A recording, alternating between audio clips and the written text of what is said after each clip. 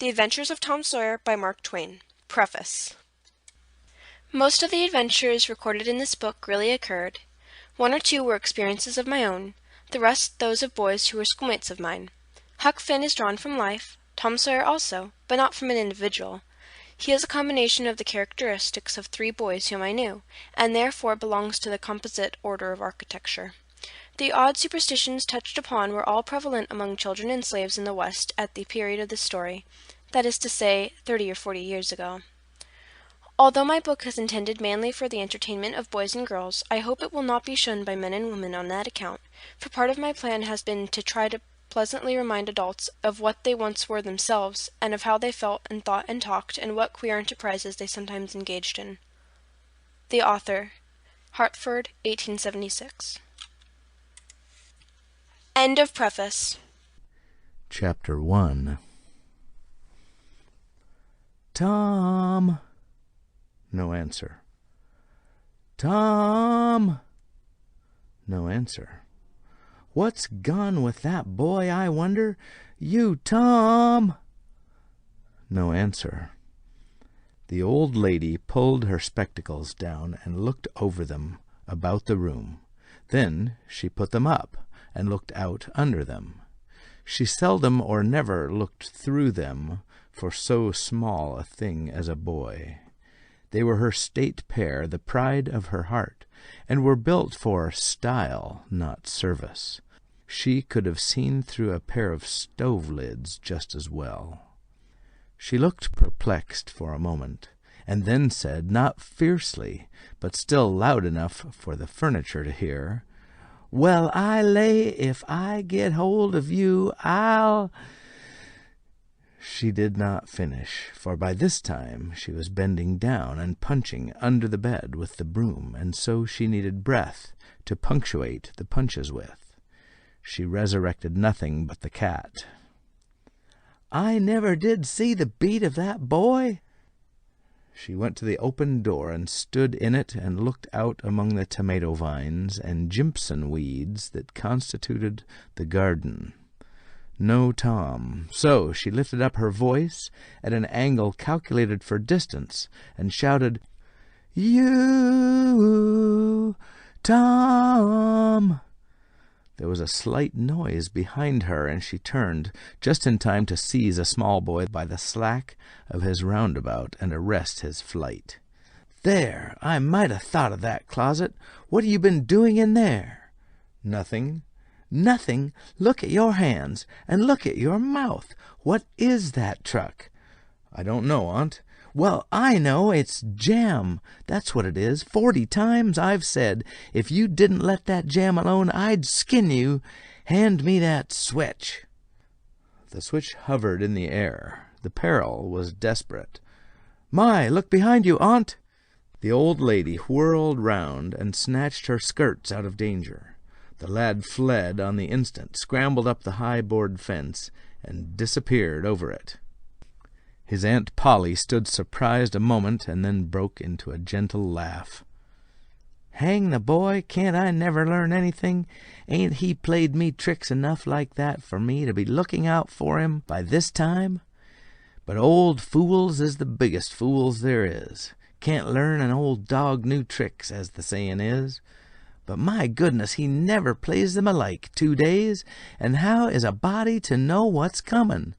He 'pears to know just how long he can torment me before I get my dander up, and he knows if he can make it out to put me off for a minute or make me laugh, it's all down again and I can't hit him a lick. I ain't doing my duty by that boy, and that's the Lord's truth, goodness knows. Spare the rod and spile the child, as the good book says. I'm a-layin' up sin and suffering for us both, I know. He's full of the old scratch, but laws o' me, he's my own dead sister's boy. Poor thing, and I ain't got the heart to lash him somehow. Every time I let him off, my conscience does hurt me so, and every time I hit him, my old heart most breaks.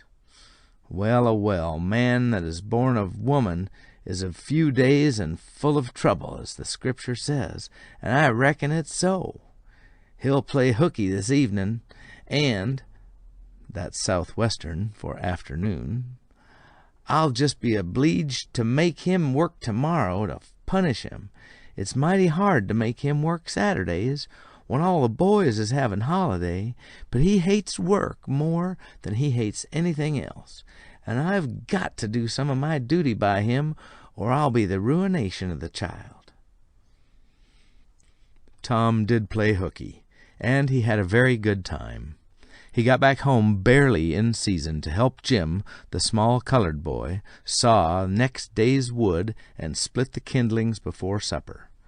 At least he was there in time to tell his adventures to Jim, while Jim did 3/4 of the work. Tom's younger brother, or rather half-brother Sid, was already through with his part of the work, picking up chips, for he was a quiet boy, and had no adventurous, troublesome ways. While Tom was eating his supper and stealing sugar as opportunity offered, Aunt Polly asked him questions that were full of guile, and very deep, for she wanted to trap him into damaging revealments. Like many other simple-hearted souls, it was her pet vanity to believe she was endowed with a talent for dark and mysterious diplomacy, and she loved to contemplate her most transparent devices as marvels of low cunning. Said she, "Tom, it was middling warm in school, warn't it?" "Yes'm." "Powerful warm, warn't it?" "Yes'm." "Didn't you want to go in a-swimming, Tom?" A bit of a scare shot through Tom, a touch of uncomfortable suspicion. He searched Aunt Polly's face, but it told him nothing. So he said, "No'm, well, not very much." The old lady reached out her hand and felt Tom's shirt and said, "But you ain't too warm now, though." And it flattered her to reflect that she had discovered that the shirt was dry without anybody knowing that was what she had in her mind. But in spite of her, Tom knew where the wind lay now, so he forestalled what might be the next move. "Some of us pumped on our heads. Mine's damp yet, see?" Aunt Polly was vexed to think that she had overlooked that bit of circumstantial evidence and missed a trick. Then she had a new inspiration. "Tom, you didn't have to undo your shirt collar where I sewed it to pump on your head, did you? Unbutton your jacket." The trouble vanished out of Tom's face. He opened his jacket. His shirt collar was securely sewed. "Bother! Well, go along with you. I'd made sure you'd played hooky and been a-swimming, but I forgive you, Tom. I reckon you're kind of a singed cat, as the saying goes, better'n you look. This time." She was half sorry her sagacity had miscarried, and half glad that Tom had stumbled into obedient conduct for once. But Sidney said, "Well, now, if I didn't think you sewed his collar with white thread, but it's black." "Why, I did sew it with white. Tom!" But Tom did not wait for the rest. As he went out the door, he said, "Siddy, I'll lick you for that." In a safe place, Tom examined 2 large needles which were thrust into the lapels of his jacket and had thread bound about them. One needle carried white thread and the other black. He said, "She'd never noticed if it hadn't been for Sid. Confound it! Sometimes she sews it with white, and sometimes she sews it with black. I wish to Jeminy she'd stick to one or t'other. I can't keep the run of 'em, but I'll bet you I'll lamb Sid for that. I'll learn him." He was not the model boy of the village. He knew the model boy very well, though, and loathed him. Within 2 minutes, or even less, he had forgotten all his troubles. Not because his troubles were one whit less heavy and bitter to him than a man's are to a man, but because a new and powerful interest bore them down and drove them out of his mind for the time. Just as men's misfortunes are forgotten in the excitement of new enterprises, this new interest was a valued novelty in whistling, which he had just acquired from a Negro, and he was suffering to practice it undisturbed. It consisted in a peculiar bird-like turn, a sort of liquid warble, produced by touching the tongue to the roof of the mouth at short intervals in the midst of the music. The reader probably remembers how to do it, if he has ever been a boy. Diligence and attention soon gave him the knack of it, and he strode down the street with his mouth full of harmony and his soul full of gratitude. He felt much as an astronomer feels who has discovered a new planet. No doubt, as far as strong, deep, unalloyed pleasure is concerned, the advantage was with the boy, not the astronomer. The summer evenings were long. It was not dark yet. Presently Tom checked his whistle. A stranger was before him, a boy a shade larger than himself. A newcomer of any age or either sex was an impressive curiosity in the poor little shabby village of St. Petersburg. This boy was well dressed, too, well dressed on a weekday. This was simply astounding. His cap was a dainty thing. His close-buttoned blue cloth roundabout was new and natty, and so were his pantaloons. He had shoes on, and it was only Friday. He even wore a necktie, a bright bit of ribbon. He had a citified air about him that ate into Tom's vitals. The more Tom stared at the splendid marvel, the higher he turned up his nose at his finery, and the shabbier and shabbier his own outfit seemed to grow. Neither boy spoke. If one moved, the other moved, but only sideways in a circle. They kept face to face and eye to eye all the time. Finally Tom said, "I can lick you." "I'd like to see you try it." "Well, I can do it." "No, you can't either." "Yes, I can." "No, you can't." "I can." "You can't." "Can." "Can't." An uncomfortable pause. Then Tom said, "What's your name?" "'Tisn't any of your business, maybe." "Well, I allow I'll make it my business." "Well, why don't you?" "If you say much, I will." "Much, much, much. There now." "Oh, you think you're mighty smart, don't you? I could lick you with one hand tied behind me if I wanted to." "Well, why don't you do it? You say you can do it." "Well, I will if you fool with me."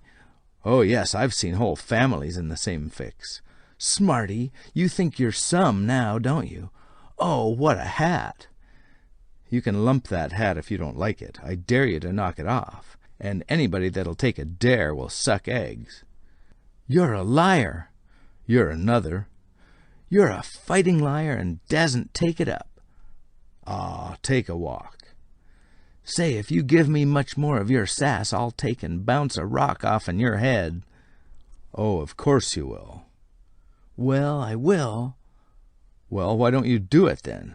What do you keep saying you will for? Why don't you do it? It's because you're afraid." "I ain't afraid." "You are." "I ain't." "You are."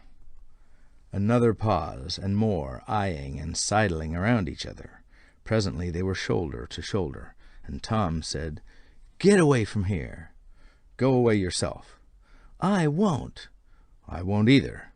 So they stood, each with a foot placed at an angle as a brace, and both shoving with might and main, and glowering at each other with hate. But neither could get an advantage. After struggling till both were hot and flushed, each relaxed his strain with watchful caution, and Tom said, "You're a coward and a pup. I'll tell my big brother on you, and he can thrash you with his little finger, and I'll make him do it, too." "What do I care for your big brother? I've got a brother that's bigger than he is, and what's more, he can throw him over that fence, too." Both brothers were imaginary. "That's a lie." "Your saying so don't make it so."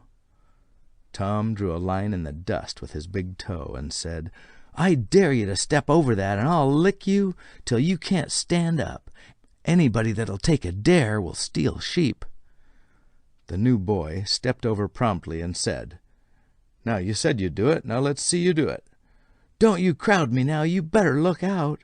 "Well, you said you'd do it. Why don't you do it?" "By jingo, for 2 cents I will do it." The new boy took 2 broad coppers out of his pocket and held them out with derision. Tom struck them to the ground. In an instant both boys were rolling and tumbling in the dirt, gripped together like cats, and for the space of a minute they tugged and tore at each other's hair and clothes, punched and scratched each other's nose, and covered themselves with dust and glory. Presently the confusion took form, and through the fog of battle Tom appeared, seated astride the new boy and pounding him with his fists. "Holler 'nuff," said he. The boy only struggled to free himself. He was crying, mainly from rage. "Holler 'nuff," and the pounding went on. At last the stranger got out a smothered "nuff," and Tom let him up and said, "Now that'll learn you. Better look out who you're foolin' with next time." The new boy went off, brushing the dust from his clothes, sobbing, snuffling, and occasionally looking back and shaking his head, and threatening what he would do to Tom the next time he caught him out. To which Tom responded with jeers, and started off in high feather, and as soon as his back was turned, the new boy snatched up a stone, threw it, and hit him between the shoulders, and then turned tail and ran like an antelope. Tom chased the traitor home, and thus found out where he lived. He then held a position at the gate for some time, daring the enemy to come outside. But the enemy only made faces at him through the window and declined. At last the enemy's mother appeared, and called Tom a bad, vicious, vulgar child, and ordered him away. So he went away, but he said he 'lowed to lay for that boy. He got home pretty late that night, and when he climbed cautiously in at the window, he uncovered an ambuscade in the person of his aunt. And when she saw the state his clothes were in, her resolution to turn his Saturday holiday into captivity at hard labor became adamantine in its firmness. End of Chapter 1. Chapter 2. Saturday morning was come, and all the summer world was bright and fresh and brimming with life. There was a song in every heart, and if that heart was young, the music issued at the lips. There was cheer in every face and a spring in every step. The locust trees were in bloom, and the fragrance of the blossoms filled the air. Cardiff Hill, beyond the village and above it, was green with vegetation, and it lay just far enough away to seem a delectable land, dreamy, reposeful, and inviting. Tom appeared on the sidewalk with a bucket of whitewash and a long-handled brush. He surveyed the fence, and all the gladness left him, and a deep melancholy settled down upon his spirit. 30 yards of board fence 9 feet high. Life to him seemed hollow, and existence but a burden. Sighing, he dipped his brush and passed it along the topmost plank, repeated the operation, did it again, compared the insignificant whitewashed streak with the far-reaching continent of unwhitewashed fence, and sat down on a tree box discouraged. Jim came skipping out at the gate with a tin pail and singing "Buffalo Gals." Bringing water from the town pump had always been hateful work in Tom's eyes, before, but now it did not strike him so. He remembered there was company at the pump. White, mulatto, and Negro boys and girls were always there waiting their turns, resting, trading playthings, quarreling, fighting, skylarking. And he remembered that, although the pump was only 150 yards off, Jim never got back with a bucket of water under an hour, and even then somebody generally had to go after him. Tom said, "Say, Jim, I'll fetch the water if you'll whitewash some." Jim shook his head and said, "Can't, Mars Tom. Old missus, she told me I gotta go and get this water and stop fooling around with anybody. She says she spec Mars Tom going to ask me to whitewash, and so she told me to go along and tend to my own business. She 'lows she'd tend to the whitewashing." "Well, never you mind what she said, Jim. That's the way she always talks. Give me the bucket. I won't be gone only a minute. She won't ever know." "Oh, I dasn't, Mars Tom. Old missus, she taken tot head off me, 'deed she would." "She? She never licks anybody. Whacks 'em over the head with her thimble, and who cares for that, I'd like to know. She talks awful. Talk don't hurt. Anyway, it don't if she don't cry. Jim, I'll give you a marvel. I'll give you a wide alley. Jim began to waver. Wide alley, Jim. It's a bully tar. My, that's a mighty gay marvel, I tell you. Mars Tom, I's powerful afraid of old missus. And besides, if you will, I'll show you my sore toe. Jim was only human. This attraction was too much for him. He put down his pail, took the white alley, and bent over the toe with absorbing interest while the bandage was being unwound. In another moment he was flying down the street with his pail in a tingling rear. Tom was whitewashing with vigor, and Aunt Polly was retiring from the field with a slipper in her hand and triumph in her eyes. But Tom's energy did not last. He began to think of the fun he had planned for this day, and the sorrow multiplied. Soon the free boys would come tripping along on all sorts of delicious expeditions, and they would make a world of fun of him for having to work. The very thought of it burned him like fire. He got out his worldly wealth and examined it. Bits of toys, marbles, and trash. Enough to buy in exchange of work, maybe, but not half enough to buy so much as half an hour of pure freedom. So he returned his straitened means to his pocket and gave up the idea of trying to buy the boys. At this dark and hopeless moment, an inspiration burst upon him. Nothing less than a great, magnificent inspiration. He took up his brush and went tranquilly to work. Ben Rogers hove in sight presently, the very boy of all boys, whose ridicule he had been dreading. Ben's gait was the hop, skip, and jump, proof enough that his heart was light and his anticipations high. He was eating an apple and giving a long, melodious whoop at intervals, followed by a deep-toned ding-dong-dong, ding-dong-dong, for he was personating a steamboat. As he drew near, he slackened speed, took the middle of the street, leaned far over to starboard, and rounding to, ponderously and with laborious pomp and circumstance, for he was personating the Big Missouri, and considered himself to be drawing 9 feet of water. He was boat and captain and engine bells combined, so he had to imagine himself standing on his own hurricane deck, giving the orders and executing them. "Stop her, sir! Ting-a-ling-a-ling!" The headway ran almost out, and he drew up slowly towards the sidewalk. "Ship up to back! Ting-a-ling-a-ling!" His arms straightened and stiffened down his sides. "Set her back on the starboard! Ting-a-ling-a-ling! Chow! Chow! Wow! Chow!" His right hand, meantime, describing stately circles, for it was representing a 40-foot wheel. "Let her go back on the larboard! Ting-a-ling-a-ling! Chow! Chow! Chow!" His left hand began to describe circles. "Stop the starboard! Ting-a-ling-a-ling! Stop the larboard! Come ahead on the starboard! Stop her! Let your outside turn over slow! Ting-a-ling-a-ling! Chow! Wow! Wow! Get out the headline! Lively now! Come out with your spring line! What are you about there? Take a turn round the stump with that bite of it! Stand by that stage! Now let her go! Done with the engine, sir! Ting-a-ling-a-ling! Sht! Sht! Sht! Trying the gauge cocks. Tom went on whitewashing, paid no attention to the steamboat. Ben stared a moment and then said, "Hiya, you're up a stump, ain't you?" No answer. Tom surveyed his last touch with the eye of an artist. Then he gave his brush another gentle sweep and surveyed the result as before. Ben ranged up alongside of him. Tom's mouth watered for the apple, but he stuck to his work. Ben said, "Hello, old chap. You gotta work, hey?" Tom wheeled around suddenly. "Why, it's you, Ben. I weren't noticing." "Say, I'm a-goin' in swimming, I am. Don't you wish you could? But of course you'd druther work, wouldn't you? Course you would." Tom contemplated the boy a bit and said, "What do you call work?" "Why, ain't that work?" Tom resumed his whitewashing and answered carelessly, "Well, maybe it is, maybe it ain't. All I know is it suits Tom Sawyer." "Oh, come now. You don't mean to let on you like it." The brush continued to move. "Like it? Well, I don't see why I oughtn't like it. Does a boy get a chance to whitewash a fence every day?"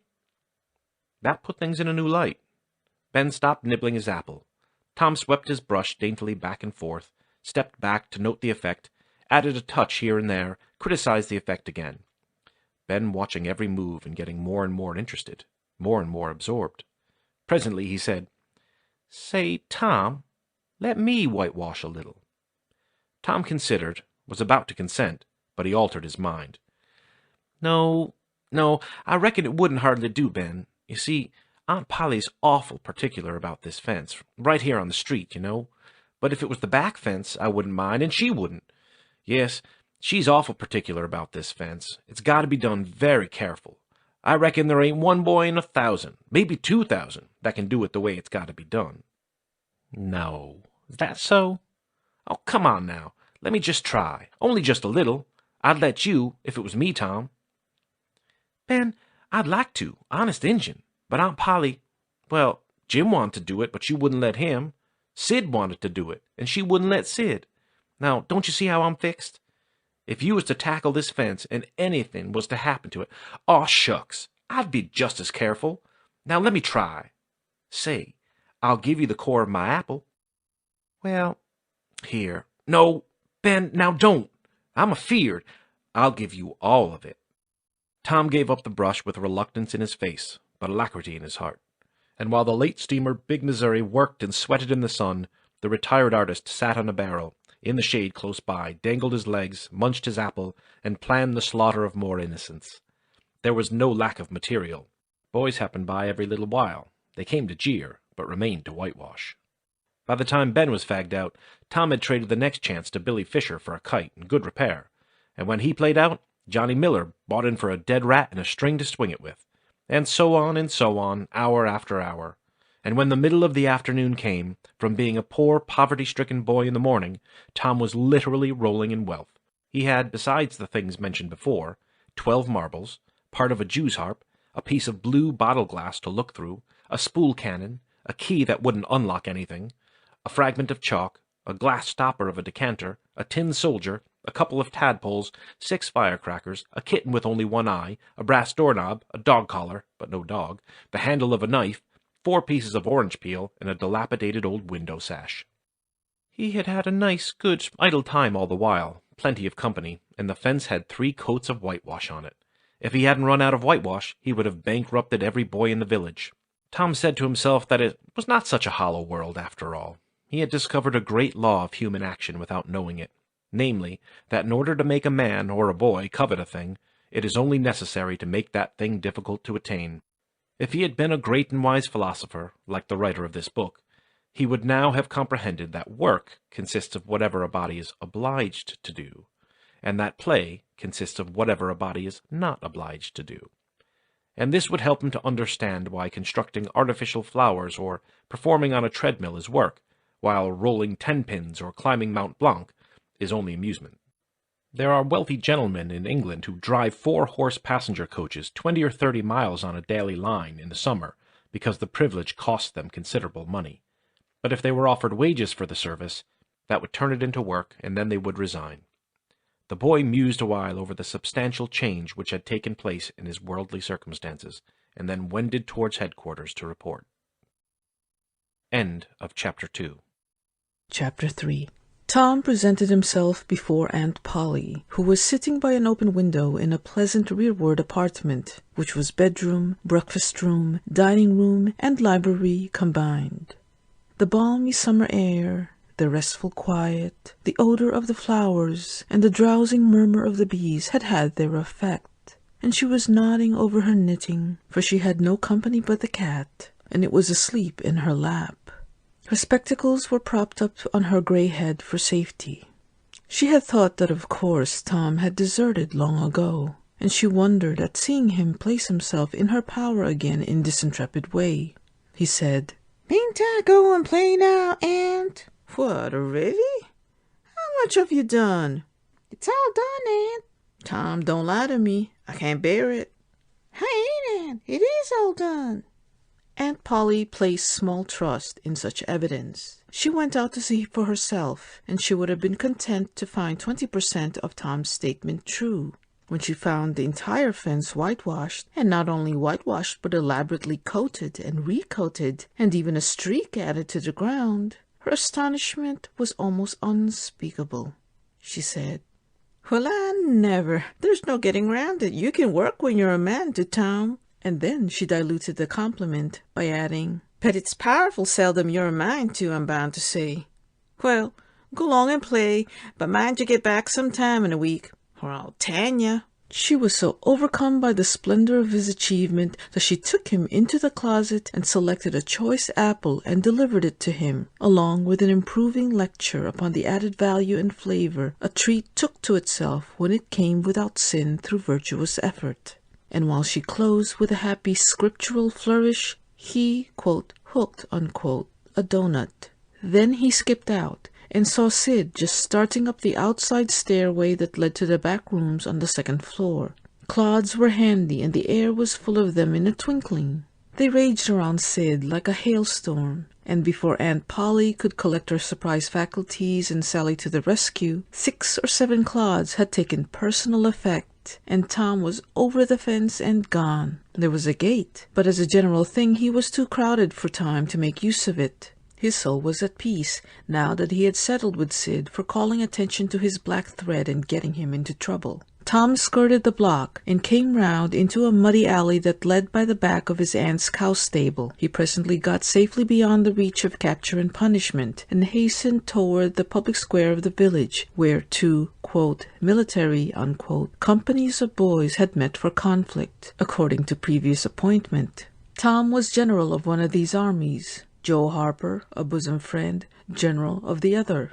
These 2 great commanders did not condescend to fight in person, that being better suited to the still smaller fry, but sat together on an eminence and conducted the field operations by orders delivered through aides de camp.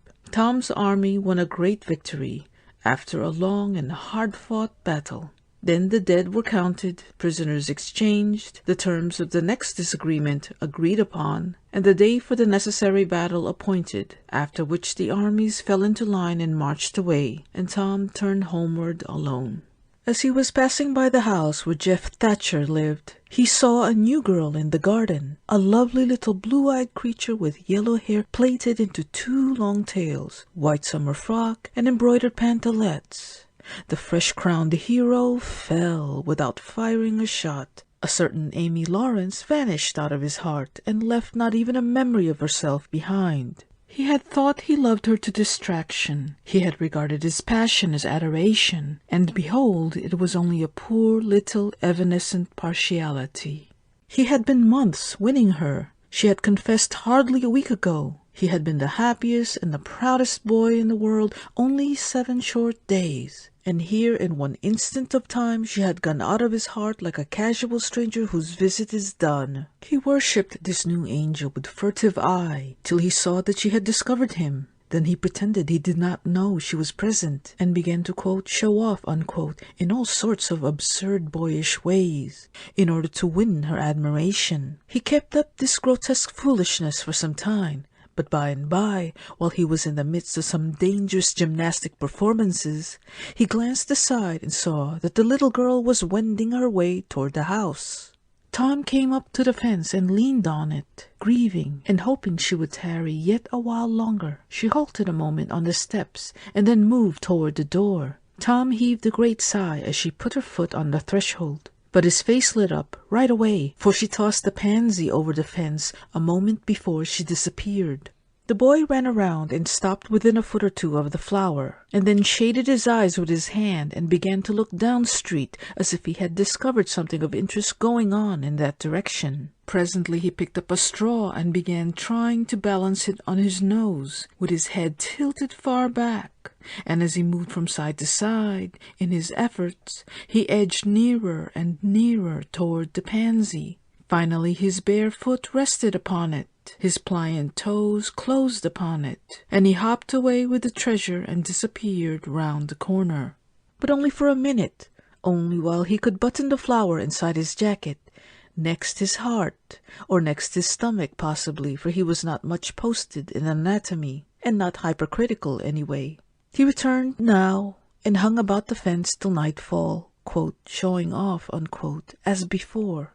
But the girl never exhibited herself again, though Tom comforted himself a little with the hope that she had been near some window, meantime, and had been aware of his attentions. Finally, he strode home reluctantly, with his poor head full of visions. All through supper, his spirits were so high that his aunt wondered, quote, what had got into the child, unquote. He took a good scolding about clodding Sid, and did not seem to mind it in the least. He tried to steal sugar under his aunt's very nose, and got his knuckles rapped for it. He said, "Aunt, you don't whack Sid when he takes it." "Well, Sid don't torment about it the way you do. You'd be always into that sugar if I weren't watching you." Presently she stepped into the kitchen, and Sid, happy in his immunity, reached for the sugar bowl, a sort of glorying over Tom which was well nigh unbearable. But Sid's fingers slipped, and the bowl dropped and broke. Tom was in ecstasies, in such ecstasies that he even controlled his tongue and was silent. He said to himself that he would not speak a word even when his aunt came in, but would sit perfectly still till she asked who did the mischief, and then he would tell, and there would be nothing so good in the world as to see that pet model, quote, catch it, unquote. He was so brimful of exultation that he could hardly hold himself when the old lady came back and stood above the wreck, discharging lightnings of wrath from over her spectacles. He said to himself, "Now it's coming," and the next instant he was sprawling on the floor. The potent palm was uplifted to strike again when Tom cried out, "Hold on now, what you're belting me for? Sid broke it." Aunt Polly paused, perplexed, and Tom looked for healing pity. But when she got her tongue again, she only said, "Well, you didn't get a lick of miss, I reckon. You've been into some other audacious mischief when I wasn't around, like enough." Then her conscience reproached her, and she yearned to say something kind and loving, but she judged that this would be construed into a confession that she had been in the wrong, and discipline forbade that. So she kept silence, and went about her affairs with a troubled heart. Tom sulked in a corner and exalted his woes. He knew that in her heart his aunt was on her knees to him, and he was morosely gratified by the consciousness of it. He would hang out no signals. He would take notice of none. He knew that a yearning glance fell upon him, now and then, through a film of tears, but he refused recognition of it. He pictured himself lying sick unto death, and his aunt bending over him, beseeching one little forgiving word. But he would turn his face to the wall and die with that word unsaid. Ah, how would she feel then? And he pictured himself brought home from the river, dead, with his curls all wet, and his sore heart at rest. How she would throw herself upon him, and how her tears would fall like rain, and her lips pray God to give her back her boy, and she would never, never abuse him any more. But he would lie there cold and white, and make no sign, a poor little sufferer whose griefs were at an end. He so worked upon his feelings with the pathos of these dreams that he had to keep swallowing. He was so like to choke, and his eyes swam in a blur of water, which overflowed when he winked, and ran down and trickled from the end of his nose. And such a luxury to him was this petting of his sorrows, that he could not bear to have any worldly cheeriness or any grating delight intrude upon it. It was too sacred for such contact, and so, presently, when his cousin Mary danced in, all alive with the joy of seeing home again after an age-long visit of 1 week to the country, he got up and moved in clouds and darkness out at one door, as she brought song and sunshine in at the other. He wandered far from the accustomed haunts of boys, and sought desolate places that were in harmony with his spirit. A log raft in the river invited him, and he seated himself on its outer edge and contemplated the dreary vastness of the stream, wishing the while that he could only be drowned, all at once and unconsciously, without undergoing the uncomfortable routine devised by nature. Then he thought of his flower. He got it out, rumpled and wilted, and it mightily increased his dismal felicity. He wondered if she would pity him if she knew. Would she cry and wish that she had a right to put her arms around his neck and comfort him? Or would she turn coldly away like all the hollow world? This picture brought such an agony of pleasurable suffering that he worked it over and over again in his mind and set it up in new and varied lights till he wore it threadbare. At last he rose up sighing and departed in the darkness.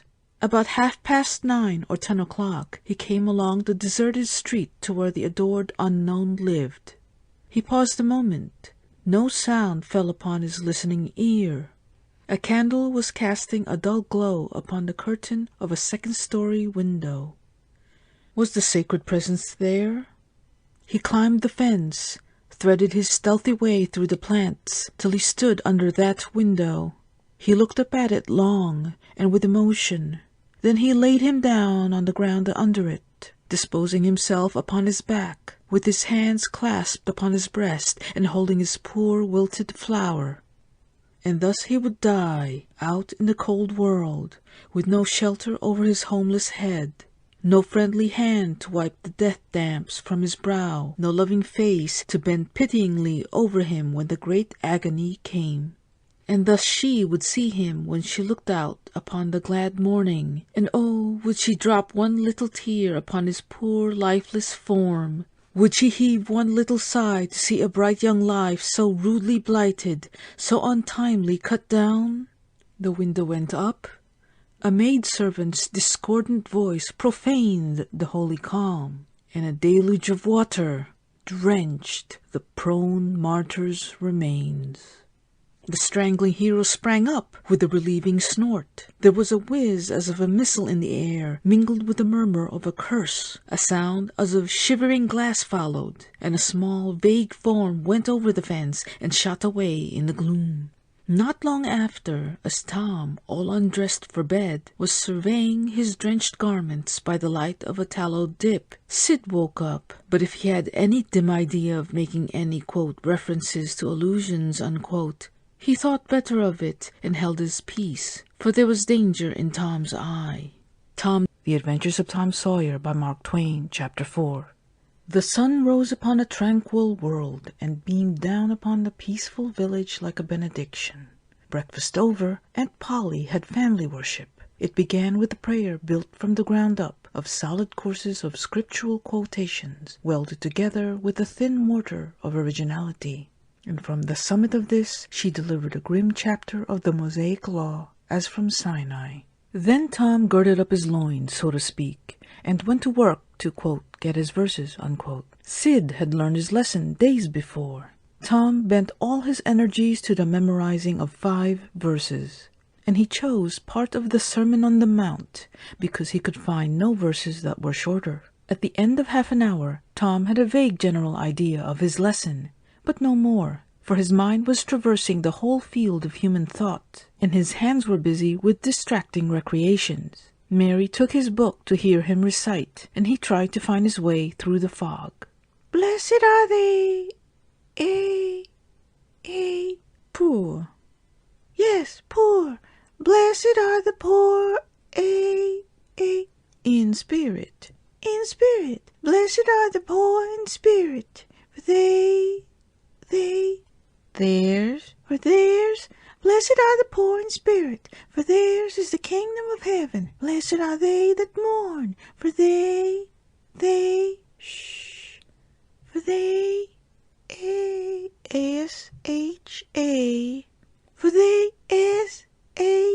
oh, I don't know what it is. Shall. Oh, shall. For they shall, shall mourn, blessed are they that shall, they that shall mourn, for they shall what? Why don't you tell me, Mary? Who do you want to be so mean for? Oh, Tom, you poor thick-headed thing. I'm not teasing you. I wouldn't do that. You must go and learn it again. Don't you be discouraged, Tom. You'll manage it. And if you do, I'll give you something ever so nice. There now, that's a good boy. All right. What is it, Mary? Tell me what it is. Never you mind, Tom. You know if I say it's nice, it is nice. You bet you that's so, Mary. All right, I'll tackle it again. And he did, quote, tackle it again, unquote. And under the double pressure of curiosity and prospective gain, he did it with such spirit that he accomplished a shining success. Mary gave him a brand new, quote, Barlow, unquote, knife, worth 12.5 cents, and the convulsion of delight that swept his system shook him to his foundations. True, the knife would not cut anything, but it was a, quote, sure enough, unquote, Barlow. and there was inconceivable grandeur in that. Though where the Western boys ever got the idea that such a weapon could possibly be counterfeited to its injury is an imposing mystery and will always remain so, perhaps. Tom contrived to scarify the cupboard with it, and was arranging to begin on the bureau when he was called off to dress for Sunday school. Mary gave him a tin basin of water and a piece of soap, and he went outside the door and set the basin on a little bench there. Then he dipped the soap in the water and laid it down, turned up his sleeves, poured out the water on the ground gently, and then entered the kitchen and began to wipe his face diligently on the towel behind the door. But Mary removed the towel and said, "Now ain't you ashamed, Tom? You mustn't be so bad. Water won't hurt you." Tom was a trifle disconcerted. The basin was refilled, and this time he stood over it a little while, gathering resolution, took in a big breath, and began. When he entered the kitchen presently, with both eyes shut and groping for the towel with his hands, an honorable testimony of suds and water was dripping from his face. But when he emerged from the towel, he was not yet satisfactory, for the clean territory stopped short at his chin and his jaws, like a mask. Below and beyond this line there was a dark expanse of unirrigated soil that spread downward in front and backward around his neck. Mary took him in hand, and when she was done with him, he was a man and a brother, without distinction of color, and his saturated hair was neatly brushed, and its short curls wrought into a dainty and symmetrical general effect. He privately smoothed out the curls with labor and difficulty, and plastered his hair close down to his head, for he held curls to be effeminate, and his own filled his life with bitterness. Then Mary got out a suit of his clothing that had been used only on Sundays during 2 years. They were simply called his, quote, other clothes, unquote. And so by that we know the size of his wardrobe. The girl, quote, put him to rights, unquote, after he had dressed himself. She buttoned his neat roundabout up to his chin, turned his vast shirt collar down over his shoulders, brushed him off, and crowned him with his speckled straw hat. He now looked exceedingly improved and uncomfortable.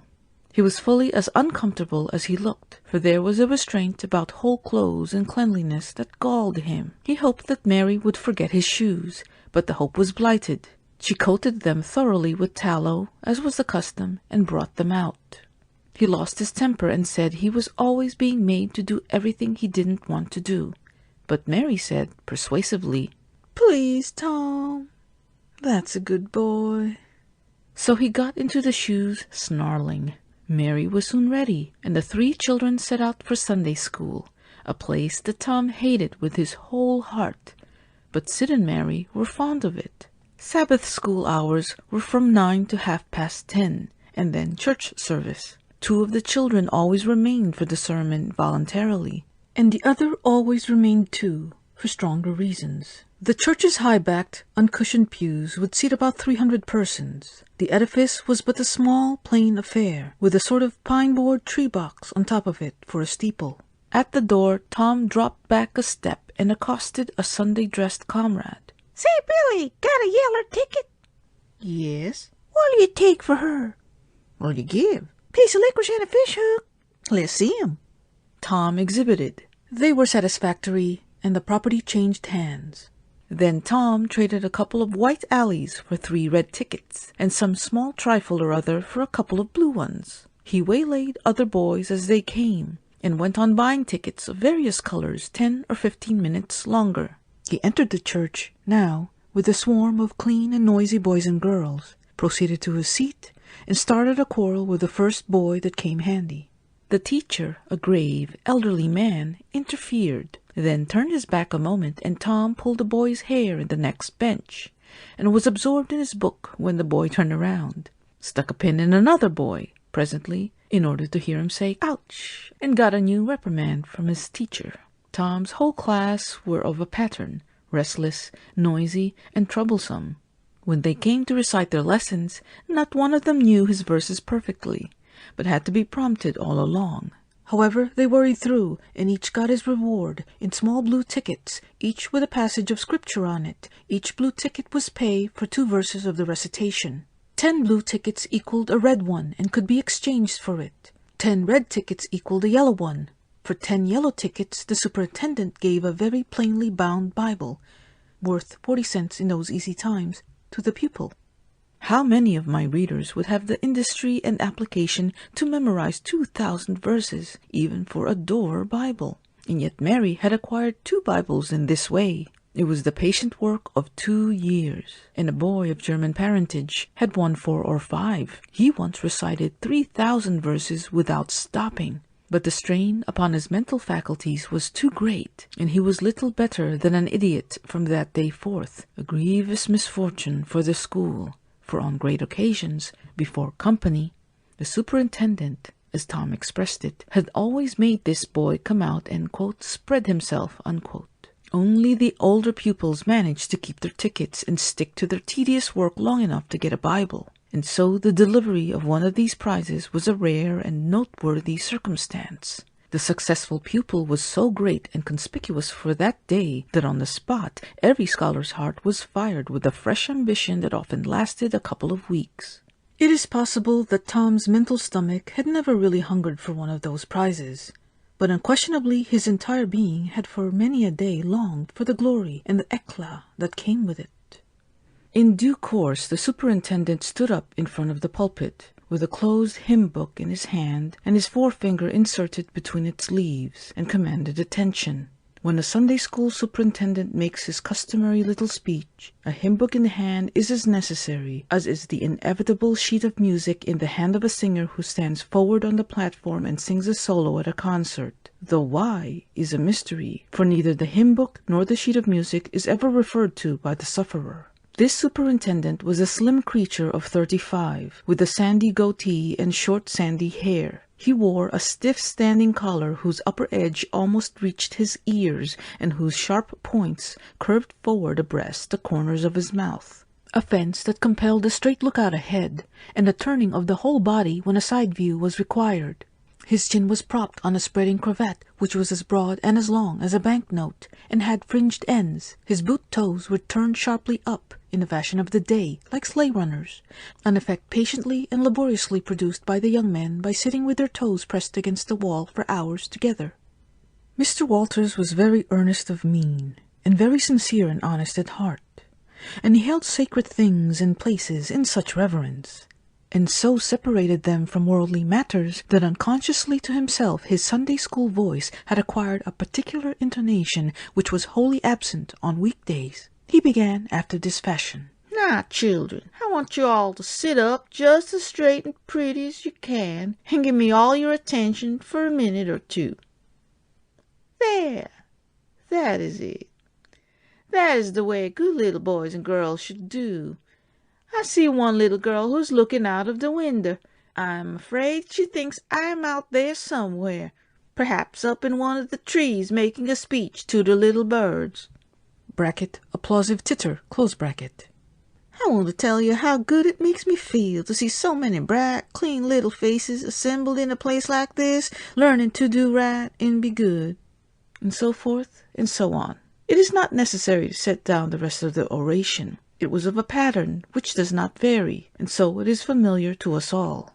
The latter third of the speech was marred by the resumption of fights and other recreations among certain of the bad boys, and by fidgetings and whisperings that extended far and wide, washing even to the bases of isolated and incorruptible rocks like Sid and Mary. But now every sound ceased suddenly, with the subsidence of Mr. Walter's voice, and the conclusion of the speech was received with a burst of silent gratitude. A good part of the whispering had been occasioned by an event which was more or less rare, the entrance of visitors. Lawyer Thatcher, accompanied by a very feeble and aged man, a fine, portly, middle-aged gentleman with iron-grey hair, and a dignified lady who was doubtless the latter's wife.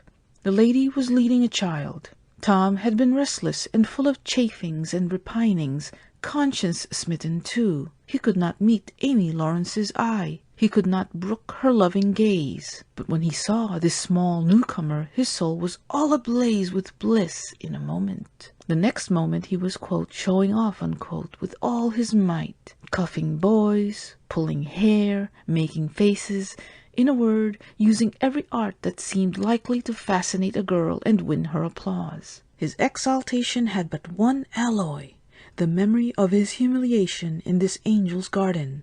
And that record in sand was fast washing out under the waves of happiness that were sweeping over it now.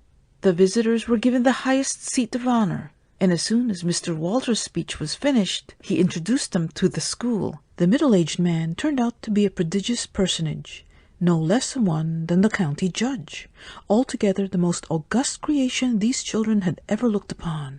And they wondered what kind of material he was made of, and they half wanted to hear him roar, and were half afraid he might too. He was from Constantinople, 12 miles away, so he had travelled and seen the world. These very eyes had looked upon the county courthouse, which was said to have a tin roof. The awe which these reflections inspired was attested by the impressive silence and the ranks of staring eyes. This was the great Judge Thatcher, brother of their own lawyer. Jeff Thatcher immediately went forward to be familiar with the great man and be envied by the school. It would have been music to his soul to hear the whisperings. "Look at him, Jim. He's a-going up there. Say, look, he's a-going to shake hands with him. He is shaking hands with him. By jinx, don't you wish it was Jeff?" Mr. Walters fell to, quote, showing off, unquote, with all sorts of official bustlings and activities, giving orders, delivering judgments, discharging directions, here, there, everywhere that he could find the target. The librarian, quote, showed off, unquote, running hither and thither with his arms full of books and making a deal of the splutter and fuss that insect authority delights in. The young lady teachers, quote, showed off, unquote, bending sweetly over pupils that were lately being boxed, lifting pretty warning fingers at bad little boys and patting good ones lovingly. The young gentlemen teachers, quote, showed off, unquote, with small scoldings and other little displays of authority and fine attention to discipline. And most of the teachers of both sexes found business up at the library, by the pulpit. And it was business that frequently had to be done over again 2 or 3 times. With much seeming vexation. The little girls, quote, showed off, unquote, in various ways, and the little boys, quote, showed off, unquote, with such diligence that the air was thick with paper wads and the murmur of scufflings. And above it all the great man sat and beamed a majestic judicial smile upon all the house, and warmed himself in the sun of his own grandeur, for he was, quote, showing off, unquote, too. There was only one thing wanting to make Mr. Walter's ecstasy complete, and that was a chance to deliver a Bible prize and exhibit a prodigy.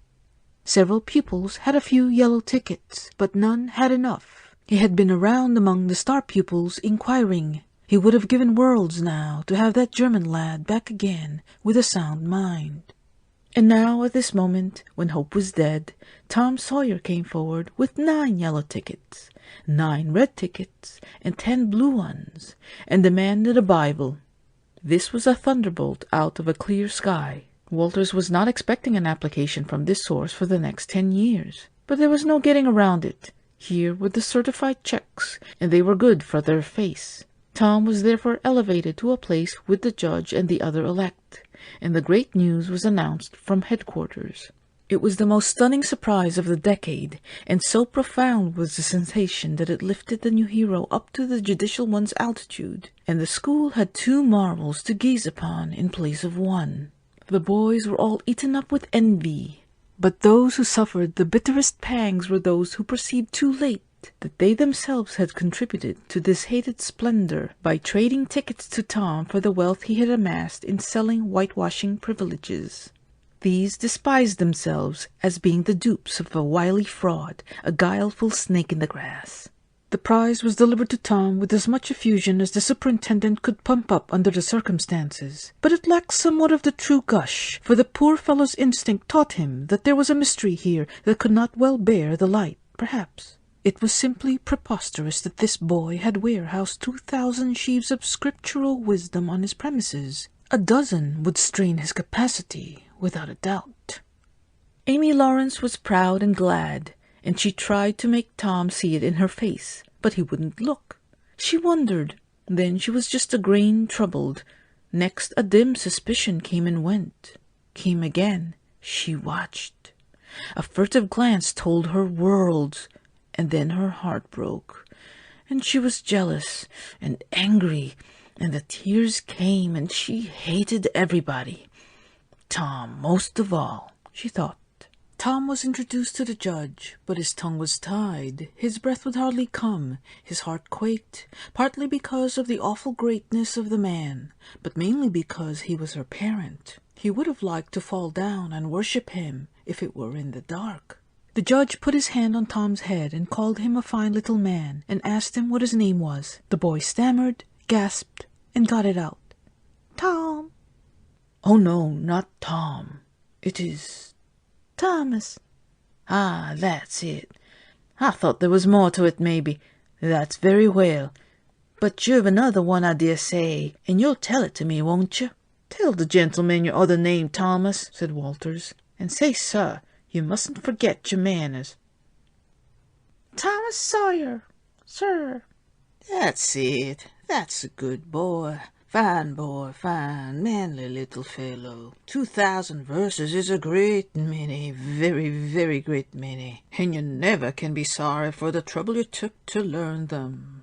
For knowledge is worth more than anything there is in the world.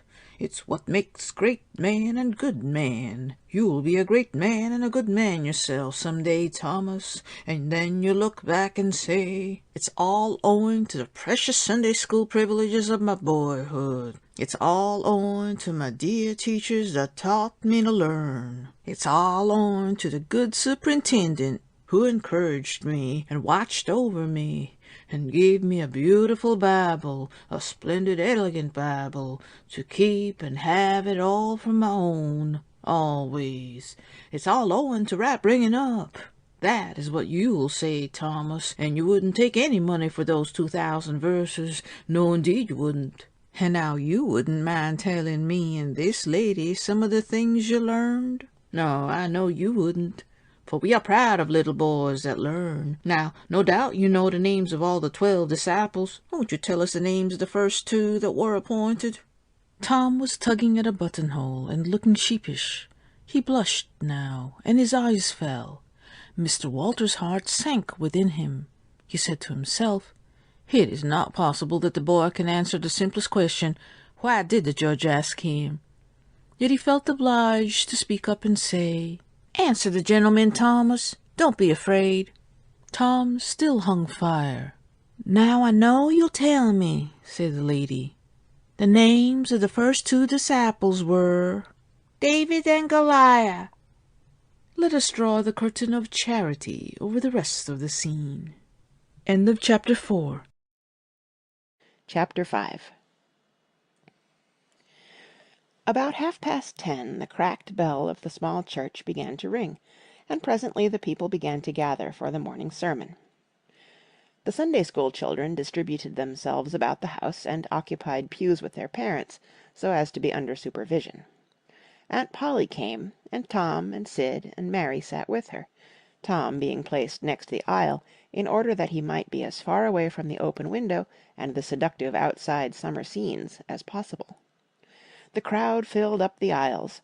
The aged and needy postmaster, who had seen better days, the mayor and his wife, for they had a mayor there, among other unnecessaries, the justice of the peace, the widow Douglas, fair, smart, and 40, a generous, good-hearted soul, and well-to-do, her hill mansion the only palace in the town, and the most hospitable and much the most lavish in the matter of festivities that St. Petersburg could boast, the bent and venerable Major and Mrs. Ward, Lawyer Riverson, the new notable from a distance. Next the belle of the village, followed by a troop of lawn-clad and ribbon-decked young heartbreakers. Then all the young clerks in town in a body, for they had stood in the vestibule sucking their cane heads, a circling wall of oiled and simpering admirers, till the last girl had run their gauntlet. And last of all came the model boy, Willie Mufferson, taking as heedful care of his mother as if she were cut glass. He always brought his mother to church, and was the pride of all the matrons. The boys all hated him, he was so good. And besides, he had been thrown up to them so much. His white handkerchief was hanging out of his pocket behind, as usual on Sundays, accidentally. Tom had no handkerchief, and he looked upon boys who had as snobs. The congregation being fully assembled, now, the bell rang once more, to warn laggards and stragglers, and then a solemn hush fell upon the church, which was only broken by the tittering and whispering of the choir in the gallery. The choir always tittered and whispered all through service. There was once a church choir that was not ill-bred, but I have forgotten where it was now. It was a great many years ago, and I can scarcely remember anything about it, but I think it was in some foreign country. The minister gave out the hymn, and read it through with a relish, in a peculiar style which was much admired in that part of the country. His voice began on a medium key, and climbed steadily up till it reached a certain point, where it bore with strong emphasis upon the topmost word, and then plunged down as if from a springboard. Shall I be carried to the skies on flowery beds of ease, whilst others fight to win the prize and sail through bloody seas? He was regarded as a wonderful reader. At church sociables he was always called upon to read poetry, and when he was through, the ladies would lift up their hands and let them fall helplessly in their laps, and wall their eyes and shake their heads, as much as to say, "Words cannot express it. It is too beautiful for this mortal earth." After the hymn had been sung, the Reverend Mr. Sprague turned himself into a bulletin board, and read off notices of meetings and societies and things till it seemed that the list would stretch out to the crack of doom, a queer custom which is still kept up in America, even in cities, away here in this age of abundant newspapers. Often the less there is to justify a traditional custom, the harder it is to get rid of it. And now the minister prayed. A good, generous prayer it was, and went into details. It pleaded for the church, and the little children of the church, for the other churches of the village, for the village itself, for the county, for the state officers, for the United States, for the churches of the United States, for Congress, for the President, for the officers of the government, for poor sailors tossed by stormy seas, for the oppressed millions groaning under the heel of European monarchies and Oriental despotisms, for such as have the light and the good tidings, and yet have not eyes to see nor ears to hear withal, for the heathen in the far islands of the sea, and closed with a supplication that the words he was about to speak might find grace and favour, and be as seed sown in fertile ground, yielding in time to a grateful harvest of good. Amen. There was a rustling of dresses, and the standing congregation sat down. The boy whose history this book relates did not enjoy the prayer. He only endured it, if he even did that much. He was restive all through it. He kept tally of the details of the prayer, unconsciously, for he was not listening, but he knew the ground of old, and the clergyman's regular route over it. And when a little trifle of new matter was interlarded, his ear detected it, and his whole nature resented it. He considered additions unfair and scoundrelly. In the midst of the prayer, a fly had lit on the back of the pew in front of him, and tortured his spirit by calmly rubbing its hands together, embracing its head with its arms, and polishing it so vigorously that it seemed to almost part company with the body, and the slender thread of a neck was exposed to view, scraping its wings with its hind legs and smoothing them to its body as if they had been coat-tails, going through its whole toilet as tranquilly as if it knew it was perfectly safe.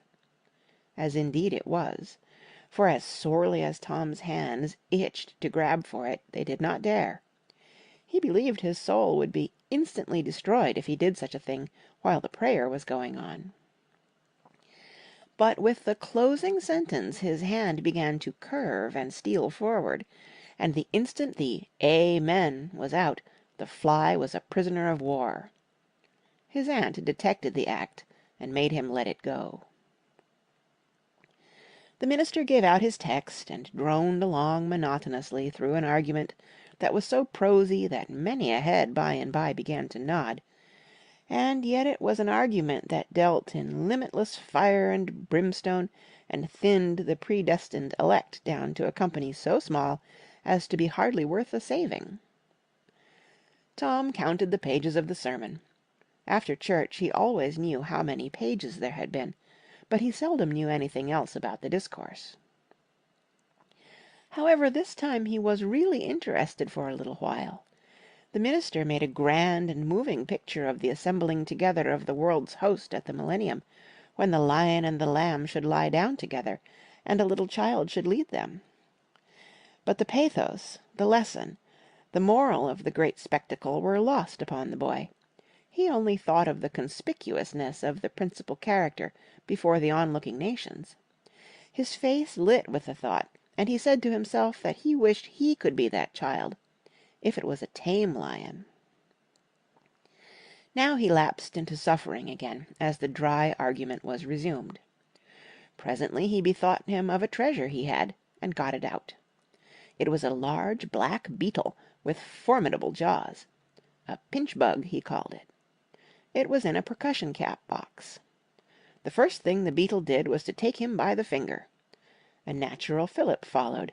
The beetle went floundering into the aisle, and lit on its back, and the hurt finger went into the boy's mouth. The beetle lay there, working its helpless legs, unable to turn over. Tom eyed it, and longed for it, but it was safe out of his reach. Other people uninterested in the sermon found relief in the beetle, and they eyed it too. Presently a vagrant poodle dog came idling along, sad at heart, lazy with the summer's softness, and the quiet weary of captivity, sighing for change. He spied the beetle. The drooping tail lifted and wagged.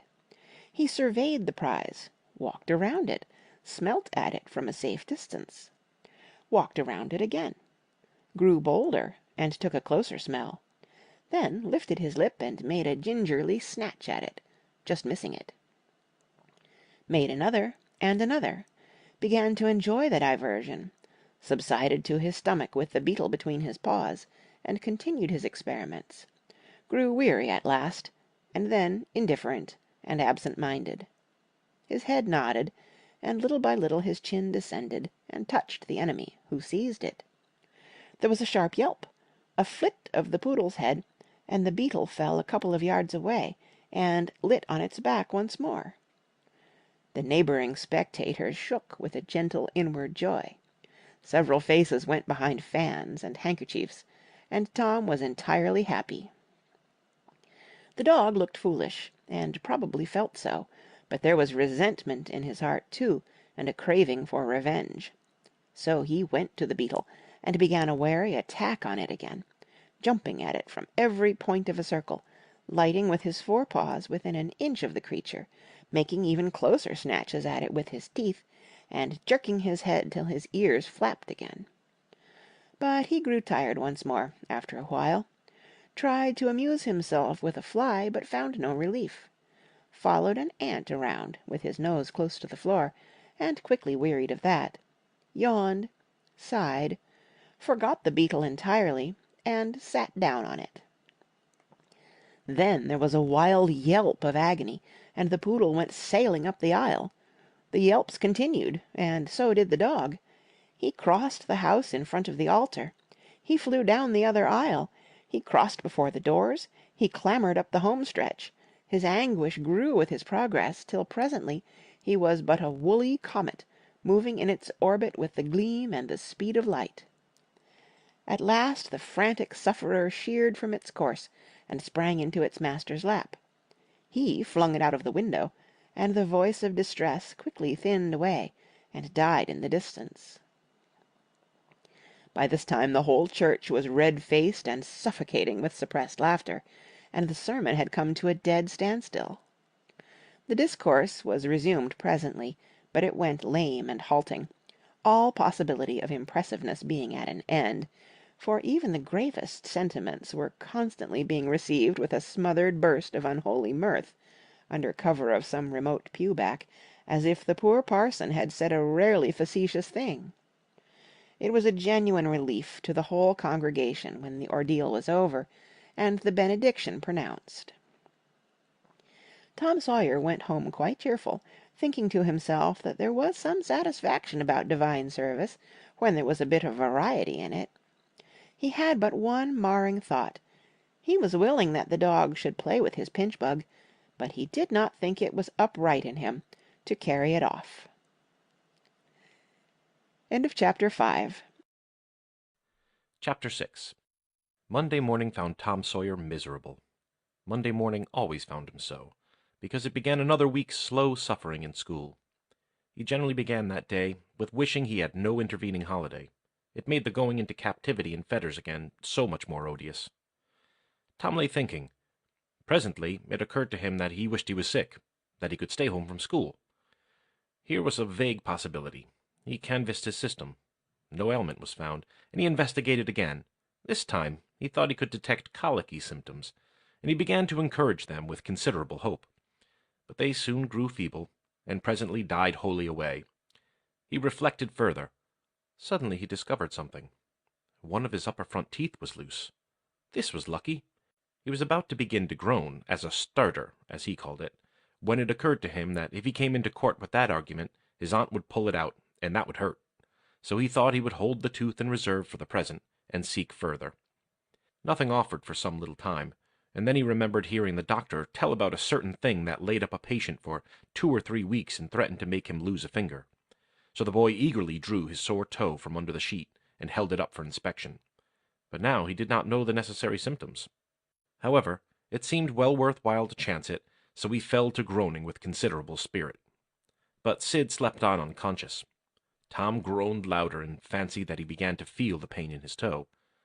No result from Sid. Tom was panting with his exertions by this time. He took a rest and then swelled himself up and fetched a succession of admirable groans. Sid snored on. Tom was aggravated. He said, "Sid, Sid," and shook him. This course worked well, and Tom began to groan again.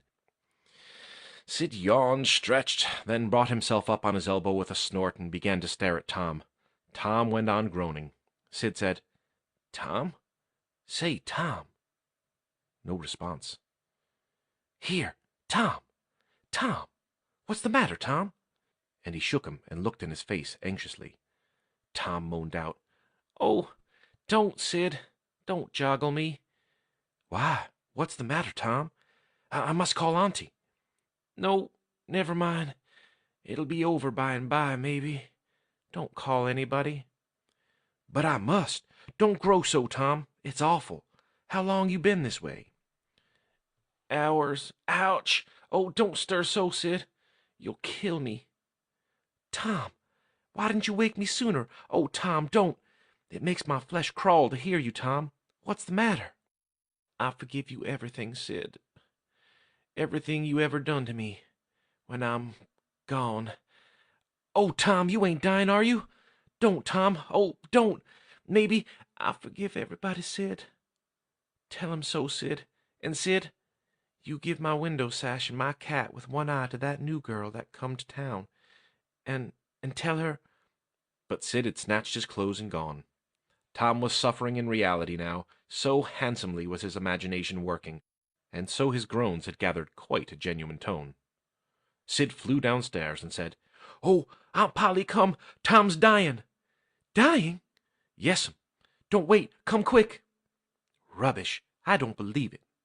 But she fled upstairs none the less with Sid and Mary at her heels, and her face grew white too, and her lip trembled.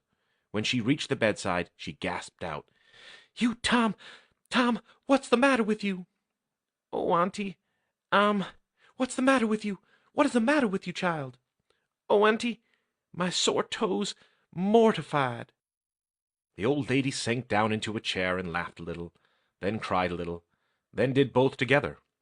This restored her, and she said, "Tom, what a turn you did give me. Now you shut up that nonsense and climb out of this." The groan ceased, and the pain vanished from the toe. The boy felt a little foolish, and he said, "Aunt Polly, it seemed mortified, and it hurt so I never minded my tooth at all." "Your tooth, indeed! What's the matter with your tooth?" "One of them's loose, and it aches perfectly awful."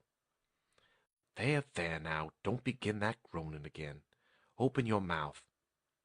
Well, your tooth is loose, but you're not going to die about that.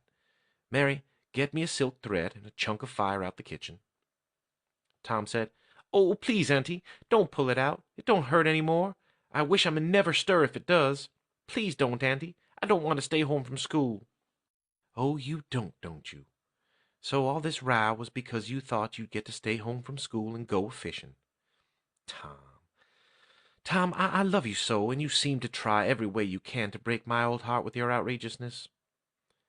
By this time, the dental instruments were ready. The old lady made one end of the silk thread fast to Tom's tooth with a loop, and tied the other to the bedpost. Then she seized the chunk of fire and suddenly thrust it almost into the boy's face. The tooth hung dangling by the bedpost now. But all trials bring their compensations. As Tom wended to school after breakfast, he was the envy of every boy he met, because the gap in his upper row of teeth enabled him to expectorate in a new and admirable way. He gathered quite a following of lads interested in the exposition, and one that had cut his finger and had been a centre of fascination and homage up to this time now found himself suddenly without an adherent, and shorn of his glory.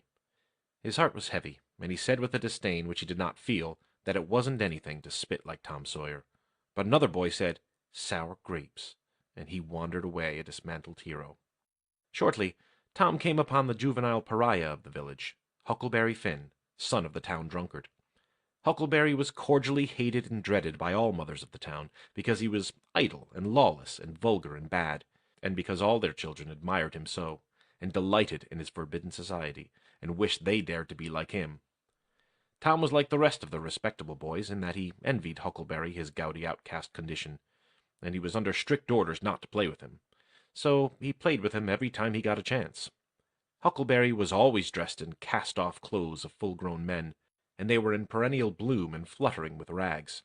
His hat was a vast ruin, with a wide crescent lopped out of its brim. His coat, when he wore one, hung nearly to his heels, and had the rearward buttons far down the back, but one suspender supported his trousers. The seat of the trousers bagged low and contained nothing.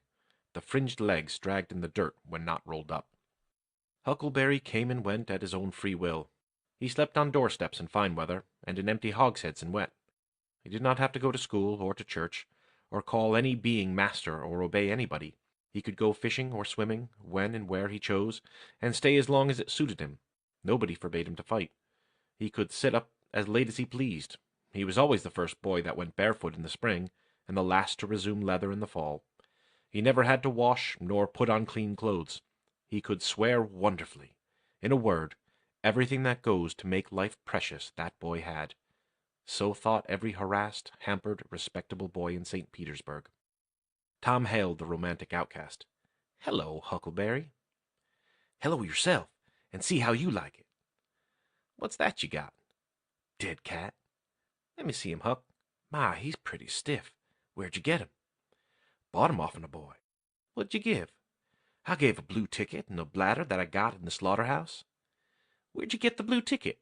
"Bought it off'n Ben Rogers 2 weeks ago for a hoop stick." "Say, what's a dead cat good for, Huck?" "Good for? Cure warts with." "No, is that so? I know something that's better." "I bet you don't. What is it?"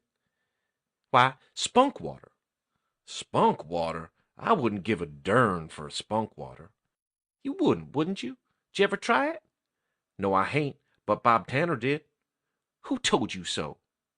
"Why, he told Jeff Thatcher, and Jeff told Johnny Baker, and Johnny told Jim Hollis, and Jim told Ben Rogers, and Ben told a nigger, and the nigger told me. There now." "Well, what of it? They'll all lie. Leastways all but the nigger. I don't know him, but I never see a nigger that wouldn't lie. Shucks. Now you tell me how Bob Tanner done it, Huck." "Why, he took and dipped his hand in a rotten stump where the rainwater was." "In the daytime?" "Certainly." "With his face to the stump?" "Yes, lest I reckon so." "Did he say anything?"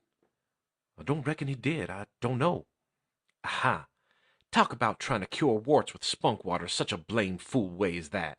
Why, that ain't a-going to do any good. You got to go all by yourself to the middle of the woods where you know there's a spunk water stump, and just as it's midnight, you back up against the stump and jam your hand in and say, barleycorn, Injun meal shorts, spunk water, swaller these warts. And then walk away quick, 11 steps with your eyes shut, and then turn around 3 times and walk home without speaking to anybody, because if you speak, the charm's busted.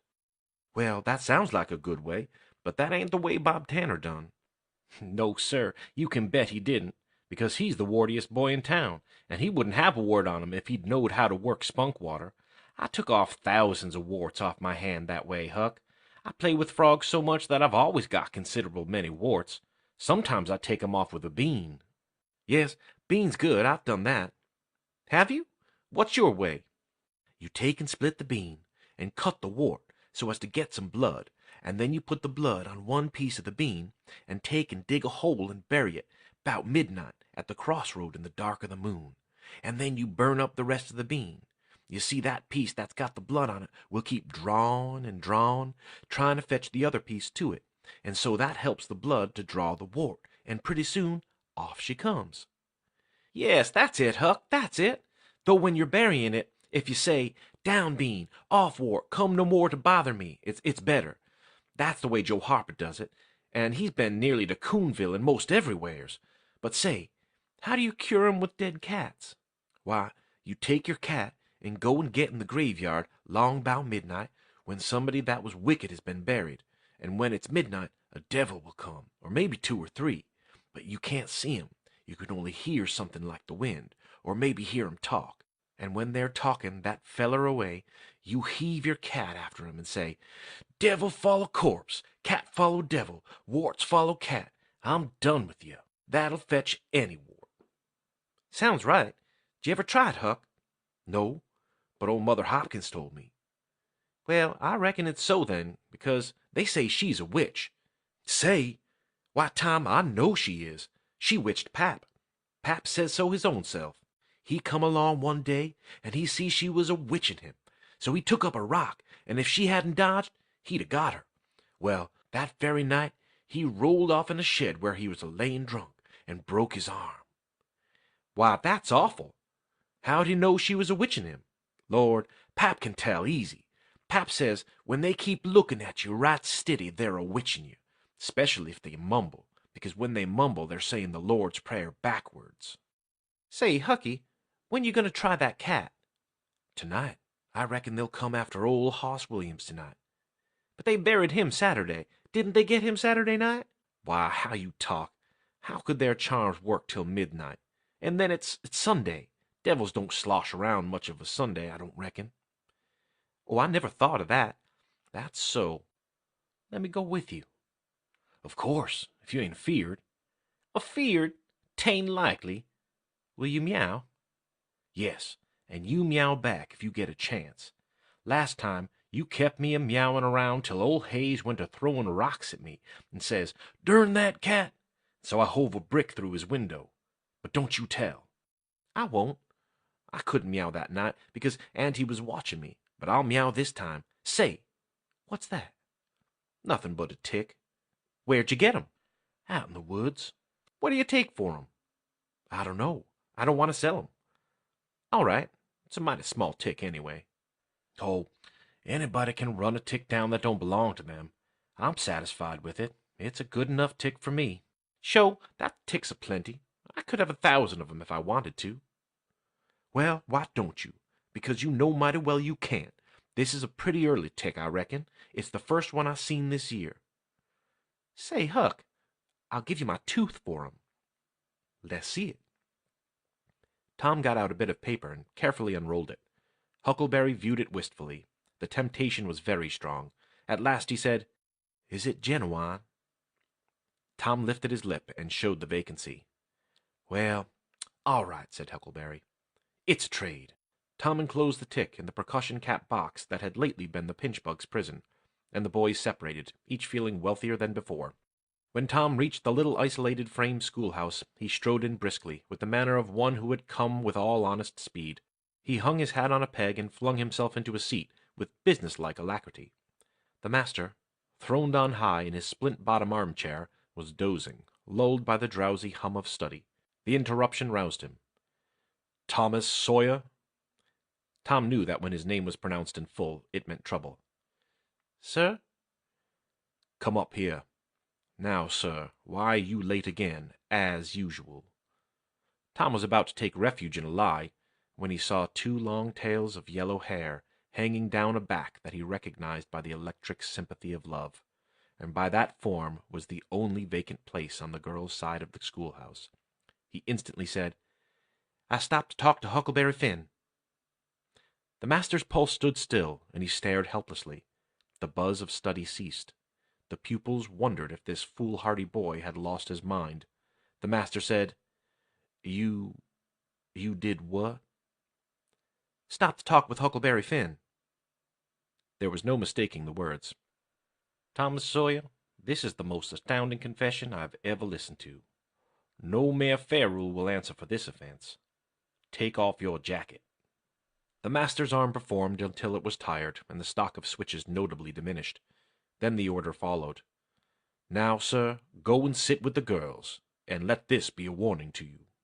The titter that rippled around the room appeared to abash the boy, but in reality that result was caused rather more by the worshipful awe of his unknown idol, and the dread pleasure that lay in his high good fortune.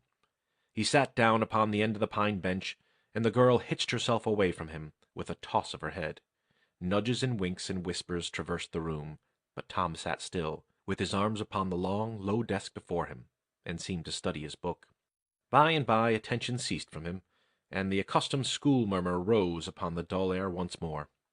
Presently the boy began to steal furtive glances at the girl. She observed it, made a mouth at him, and gave him the back of her head for the space of a minute. When she cautiously faced around again, a peach lay before her. She thrust it away. Tom gently put it back. She thrust it away again, but with less animosity. Tom patiently returned it to its place. Then she let it remain. Tom scrawled on his slate, "Please take it. I got more." The girl glanced at the words, but made no sign. Now the boy began to draw something on the slate, hiding his work with the left hand. For a time the girl refused to notice, but her human curiosity presently began to manifest itself by hardly perceptible signs. The boy worked on, apparently unconscious. The girl made a sort of non-committal attempt to see, but the boy did not betray that he was aware of it. At last she gave in, and hesitatingly whispered, "Let me see it." Tom partly uncovered a dismal caricature of a house with 2 gable ends to it, and a corkscrew of smoke issuing from the chimney. Then the girl's interest began to fasten itself upon the work, and she forgot everything else. When it was finished, she gazed a moment, and then whispered, "It's nice. Make a man." The artist erected a man in the front yard that resembled a derrick. He could have stepped over the house, but the girl was not hypercritical. She was satisfied with the monster, and whispered, "It's a beautiful man. Now make me coming along." Tom drew an hourglass with a full moon and straw limbs to it, and armed the spreading fingers with a portentous fan. The girl said, "It's ever so nice. I wish I could draw." "It's easy," whispered Tom. "I'll learn you." "Oh, will you? When?" "At noon. Do you go home to dinner?" "I'll stay if you will." "Good. That's a whack. What's your name?" "Becky Thatcher. What's yours?" "Oh, I know. It's Thomas Sawyer." "That's the name they lick me by. I'm Tom when I'm good. You call me Tom, will you?" "Yes." Now Tom began to scrawl something on his slate, hiding the words from the girl, but she was not backward this time. She begged to see. Tom said, "Oh, it ain't anything." "Yes, it is." "No, it ain't. You don't want to see." "Yes, I do. Indeed, I do. Please let me." "You'll tell." "No, I won't. Deed and double deed won't." "You won't tell anybody at all, ever, as long as you live?" "No, I won't tell anybody. Now let me." "Oh, you don't want to see." "Now that you treat me so, I will see." And she put her small hand upon his, and a little scuffle ensued, Tom pretending to resist in earnest, but letting his hand slip by degrees till these words were revealed, "I love you." "Oh, you bad thing." And she hit his hand a smart rap, but reddened and looked pleased nevertheless. Just at this juncture the boy felt a slow, fateful grip closing on his ear, and a steady lifting impulse. In that wise he was borne across the house and deposited in his own seat, under a peppering fire of giggles from the whole school. Then the master stood over him during a few awful moments, and finally moved away to his throne without saying a word. But although Tom's ear tingled, his heart was jubilant. As the school quieted down, Tom made an honest effort to study. But the turmoil within him was too great. In turn, he took his place in the reading class and made a botch of it. Then in the geography class and turned lakes into mountains, mountains into rivers, and rivers into continents, till chaos was come again. Then in spelling class and got turned down by a succession of mere baby words, till he brought up at the foot and yielded up the pewter medal which he had worn with ostentation for months. End of Chapter 6. Chapter 7. The harder Tom tried to fasten his mind on his book, the more his ideas wandered. So at last, with a sigh and a yawn, he gave it up. It seemed to him that the noon recess would never come. The air was utterly dead. There was not a breath stirring. It was the sleepiest of sleepy days. The drowsing murmur of the 25 studying scholars soothed the soul like the spell that is in the murmur of the bees. Away off in the flaming sunshine, Cardiff Hill lifted its soft green sides through a shimmering veil of heat, tinted with the purple of distance. A few birds floated on lazy wings high in the air. No other living thing was visible but some cows, and they were asleep. Tom's heart ached to be free, or else to have something of interest to do to pass the dreary time. His hand wandered into his pocket, and his face lit up with a glow of gratitude that was prayer, though he did not know it. Then furtively the percussion cap box came out. He released the tick and put it on the long flat desk. The creature probably glowed with a gratitude that amounted to prayer too, at this moment, but it was premature, for when he started thankfully to travel off, Tom turned him aside with a pin and made him take a new direction. Tom's bosom friend sat next him, suffering just as Tom had been, and now he was deeply and gratefully interested in this entertainment in an instant. This bosom friend was Joe Harper. The two boys were sworn friends all week and embattled enemies on Saturdays. Joe took a pin out of his lapel and began to assist in exercising the prisoner. The sport grew in interest momently. Soon Tom said that they were interfering with each other, and neither getting the fullest benefit of the tick. So he put Joe's slate on the desk and drew a line down the middle of it from top to bottom. "Now," said he, "as long as he's on your side, you can stir him up, and I'll let him alone. But if you let him get away and get on my side, you're to leave him alone as long as I can keep him from crossing over." "All right, go ahead, start him up." The tick escaped from Tom presently and crossed the equator. Joe harassed him a while, and then he got away and crossed back again. This change of base occurred often. While one boy was worrying the tick with absorbing interest, the other would look on with interest as strong. The two heads bowed together over the slate, and the two souls dead to all things else. At last, luck seemed to settle and abide with Joe. The tick tried this, that, and the other course, and got as excited and anxious as the boys themselves. But time and again, just as he would have victory in his very grasp, so to speak, and Tom's fingers would be twitching to begin, Joe's pin would deftly head him off and keep possession. At last Tom could stand it no longer. The temptation was too strong, so he reached out and lent a hand with his pin. Joe was angry in a moment. Said he, "Tom, you let him alone." "I only just want to stir him up a little, Joe." "No, sir, it ain't fair. You just let him alone." "Blame it, I ain't going to stir him much." "Let him alone, I tell you." "I won't." "You shall. He's on my side of the line." "Look here, Joe Harper, whose is that tick?" "I don't care whose tick he is. He's on my side of the line, and you shan't touch him." "Well, I just bet I will, though. He's my tick, and I'll do what I blame please with him, or die." A tremendous whack came down on Tom's shoulders, and its duplicate on Joe's, and for the space of 2 minutes the dust continued to fly from the two jackets, and the whole school to enjoy it. The two boys had been too absorbed to notice the hush that had stolen upon the school a while before the master came tiptoeing down the room and stood over them. He had contemplated a good part of the performance before he contributed his bit of variety to it. When school broke up at noon, Tom flew to Becky Thatcher and whispered in her ear, "Put on your bonnet and let on you're going home, and when you get to the corner, give the rest of 'em a slip and turn down through the lane and come back. I'll go the other way, and come it over 'em the same way." So the one went off with one group of scholars, and the other with another, In a little while the two met at the bottom of the lane, and when they reached the school they had it all to themselves. Then they sat together, with a slate before them, and Tom gave Becky the pencil and held her hand in his, guiding it, and so created another surprising house. When the interest in art began to wane, the two fell to talking.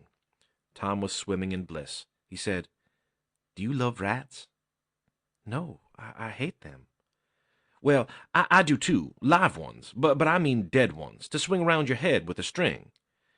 "No, I don't care for rats much, anyway. What I like is chewing gum." "Oh, I should say so. I wish I had some now." "Do you? I've got some. I'll let you chew it a while, but you must give it back to me." That was agreeable. So they chewed it turn about, and dangled their legs against the bench in excess of contentment. "Was you ever at a circus?" said Tom. "Yes, and my pa's going to take me again sometime if I'm good." "I've been to a circus 3 or 4 times, lots of times. Church ain't shucks to a circus. There's things going on at a circus all the time. I'm going to be a clown in a circus when I grow up." "Oh, you are? That'll be nice. They're so lovely, all spotted up." "Yes, that's so, and they get slathers of money, most $1 a day, Ben Rogers say."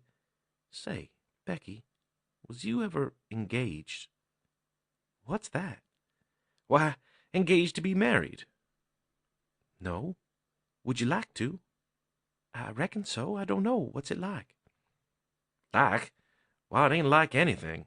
You only just tell a boy you won't ever have anybody but him, ever, ever, ever, and then you kiss, and that's all. Anybody can do it." "Kiss? What do you kiss for?" "Why, that, is to, well, they all do that." "Everybody?" "Why, yes, everybody that's in love with each other. Do you remember what I wrote on that slate?" Yes." "What was it?" "I shan't tell you." "Shall I tell you?" Yes, but some other time." "No, now." "No, not now. Tomorrow." "Oh, no, now. Please, Becky, I'll whisper it. I'll whisper it ever so easy." Becky hesitating, Tom took silence for consent, and passed his arm about her waist and whispered the tale ever so softly, with his mouth close to her ear, and then he added, "Now you whisper it to me just the same." She resisted for a while, and then said, "You turn your face away so you can't see, and then I will. But you mustn't ever tell anybody. Will you, Tom? No, you won't, will you?" "No, indeed I won't. Now, Becky." He turned his face away. She bent timidly around till her breath stirred his curls and whispered, "I love you." Then she sprang away and ran around and around the desks and benches, with Tom after her, and took refuge in a corner at last, with her little white apron to her face. Tom clasped her about the neck and pleaded, "Now, Becky, it's all done, all but the kiss. Don't be afraid of that. It ain't anything at all. Please, Becky." And he tugged at her apron and the hands. By and by she gave up and let her hands drop. Her face, all glowing with struggle, came up and submitted. Tom kissed the red lips and said, "Now it's all done, Becky, and always after this, you ain't ever to love anybody but me, and you ain't ever to marry anybody but me, ever, never, and forever. Will you?" "No, I'll never love anybody but you, Tom, and I'll never marry anybody but you. And you ain't to ever marry anybody but me either." "Certainly, of course. That's part of it. And always coming to school, or when we're going home, you're to walk with me, when there ain't anybody looking, and you choose me and I choose you at parties, because that's the way you do when you're engaged." "It's so nice. I've never heard of it before." "Oh, it's ever so gay. Why, me and Amy Lawrence—" The big eyes told Tom his blunder, and he stopped, confused. "Oh, Tom, then I ain't the first you've ever been engaged to." The child began to cry. Tom said, "Oh, don't cry, Becky. I don't care for her any more." "Yes, you do, Tom. You know you do." Tom tried to put his arm around her neck, but she pushed him away and turned her face to the wall and went on crying. Tom tried again, with soothing words in his mouth, and was repulsed again. Then his pride was up, and he strode away and went outside. He stood about, restless and uneasy for a while, glancing at the door every now and then, hoping she would repent and come to find him, but she did not. Then he began to feel badly and fear that he was in the wrong. It was a hard struggle with him to make new advances now, but he nerved himself to it and entered. She was still standing back there in the corner, sobbing, with her face to the wall. Tom's heart smote him. He went to her and stood a moment, not knowing exactly how to proceed. Then he said, hesitatingly, "Becky, I don't care for anybody but you." No reply, but sobs. "Becky," pleadingly, "Becky, won't you say something?" More sobs. Tom got out his chiefest jewel, a brass knob from the top of an andiron, and passed it around her so that she could see it, and said, "Please, Becky, won't you take it?" She struck it to the floor. Then Tom marched out of the house and over the hills and far away, to return to school no more that day. Presently Becky began to suspect. She ran to the door. He was not in sight. She flew around to the play yard.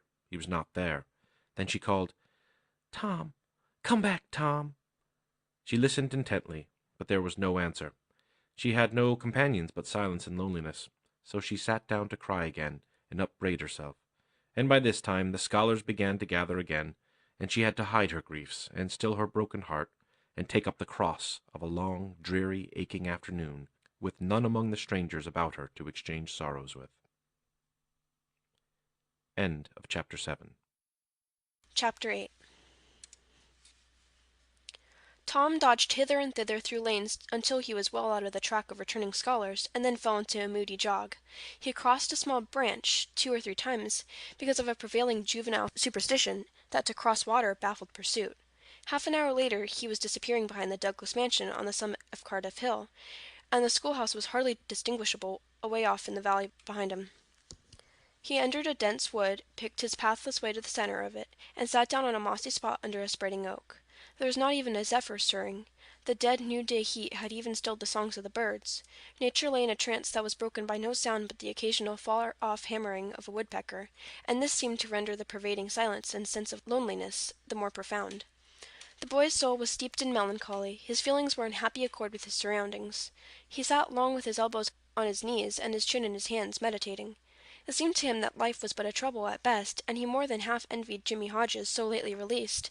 It must be very peaceful, he thought, to lie in slumber and dream forever and ever, with the wind whispering through the trees and caressing the grass and flowers over the grave, and nothing to bother and grieve about ever any more. If he only had a clean Sunday school record, he could be willing to go and be done with it all. Now as to this girl. What had he done? Nothing. He had meant the best in the world, and been treated like a dog, like a very dog. She would be sorry some day, maybe when it was too late. Ah, if he could only die temporarily! But the elastic heart of youth cannot be compressed into one constrained shape long at a time.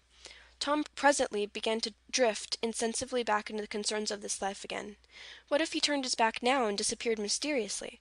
What if he went away, ever so far away, into unknown countries beyond the seas, and never came back any more? How would she feel then? The idea of being a clown recurred to him now, only to fill him with disgust.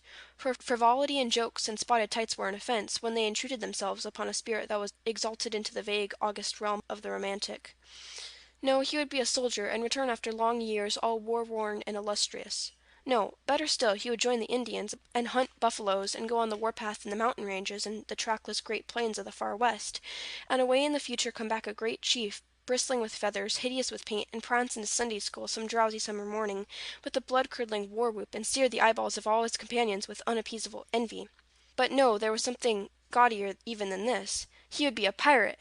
That was it. Now his future lay plain before him, and glowing with unimaginable splendor. How his name would fill the world, and make people shudder! How gloriously he would go plowing at the dancing seas, in his long, low, black-hulled racer, the spirit of the storm, with his grisly flag flying at the fore! And at the zenith of his fame, how he would suddenly appear at the old village and stalk into church, brown and weather-beaten, in his black velvet doublet and trunks, his great jack-boots, his crimson sash, his belt bristling with horse-pistols, his crime-rusted cutlass at his side, his slouch hat with waving plumes, his black flag unfurled with the skull and crossbones on it, and hear with swelling ecstasy the whisperings, "It's Tom Sawyer the pirate, the Black Avenger of the Spanish Main!" Yes, it was settled. His career was determined. He would run away from home and enter upon it. He would start the very next morning.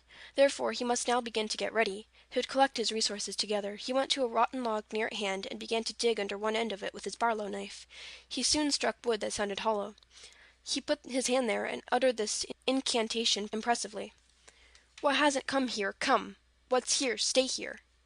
Then he scraped away the dirt and exposed a pine shingle.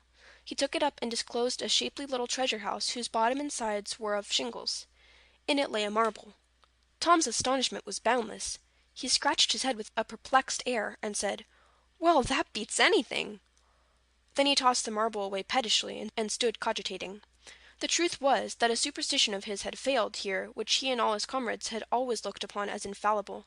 If you buried a marble with certain necessary incantations, and left it alone a fortnight, and then opened the place with the incantation he had just used, you would find that all the marbles you had ever lost had gathered themselves together there, meantime, no matter how widely they had been separated. But now this thing had actually and unquestionably failed. Tom's whole structure of faith was shaken to its foundations. He had many a time heard of this thing succeeding, but never of its failing before.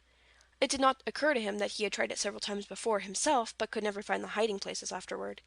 He puzzled over the matter some time, and finally decided that some witch had interfered and broken the charm. He thought he would satisfy himself on that point, so he searched around until he found a small sandy spot, with a little funnel-shaped depression in it. He laid himself down and put his mouth close to this depression and called, "Doodlebug, Doodlebug, tell me what I want to know.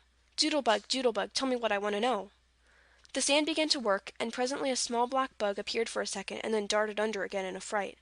He dasn't tell! So it was a witch that done it. I just knowed it. He well knew the futility of trying to contend against witches, so he gave up discouraged. But it occurred to him that he might as well have the marble he had just thrown away, and therefore he went and made a patient search for it. But he could not find it. Now he went back to his treasure house and carefully placed himself just as he had been standing when he tossed the marble away. Then he took another marble from his pocket and tossed it in the same way, saying, "Brother, go find your brother." He watched where it stopped and went there and looked. But it must have fallen short or gone too far, so he tried twice more.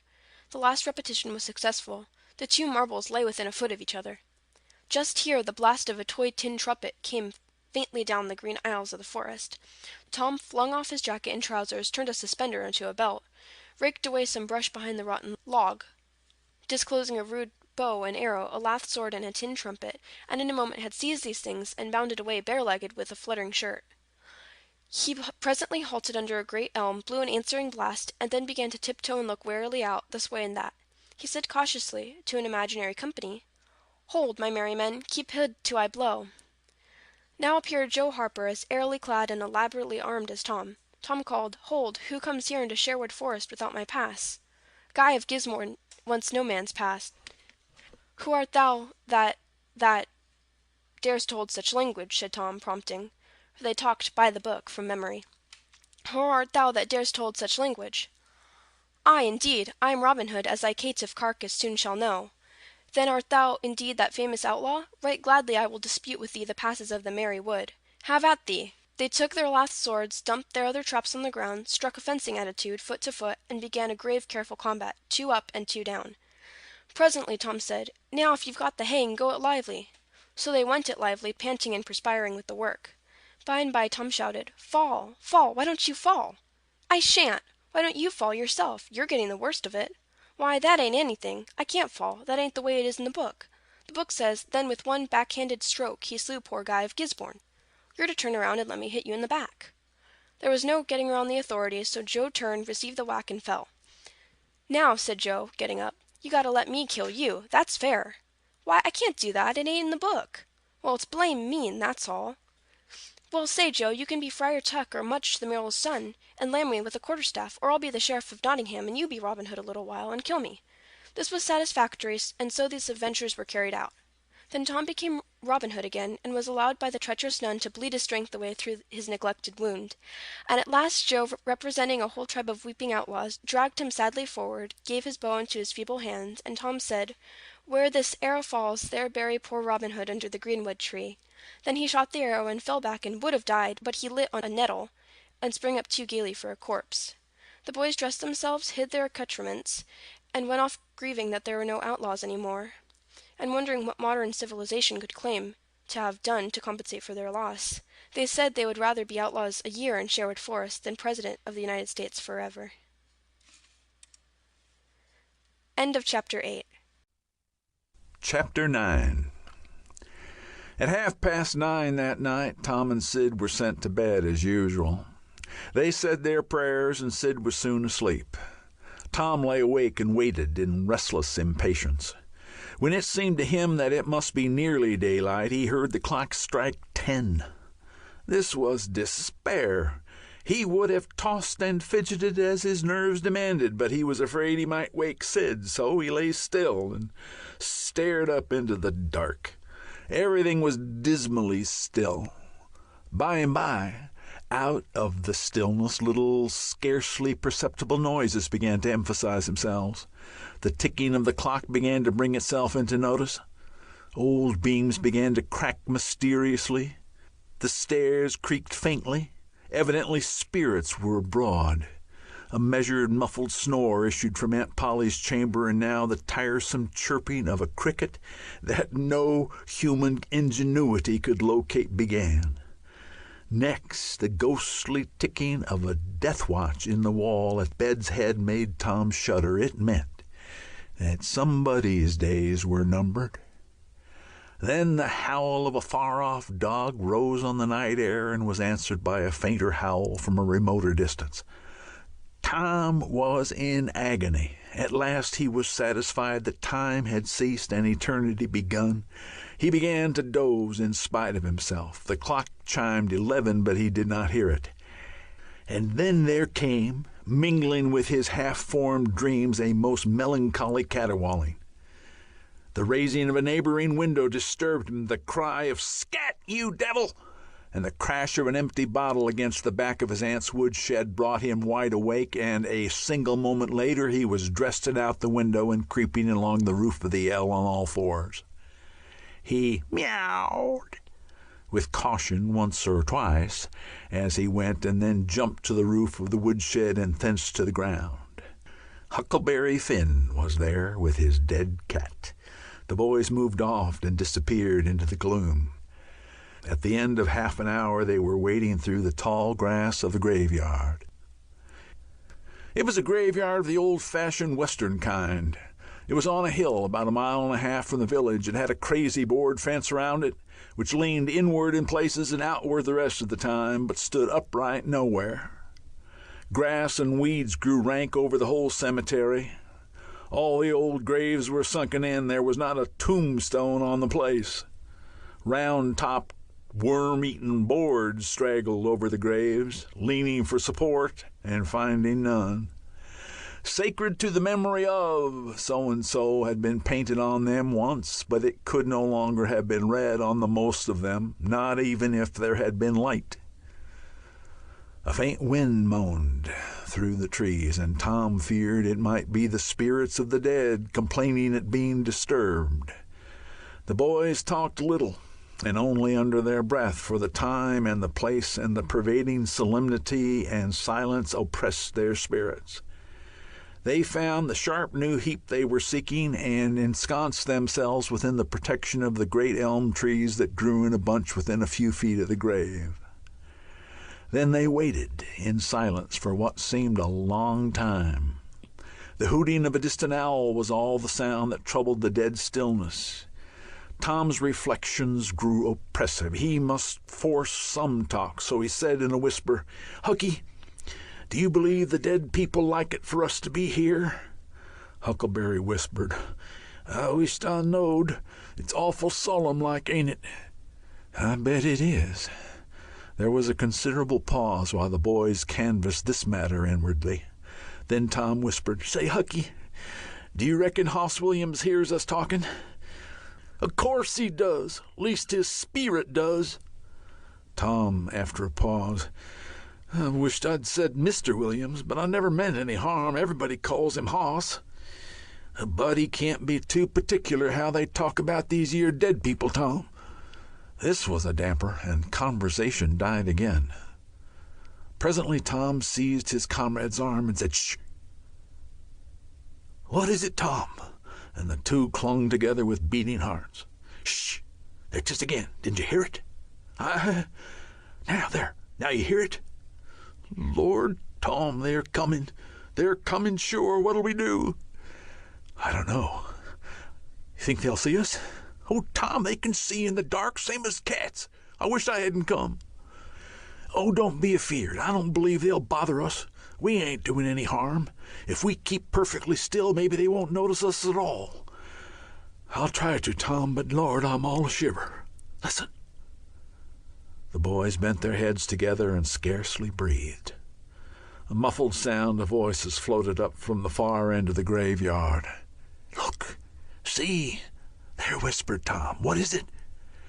It's devil fire. Oh, Tom, this is awful. Some vague figures approached through the gloom, swinging an old-fashioned tin lantern that freckled the ground with innumerable little spangles of light. Presently Huckleberry whispered with a shudder, It's the devil, sure enough, Tom. 3 of 'em, Lordy, we're goners. Can you pray? I'll try, but you don't be afeard. They ain't going to hurt us. Now I lay me down to sleep. Shh! What is it, Huck? They're humans. One of 'em is, anyway. One of 'em's old Muff Potter's voice. No, 'tain't. Is it? I bet I know it. Don't you stir no budge. He ain't sharp enough to notice us. Drunk, same as usual, likely. Blamed old Rip. All right, I'll keep still. Now they're stuck. Can't find it. Here they come again. Now they're hot, cold again, hot again. Red hot. They're pointed right this time. Say, Huck, I know another of them voices. It's Injun Joe. And so, that murderin' half-breed, I'd druther they was devils a dern sight. What can they be up to? The whisper died wholly out now, for the 3 men had reached the grave and stood within a few feet of the boy's hiding place. Here it is, the 3rd voice said, and the owner of it held the lantern up and revealed the face of young Dr. Robinson. Potter and Injun Joe were carrying a hand barrow with a rope and a couple of shovels on it. They cast down their load and began to open the grave. The doctor put the lantern at the head of the grave and came and sat with his back against one of the elm trees. He was so close the boys could have touched him. Hurry, men, he said in a low voice. The moon might come out at any moment. They growled a response and went on digging. For some time there was no noise but the grating sound of the spades discharging their freight of mold and gravel. It was very monotonous. Finally, a spade struck upon the coffin with a dull, woody accent, and within a minute or 2 the men had hoisted it out of the ground. They pried off the lid with their shovels, got out the body, and dumped it rudely on the ground. The moon drifted from behind the clouds and exposed the pallid face. The burrow was got ready, the corpse placed on it, covered with a blanket, and bound to its place with a rope. Potter took out a large spring knife and cut off the dangling end of the rope, and then said, Now the cussed thing's ready, Sawbones, and you'll just out with another 5, or here she stays. That's the talk, said Injun Joe. Look here, what does this mean, said the doctor. You required your pay in advance, and I've paid you. Yes, and you done more than that, said Injun Joe, approaching the doctor, who was now standing. 5 years ago you drove me away from your father's kitchen one night when I come to ask something to eat, and you said I weren't there for any good, and when I swore I'd get even with you if it took 100 years, your father had me jailed for a vagrant. You think I'd forget? The Injun blood ain't in me for nothing, and now I've got you, and you got to settle, you know. He was threatening the doctor with his fist in his face by this time. The doctor struck out and stretched the ruffian on the ground. Potter dropped the knife and exclaimed, Here now, don't you hit my pard! And the next moment he had grappled with the doctor, and the 2 were struggling with might and main, trampling the grass and tearing the ground with their heels. Injun Joe sprang to his feet, his eyes flaming with passion, snatched up Potter's knife and went creeping, cat-like and stooping round and round about the combatants, seeking an opportunity. All at once the doctor flung himself free, seized the heavy headboard of William's grave, and felled Potter to the earth with it, and in the same instant the half-breed saw his chance and drove the knife to the hilt in the young man's breast. He reeled and fell partly upon Potter, flooding him with his blood, and in the same moment the clouds blotted out the dreadly spectacle, and the two frightened boys went speeding away in the dark. Presently, when the moon emerged again, Injun Joe was standing over the two forms, contemplating them. The doctor murmured inarticulately, gave a long gasp or two, and was still. The half-breed muttered, "That score's settled, damn you." Then he robbed the body, after which he put the fatal knife in Potter's open right hand and sat down on the dismantled coffin. 3, 4, 5 minutes passed, and then Potter began to stir and moan. His hand closed upon the knife. He raised it, glanced at it, and then let it fall with a shudder. Then he sat up, pushed the body from him, and gazed at it, and then around him, and confusedly his eyes met Joe's. "Lord, how is this, Joe?" he said. "It's a dirty business," said Joe, without moving. "What did you do it for?" "I never done it." "Look here, that ain't kind of talk won't wash." Potter trembled and grew white. "I thought I'd get sober. I'd no business to drink tonight, but it's in my head yet, worse'n when we started out. I'm all a-muddled, can't recollect anything of it hardly. Tell me, Joe, honest now, old feller, did I do it? Joe, I never meant to, 'pon my soul and honor, I never meant to, Joe. Tell me how it was, Joe. It's awful, and him so young and promising." "Why, you two was scuffling, and he fetched you one with the headboard, and you fell flat, and then up you come, all a-reeling and staggering like, and snatched the knife and jabbed it into him, just as he fetched you another awful clip, and here you've laid as dead as a wedge till now." "Oh, I didn't know what I was doing. I wish I might die this minute if I did. It's all on account of the whiskey and the excitement, I reckon. I never used a weapon before in my life, Joe. I've fought, but I never with weapons. They all say that, Joe. Don't tell. Say you won't tell, Joe. That's a good feller. I always liked you, Joe, and stood up for you, too. Don't you remember? You won't tell, will you, Joe?" And the poor creature dropped on his knees before the stolen murderer and clasped his appealing hands. "No, you always been fair and square with me, Muff Potter, and I won't go back on you. There now, that's as fair as a man can say. Oh, Joe, you're an angel. I'll bless you for this the longest day I live." And Potter began to cry. "Come now, that's enough of that. This ain't any time for blubbering. You be off yonder way, and I'll go this. Move now, and don't leave any tracks behind you." Potter started on a trot that quickly increased to a run. The half-breed stood looking after him. He muttered, "If he's as much stunned with the lick and fuddled with the rum as he had the look of being, he won't think of the knife till he's gone so far as he'll be afraid to come back after it to such a place by himself. Chicken heart." 2 or 3 minutes later, the murdered man, the blanketed corpse, the lidless coffin, and the open grave were under no inspection but the moon's. The stillness was complete again, too. Chapter 10. The two boys fled on and on toward the village, speechless with horror. They glanced backward over their shoulders from time to time, apprehensively, as if they feared they might be followed. Every stump that started up in their path seemed to be a man and an enemy, and made them catch their breath, and they sped by some outlying cottages that lay near the village. The barking of the aroused watchdogs seemed to give wings to their feet. "If we can only get to the old tannery before we break down," whispered Tom, in short catches between breaths. I can't stand it much longer." Huckleberry's hard pantings were his only reply, and the boys fixed their eyes on the goal of their hopes and bent to their work to win it. They gained steadily on it, and at last, breast to breast, they burst through the open door and fell grateful and exhausted in the sheltering shadows beyond.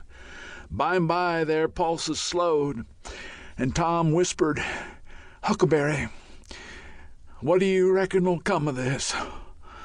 If Doc Robinson dies, I reckon hanging'll come of it." "Do you, though?" "Why, I know it, Tom." Tom thought a while, and he said, "Who'll tell?" "We?" "What are you talking about? Suppose something happened and Injun Joe didn't hang. Why, he'd kill us sometime or t'other just as dead as sure as we're laying here." "That's just what I was thinking to myself, Huck. If anybody tells, let Muff Potter do it. If he's fool enough, he's generally drunk enough." Tom said nothing, went on thinking. Presently he whispered, "Huck, Muff Potter don't know it. How can he tell?" "What's the reason he don't know it?" "Because he just got that whack when Injun Joe done it. Do you reckon he could see anything? You reckon he knowed anything?" "By hokey, that's right, Tom. And besides, look-a-here, maybe that whack done for him." "No, 'tain't likely, Tom. He had liquor in him. I could see that, and besides, he always has. Well, when Pap's full, you might take and belt him over the head with the church, and you couldn't phase him. He says so his own self. So it's the same with Muff Potter, of course, but if a man was dead sober, I reckon maybe that whack might fetch him. I don't know." After another reflective silence, Tom said, "Hucky, you sure you can keep mum?" "Tom, we got to keep mum. You know that. That Injun devil wouldn't make any more of drowning us than a couple of cats if we was to squeak about this and they didn't hang him. Now, looky here, Tom. Let's take and swear to one another. That's what we got to do, swear to keep mum." "I'm agreed. That's the best thing. Would you just hold hands and swear that we—" "Oh, no, that wouldn't do for this. That's good enough for little rubbishy common things, especially with gals, 'cause they go back on you anyway and blab if they get in a huff. But there ought to be writing about a big thing like this, and blood." Tom's whole being applauded this idea. It was deep and dark and awful. The hour, the circumstances, the surroundings were in keeping with it. He picked up a clean pine shingle that lay on the moonlight, took a little fragment of red keel out of his pocket, got the moon on his work, and painfully scrawled these lines, emphasizing each slow downstroke by clamping his tongue between his teeth and letting up the pressure on the upstrokes. "Huck Finn and Tom Sawyer swears they will keep mum about this, and they wish they may drop down dead in their tracks if they ever tell and rot." Huckleberry was filled with admiration of Tom's felicity in writing and the sublimity of his language. He at once took a pen from his lapel and was going to prick his flesh, but Tom said, "Hold on, don't do that. A brass pen, it might have verdigris on it." "What's verdigris?" "It's poison, I tell you what it is. You just swaller some of it once and you'll see." So Tom unwound the thread from one of his needles, and each boy pricked the ball of his thumb and squeezed out a drop of blood. In time, after many squeezes, Tom managed to sign his initials, using the ball of his little finger for a pen. Then he showed Huckleberry how to make an H and an F, and the oath was complete. They buried the shingle close to the wall with some dismal ceremonies and incantations, and the fetters that bound their tongues were considered to be locked and the key thrown away. A figure crept stealthily through a break in the other end of the building now, but they did not notice it. "Tom," whispered Huckleberry, "does this keep us from ever telling? Always?" "Of course it does. It don't make any difference what happens. We got to keep mum. We'd drop down dead. Don't you know that?" "Yeah, I reckon that's so." They turned to whisper for some little time. Presently a dog set up a long, lugubrious howl just outside, within 10 feet of them. The boys clasped each other suddenly in an agony of fright. "Which of us does he mean?" gasped Huckleberry. "I don't know. Peep through the crack, quick." "No, you, Tom." I can't do it, Huck." "Please, Tom, there 'tis again." "Oh, Lordy, I'm thankful," whispered Tom. I know his voice. It's Bull Harrison." "Oh, that's good. I tell you, Tom, I was almost scared to death. I'd bet anything it was a stray dog." The dog howled again. The boy's heart sank once more. "Oh, my, that ain't no Bull Harbison," whispered Huckleberry. "Do, Tom." Tom, quaking with fear, yielded and put his eye to the crack. His whisper was hardly audible when he said, "Oh, Huck, it's a stray dog."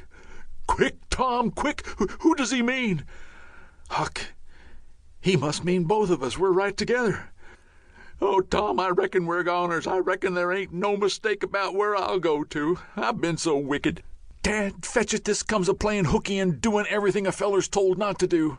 I might have been good like Sid if I'd have tried, but no, I wouldn't, course. But if I ever get off this time, I'll just waller in Sunday schools." And Tom began to sniffle a little. "You bad!" and Huckleberry began to sniffle too. "Confound it, Tom, you're just old pie alongside of what I am. Oh, lordy, lordy, lordy, I wished I'd only had half your chance." Tom choked off and whispered, "Look, Hucky, look. He's got his back to us." Hucky looked, with joy in his heart. "Well, he has, by jingoes. Did he before?" "Yes, he did, but I, like a fool, never thought of it. Oh, this is bully, you know, now." "Who can he mean?" The howling stopped. Tom pricked up his ears. "Shh! What's that?" he whispered. "Sounds like hogs grunting."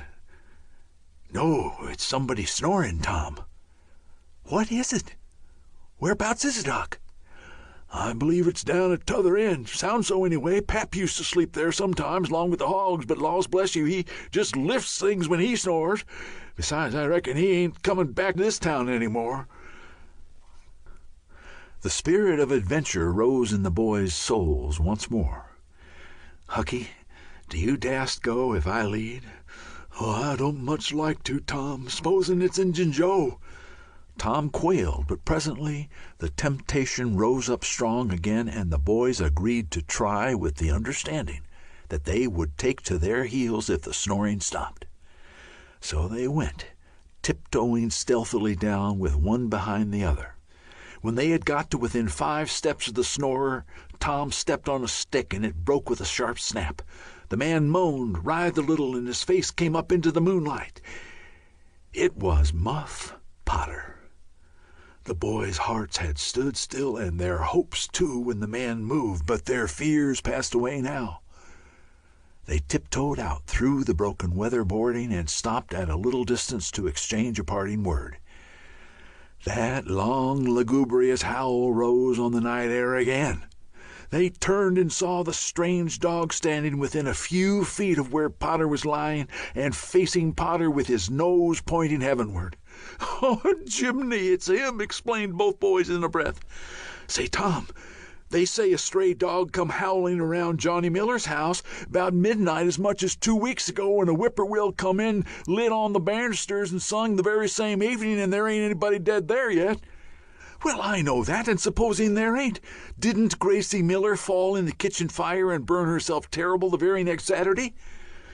"Yeah, but she ain't dead, and what's more, she's getting better, too." "All right, you wait and see. She's a goner, just dead as sure as Muff Potter's a goner. That's what the niggers say, and they know all about these kind of things, Huck." Then they separated, cogitating. When Tom crept in at his bedroom window, the night was almost spent. He undressed with excessive caution and fell asleep, congratulating himself that nobody knew of his escapade. He was not aware that the gently snoring Sid was awake and had been so for an hour. When Tom awoke, Sid was dressed and gone. There was a late look in the light, a late sense in the atmosphere. He was startled. Why had he not been called, persecuted till he was up as usual? The thought filled him with bodings. Within 5 minutes he was dressed and downstairs, feeling sore and drowsy. The family were still at the table, but they had finished breakfast. There was no voice of rebuke, but there were averted eyes. There was a silence and an air of solemnity that struck a chill in the culprit's heart. He sat down and tried to seem gay, but it was uphill work. It roused no smile, no response, and he lapsed into a silence and let his heart sink down to the depths. After breakfast his aunt took him aside, and Tom almost brightened in the hope that he was going to be flogged, but it was not so. His aunt wept over him and asked him how he could go and break her old heart so, and finally told him to go on and ruin himself and bring her gray hairs with sorrow to the grave, for it was no use for her to try any more. This was worse than 1,000 whippings, and Tom's heart was sorer now than his body. He cried, he pleaded for forgiveness, promised to reform over and over again, then received the dismissal, feeling that he had won but an imperfect forgiveness and established but a feeble confidence. He left the presence too miserable to even feel revengeful towards Sid, and so the latter's prompt retreat through the back gate was unnecessary. He moped to school, gloomy and sad, and took his flogging along with Joe Harper for playing hooky the day before, with the air of one whose heart was busy with heavier woes and wholly dead to trifles. Then he betook himself to his seat, rested his elbows on his desk and his jaws in his hands, and he stared at the wall with the stony stare of suffering that has reached the limit and can no further go. His elbow was pressing against some hard substance. After a long time he slowly and sadly changed his position and took up this object with a sigh. It was in a paper. He unrolled it. A long, lingering, colossal sigh followed, and his heart broke. It was his brass andiron knob. This final feather broke the camel's back. End of Chapter 10. Chapter 11. Close upon the hour of noon, the whole village was suddenly electrified with the ghastly news. No need of the as yet undreamed-of telegraph. The tale flew from man to man, from group to group, from house to house, with little less than telegraphic speed. Of course, the schoolmaster gave holiday for that afternoon. The town would have thought strangely of him if he had not. A gory knife had been found close to the murdered man, and it had been recognized by somebody as belonging to Muff Potter, so the story ran, and it was said that a belated citizen had come upon Potter washing himself in the branch about 1 or 2 o'clock in the morning, and that Potter had at once sneaked off. Suspicious circumstances, especially the washing, which was not a habit with Potter. It was also said that the town had been ransacked for this murderer. The public are not slow in the matter of sifting evidence and arriving at a verdict, but that he could not be found. Horsemen had departed down all roads in every direction, and the sheriff was confident that he would be captured before night. All the town was drifting toward the graveyard. Tom's heartbreak vanished when he joined the procession, not because he would not 1,000 times rather go anywhere else, but because an awful, unaccountable fascination drew him on. Arrived at the dreadful place, he wormed his small body through the crowd and saw the dismal spectacle. It seemed to him an age since he was there before. Somebody pinched his arm. He turned, and his eyes met Huckleberry's. Then both looked elsewhere at once, and wondered if anybody had noticed anything in their mutual glance. But everybody was talking and intent upon the grisly spectacle before them. Poor fellow, poor young fellow. This ought to be a lesson to grave robbers. Muff Potter'll hang for this if they catch him. This was the drift of remark, and the minister said, "It was a judgment. His hand is here." Now Tom shivered from head to heel, for his eye fell upon the stolid face of Injun Joe. At this moment the crowd began to sway and struggle, and voices shouted, "It's him! It's him! He's coming himself!" "Who? Who?" from 20 voices. "Muff Potter." "Hello, he's stopped. Look out, he's turning. Don't let him get away." People in the branches of the trees over Tom's head said he wasn't trying to get away. He only looked doubtful and perplexed. "Infernal impudence," said a bystander. "Wanted to come here and take a quiet look at his work, I reckon. Didn't expect any company." The crowd fell apart now, and the sheriff came through, ostentatiously leading Potter by the arm. The poor fellow's face was haggard, and his eyes showed the fear that was upon him. When he stood before the murdered man, he shook as with a palsy, and he put his face in his hands and burst into tears. I didn't do it, friends, he sobbed. "'Pon my word and honor, I never done it." "Who's accused you?" shouted a voice. This shot seemed to carry home. Potter lifted his face and looked around him with a pathetic hopelessness in his eyes. He saw Injun Joe and exclaimed, "Oh, Injun Joe, you promised me you'd never—" "Is that your knife?" And it was thrust before him by the sheriff. Potter would have fallen if they had not caught him and eased him to the ground. Then he said, "Something told me if I didn't come back and get—" He shuddered, then waved his nerveless hand with a vanquished gesture and said, "Tell him, Joe, tell him. It ain't any use any more." Then Huckleberry and Tom stood dumb and staring, and heard the stony-hearted liar reel off his serene statement. They expecting every moment that the clear sky would deliver God's lightnings upon his head, and wondering to see how long the stroke was delayed. And when he had finished, and still stood alive and whole, their wavering impulse to break their oath and save the poor betrayed prisoner's life faded and vanished away. For plainly this miscreant had sold himself to Satan, and it would be fatal to meddle with the property of such a power as that. "Why didn't you leave? What do you want to come here for?" somebody said. "I couldn't help it, I couldn't help it," Potter moaned. "I wanted to run away, but I couldn't seem to come anywhere but here." And he fell to sobbing again. Injun Joe repeated his statement just as calmly a few minutes afterward on the inquest, under oath, and the boys, seeing that the lightnings were still withheld, were confirmed in their belief that Joe had sold himself to the devil. He was now become to them the most balefully interesting object they had ever looked upon, and they could not take their fascinated eyes from his face. They inwardly resolved to watch him nights when opportunity should offer, in the hope of getting a glimpse of his dread master.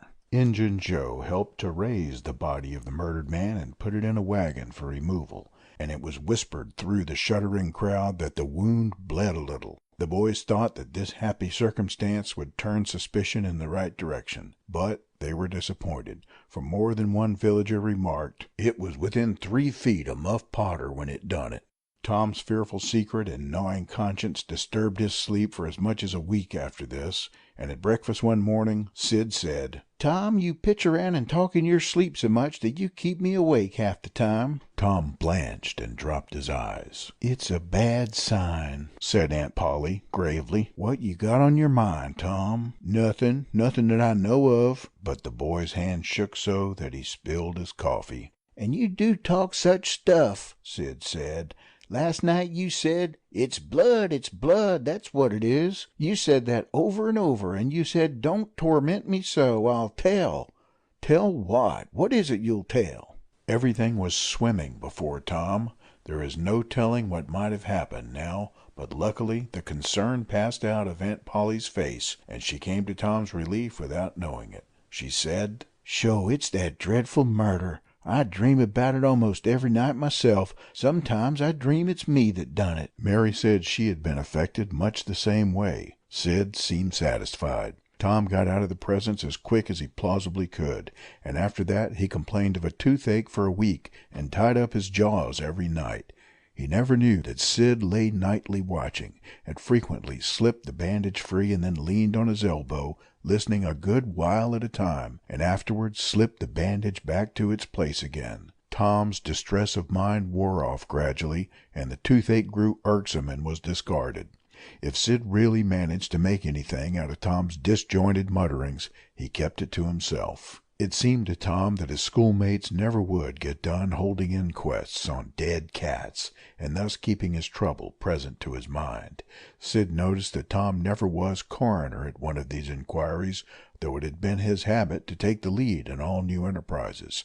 He noticed, too, that Tom never acted as a witness, and that was strange, and Sid did not overlook the fact that Tom even showed a marked aversion to these inquests, and always avoided them when he could. Sid marveled, but said nothing. However, even inquests went out of vogue at last, and ceased to torture Tom's conscience. Every day or two during this time of sorrow, Tom watched his opportunity, and went to the little grated jail window, and smuggled such small comforts through to the murderer as he could get hold of. The jail was a trifling little brick den that stood in a marsh at the edge of the village, and no guards were afforded for it. Indeed, it was seldom occupied. These offerings greatly helped to ease Tom's conscience. The villagers had a strong desire to tar and feather Injun Joe and ride him on a rail for body snatching, but so formidable was his character that nobody could be found who was willing to take the lead in the matter, so it was dropped. He had been careful to begin both of his inquest statements with the fight, without confessing the grave robbery that preceded it.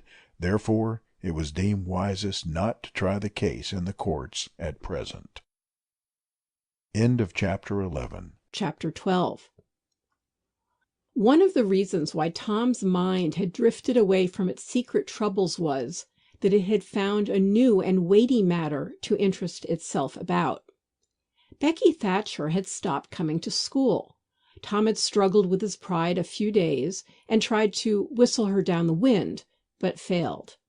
He began to find himself hanging around her father's house, nights, feeling very miserable. She was ill. What if she should die? There was distraction in the thought. He no longer took an interest in war, nor even in piracy. The charm of life was gone. There was nothing but dreariness left. He put his hoop away and his bat. There was no joy in them any more. His aunt was concerned. She began to try all manner of remedies on him. She was one of those people who are infatuated with patent medicines and all newfangled methods of producing health and mending it. She was an inveterate experimenter in these things. When something fresh in this line came out, she was in a fever right away to try it. Not on herself, for she was never ailing, but on anybody else that came handy. She was a subscriber for all the health periodicals and phrenological frauds, and the solemn ignorance they were inflated with was breath to her nostrils.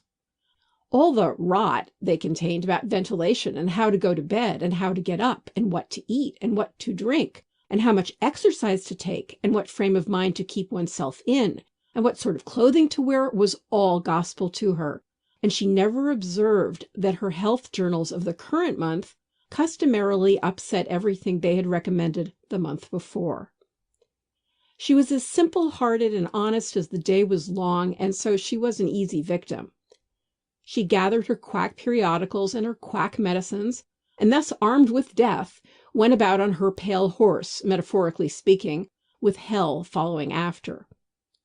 But she never suspected that she was not an angel of healing and the balm of Gilead in disguise to the suffering neighbors. The water treatment was new now, and Tom's low condition was a windfall to her. She had him out at daylight every morning, stood him up in the woodshed, and drowned him with a deluge of cold water. Then she scrubbed him down with a towel like a file, and so brought him to. Then she rolled him up in a wet sheet and put him away under blankets till she sweated his soul clean, and the yellow stains of it came through his pores, as Tom said. Yet notwithstanding all this, the boy grew more and more melancholy and pale and dejected. She added hot baths, sitz baths, shower baths, and plunges. The boy remained as dismal as a hearse. She began to assist the water with a slim oatmeal diet and blistering plasters. She calculated his capacity as she would a jug's, and filled him up every day with quack cure-alls. Tom had become indifferent to persecution by this time. This phase filled the old lady's heart with consternation. This indifference must be broken up at any cost. Now she heard of painkiller for the first time. She ordered a lot at once. She tasted it and was filled with gratitude. It was simply fire in a liquid form. She dropped the water treatment and everything else and pinned her faith to painkiller. She gave Tom a teaspoonful and watched with the deepest anxiety for the result. Her troubles were instantly at rest, her soul at peace again, for the indifference was broken up. The boy could not have shown a wilder, heartier interest if she had built a fire under him. Tom felt that it was time to wake up. This sort of life might be romantic enough in his blighted condition, but it was getting to have too little sentiment and too much distracting variety about it. So he thought over various plans for relief and finally hit upon that of professing to be fond of painkiller. He asked for it so often that he became a nuisance, and his aunt ended by telling him to help himself and quit bothering her. If it had been Sid, she would have had no misgivings to alloy her delight, but since it was Tom, She watched the bottle clandestinely. She found that the medicine did really diminish, but it did not occur to her that the boy was mending the health of a crack in the sitting room floor with it. One day Tom was in the act of dosing the crack when his aunt's yellow cat came along purring, eyeing the teaspoon avariciously and begging for a taste. Tom said, "Don't ask for it unless you want it, Peter." But Peter signified that he did want it. "You better make sure." Peter was sure. "Now you've asked for it, and I'll give it to you, because there ain't anything mean about me. But if you find you don't like it, you mustn't blame anybody but your own self." Peter was agreeable, so Tom pried his mouth open and poured down the painkiller. Peter sprang a couple of yards in the air and then delivered a war whoop and set off round and round the room, banging against furniture, upsetting flower pots, and making general havoc. Next he rose on his hind feet and pranced round in a frenzy of enjoyment, with his head over his shoulder and his voice proclaiming his unappeasable happiness. Then he went tearing around the house again, spreading chaos and destruction in his path. Aunt Polly entered in time to see him throw a few double somersets, deliver a final mighty hurrah, and sail through the open window, carrying the rest of the flower pots with him. The old lady stood petrified with astonishment, peering over her glasses. Tom lay on the floor, expiring with laughter. "Tom, what on earth ails that cat?" "I don't know, Aunt," gasped the boy. "Why, I never seen anything like it. What did make him act so?" "'Deed, I don't know, Aunt Polly. Cats always act so when they're having a good time." "They do they?" There was something in the tone that made Tom apprehensive. "Yes'm, that is, I believe they do." "You do?" "Yes'm." The old lady was bending down, Tom watching with interest emphasized by anxiety. Too late he divined her drift. The handle of the telltale teaspoon was visible under the bed valance. Aunt Polly took it, held it up. Tom winced and dropped his eyes. Aunt Polly raised him by the usual handle, his ear, and cracked his head soundly with her thimble. "Now, sir, what did you want to treat that poor dumb beast so for?" "I done it out of pity for him, because he hadn't any aunt." "Hadn't any aunt? You numbskull, what has that got to do with it?" "Heaps, because if he'd had one, she'd have burnt him out herself. She'd have roasted his bells out of him without any more feeling than if he was a human." Aunt Polly felt a sudden pang of remorse. This was putting the thing in a new light. What was cruelty to a cat might be cruelty to a boy, too. She began to soften. She felt sorry. Her eyes watered a little, and she put her hand on Tom's head and said gently, "I was meaning for the best, Tom. And, Tom, it did do you good." Tom looked up in her face with just a perceptible twinkle peeping through his gravity. "I know you was meaning for the best, Auntie, and so was I with Peter. It done him good, too. I never seen him get around so since—" "Oh, go along with you, Tom, before you aggravate me again, and you try and see if you can't be a good boy for once, and you needn't take any more medicine." Tom reached school ahead of time. It was noticed that this strange thing had been occurring every day latterly, and now, as usual of late, he hung about the gate of the schoolyard instead of playing with his comrades. He was sick, he said, and he looked it. He tried to seem to be looking everywhere, but whither he really was looking, down the road. Presently Jeff Thatcher hove in sight, and Tom's face lighted. He gazed a moment and then turned sorrowfully away. When Jeff arrived, Tom accosted him and led up warily to opportunities for a remark about Becky, but the giddy lad never could see the bait. Tom watched and watched, hoping whenever a frisking frock came in sight, and hating the owner of it as soon as he saw she was not the right one. At last Frock seemed to appear, and he dropped hopelessly into the dumps. He entered the empty schoolhouse and sat down to suffer. Then one more Frock passed in at the gate, and Tom's heart gave a great bound. The next instant he was out and going on like an Indian, yelling, laughing, chasing boys, jumping over the fence at risk of life and limb, throwing handsprings, standing on his head, doing all the heroic things he could conceive of, and keeping a furtive eye out all the while to see if Becky Thatcher was noticing. But she seemed to be unconscious of it all. She never looked. Could it be possible that she was not aware that he was there? He carried his exploits to her immediate vicinity, came war-whooping around, snatched a boy's cap, hurled it to the roof of the schoolhouse, broke through a group of boys, tumbling them in every direction, and fell sprawling, himself, under Becky's nose, almost upsetting her. And she turned with her nose in the air, and he heard her say, "Some people think they're mighty smart, always showing off." Tom's cheeks burned. He gathered himself up and sneaked off, crushed and crestfallen. End of Chapter 12. Chapter 13. Tom's mind was made up now. He was gloomy and desperate. He was a forsaken, friendless boy, he said. Nobody loved him. When they found out what they had driven him to, perhaps they would be sorry. He had tried to do right and get along, but they would not let him. Since nothing would do them but to be rid of him, let it be so, and let them blame him for the consequences. Why shouldn't they? What right had the friendless to complain? Yes, they had forced him to it at last. He would lead a life of crime. There was no choice. By this time he was far down Meadow Lane, and the bell for school to take up tinkled faintly upon his ear. He sobbed now to think he should never, never hear that old familiar sound any more. It was very hard, but it was forced on him. Since he was driven out into the cold world, he must submit. But he forgave them. Then the sobs came thick and fast. Just at this point he met his soul's sworn comrade, Joe Harper, hard-eyed and with evidently a great and dismal purpose in his heart. Plainly here were two souls with but a single thought. Tom, wiping his eyes with his sleeve, began to blubber out something about a resolution to escape from hard usage and lack of sympathy at home by roaming abroad into the great world, never to return, and ended by hoping that Joe would not forget him.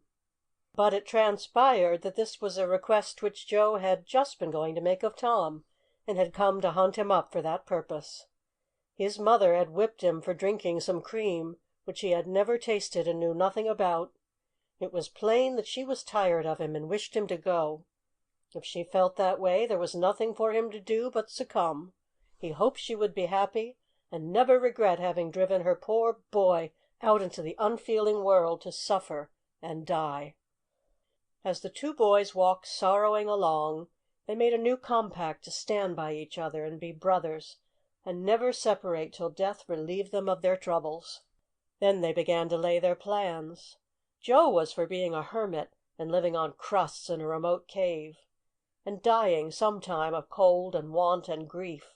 But after listening to Tom, he conceded that there were some conspicuous advantages about a life of crime, and so he consented to be a pirate. 3 miles below St. Petersburg, at a point where the Mississippi River was a trifle over a mile wide, there was a long, narrow, wooded island, with a shallow bar at the head of it, and this offered well as a rendezvous. It was not inhabited. It lay far over toward the further shore, abreast a dense and almost wholly unpeopled forest. So Jackson's Island was chosen. Who were to be the subjects of their piracies was a matter that did not occur to them. Then they hunted up Huckleberry Finn, and he joined them promptly, for all careers were one to him. He was indifferent. They presently separated to meet at a lonely spot on the river bank, 2 miles above the village, at the favorite hour, which was midnight. There was a small log raft there which they meant to capture. Each would bring hooks and lines, and such provision as he could steal, in the most dark and mysterious way, as became outlaws. And before the afternoon was done they had all managed to enjoy the sweet glory of spreading the fact that pretty soon the town would hear something. All who got this vague hint were cautioned to be mum and wait. About midnight Tom arrived with a boiled ham and a few trifles, and stopped in a dense undergrowth on a small bluff overlooking the meeting place. It was starlight and very still. The mighty river lay like an ocean at rest. Tom listened a moment, but no sound disturbed the quiet. Then he gave a low, distinct whistle. It was answered from under the bluff. Tom whistled twice more. These signals were answered in the same way. Then a guarded voice said, "Who goes there?" "Tom Sawyer, the Black Avenger of the Spanish Main. Name your names." "Huck Finn, the Red-Handed, and Joe Harper, the Terror of the Seas." Tom had furnished these titles from his favorite literature. "'Tis well. Give the countersign." Two hoarse whispers delivered the same awful word simultaneously to the brooding night. "Blood!" Then Tom tumbled his ham over the bluff and let himself down after it, tearing both skin and clothes to some extent in the effort. There was an easy, comfortable path along the shore under the bluff, but it lacked the advantages of difficulty and danger so valued by a pirate. The Terror of the Seas had brought a side of bacon, and had about worn himself out with getting it there. Finn the Red-Handed had stolen a skillet and a quantity of half-cured leaf tobacco, and had also brought a few corn cobs to make pipes with. But none of the pirates smoked or chewed but himself. The Black Avenger of the Spanish Main said it would never do to start without some fire. That was a wise thought. Matches were hardly known there in that day. They saw a fire smoldering upon a great raft 100 yards above, and they went stealthily thither and helped themselves to a chunk. They made an imposing adventure of it, saying "hist" every now and then, and suddenly halting with finger on lip, moving with hands on imaginary dagger hilts, and giving orders in dismal whispers that if the foe stirred, to let him have it to the hilt, because dead men tell no tales. They knew well enough that the raftsmen were all down at the village, laying in stores or having a spree, but still that was no excuse for their conducting this thing in an unpiratical way. They shoved off presently, Tom in command, Huck at the after oar and Joe at the forward. Tom stood amidships, gloomy-browed and with folded arms, and gave his orders in a low, stern whisper. "Luff and bring her to the wind." "Aye, aye, sir." "Steady, steady." "Steady it is, sir." "Let her go off a point." "Point it is, sir." As the boys steadily and monotonously drove the raft toward midstream, it was no doubt understood that these orders were given only for style and were not intended to mean anything in particular. "What sail's she carrying?" "Courses, topsails, and flying jib, sir." "Send the ear'yels up. Stay out aloft there, half a dozen of ye. Foretop mastons, lively now." "Aye, aye, sir." "Shake out that main t'gallantsail. Sheets and braces, now, my hearties." "Aye, aye, sir." "Helm a lee, hard a port. Stand by to meet her when she comes. Port, port, now, men. With a will, steady." "Steady it is, sir." The raft drew beyond the middle of the river. The boys pointed her head right, and then lay on their oars. The river was not high, so there was not more than a 2 or 3 mile current. Hardly a word was said during the next 3/4 of an hour. Now the raft was passing before the distant town. 2 or 3 glimmering lights showed where it lay, peacefully sleeping, beyond the vague, vast sweep of star-gemmed water, unconscious of the tremendous event that was happening. The Black Avenger stood still with folded arms, looking his last upon the scene of his former joys and his later sufferings, and wishing she could see him now, abroad on the wild sea, facing peril and death with dauntless heart, going to his doom with a grim smile on his lips. It was but a small strain on his imagination to remove Jackson's Island beyond eyeshot of the village, and so he looked his last with a broken and satisfied heart. The other pirates were looking their last too, and they all looked so long that they came near letting the current drift them out of the range of the island. But they discovered the danger in time, and made shift to avert it. About 2 o'clock in the morning the raft grounded on the bar 200 yards above the head of the island, and they waded back and forth until they had landed their freight. Part of the little raft's belongings consisted of an old sail, and this they spread over a nook in the bushes for a tent to shelter their provisions. But they themselves would sleep in the open air in good weather, as became outlaws. They built a fire against the side of a great log 20 or 30 steps within the sombre depths of the forest, and then cooked some bacon in the frying pan for supper, and used up half of the corn-pone stock they had brought. It seemed glorious sport to be feasting in that wild, free way, in the virgin forest of an unexplored and uninhabited island, far from the haunts of men, and they said they never would return to civilization. The climbing fire lit up their faces and threw its ruddy glare upon the pillared tree trunks of their forest temple, and upon the varnished foliage and festooning vines. When the last crisp slice of bacon was gone, and the last allowance of corn-pone devoured, the boys stretched themselves out on the grass, filled with contentment. They could have found a cooler place, but they would not deny themselves such a romantic feature as the roasting campfire. "Ain't it gay?" said Joe. "It's nuts," said Tom. "What would the boys say if they could see us?" "Say? Well, they'd just die to be here, hey, Hucky?" "I reckon so," said Huckleberry. "Anyways, I'm suited. I don't want nothing better'n this. I don't ever get enough to eat generally, and here they can't come and pick at a feller and bullyrag him so." "It's just the life for me," said Tom. "You don't have to get up mornings, and you don't have to go to school and wash and all that blame foolishness. You see, a pirate don't have to do anything, Joe, when he's ashore, but a hermit, he has to be prayin' considerable, and then he don't have any fun anyway, all by himself that way." "Oh, yes, that's so," said Joe, "but I haven't thought much about it, you know. I'd a good deal rather be a pirate now that I've tried it." "You see," said Tom, "people don't go much on hermits nowadays, like they used to in old times. But a pirate's always respected, and a hermit's got to sleep on the hardest place he can find, and put sackcloth and ashes on his head, and stand out in the rain, and—" "What does he put sackcloth and ashes on his head for?" inquired Huck. "I dunno, but they've got to do it. Hermits always do. You'd have to do that if you was a hermit." "Durned if I would," said Huck. "Well, what would you do?" "I dunno, but I wouldn't do that." "Why, Huck, you'd have to. How'd you get around it?" "Why, I just wouldn't stand it. I'd run away." "Run away? Well, you would be a nice old slouch of a hermit. You'd be a disgrace." The red-handed made no response, being better employed.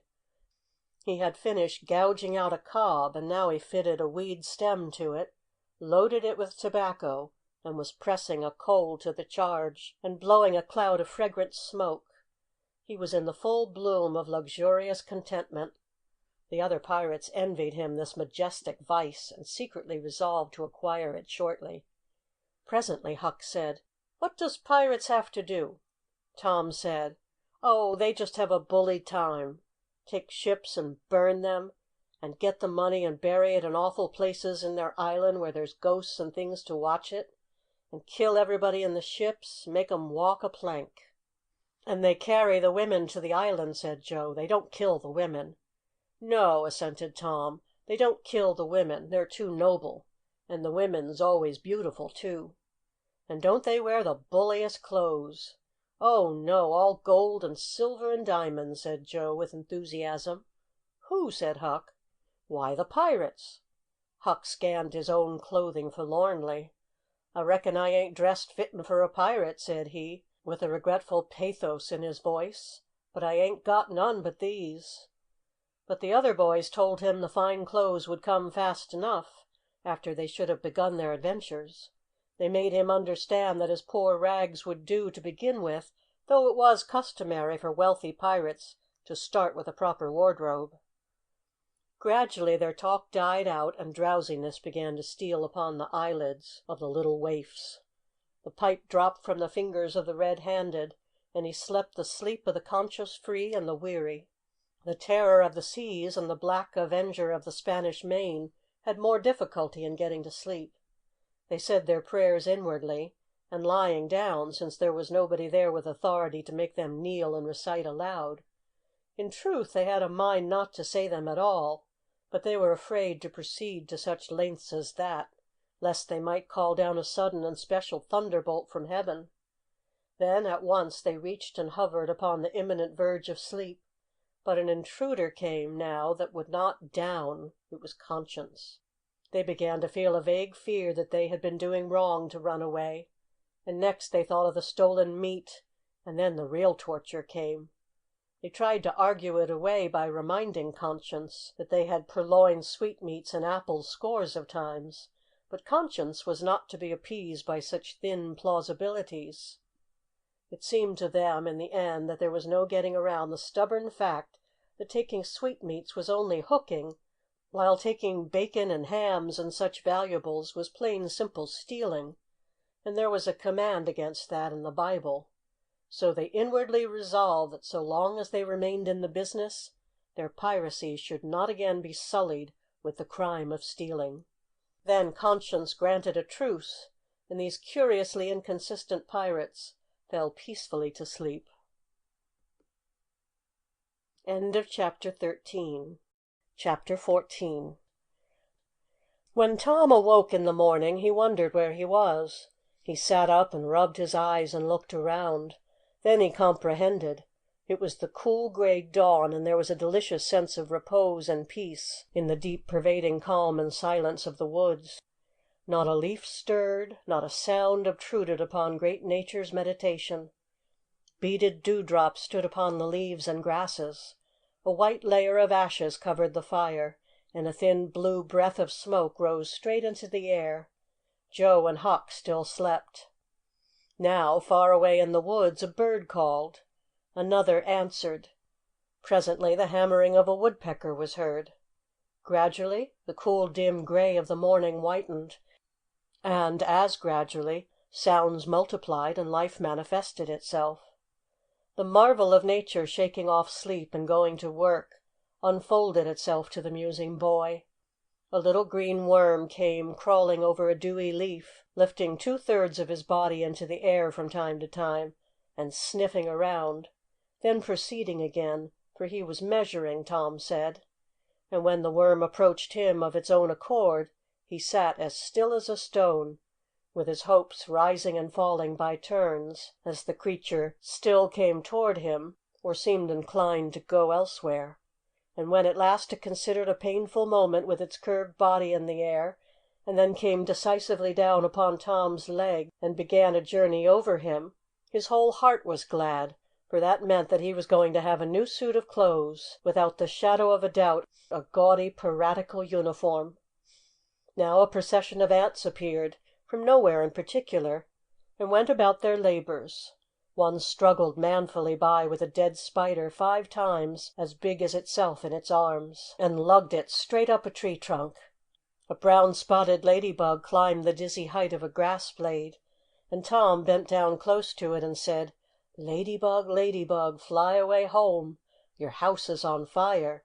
Your children's alone." And she took wing and went off to see about it, which did not surprise the boy, for he knew of old that this insect was credulous about conflagrations, and he had practised upon its simplicity more than once.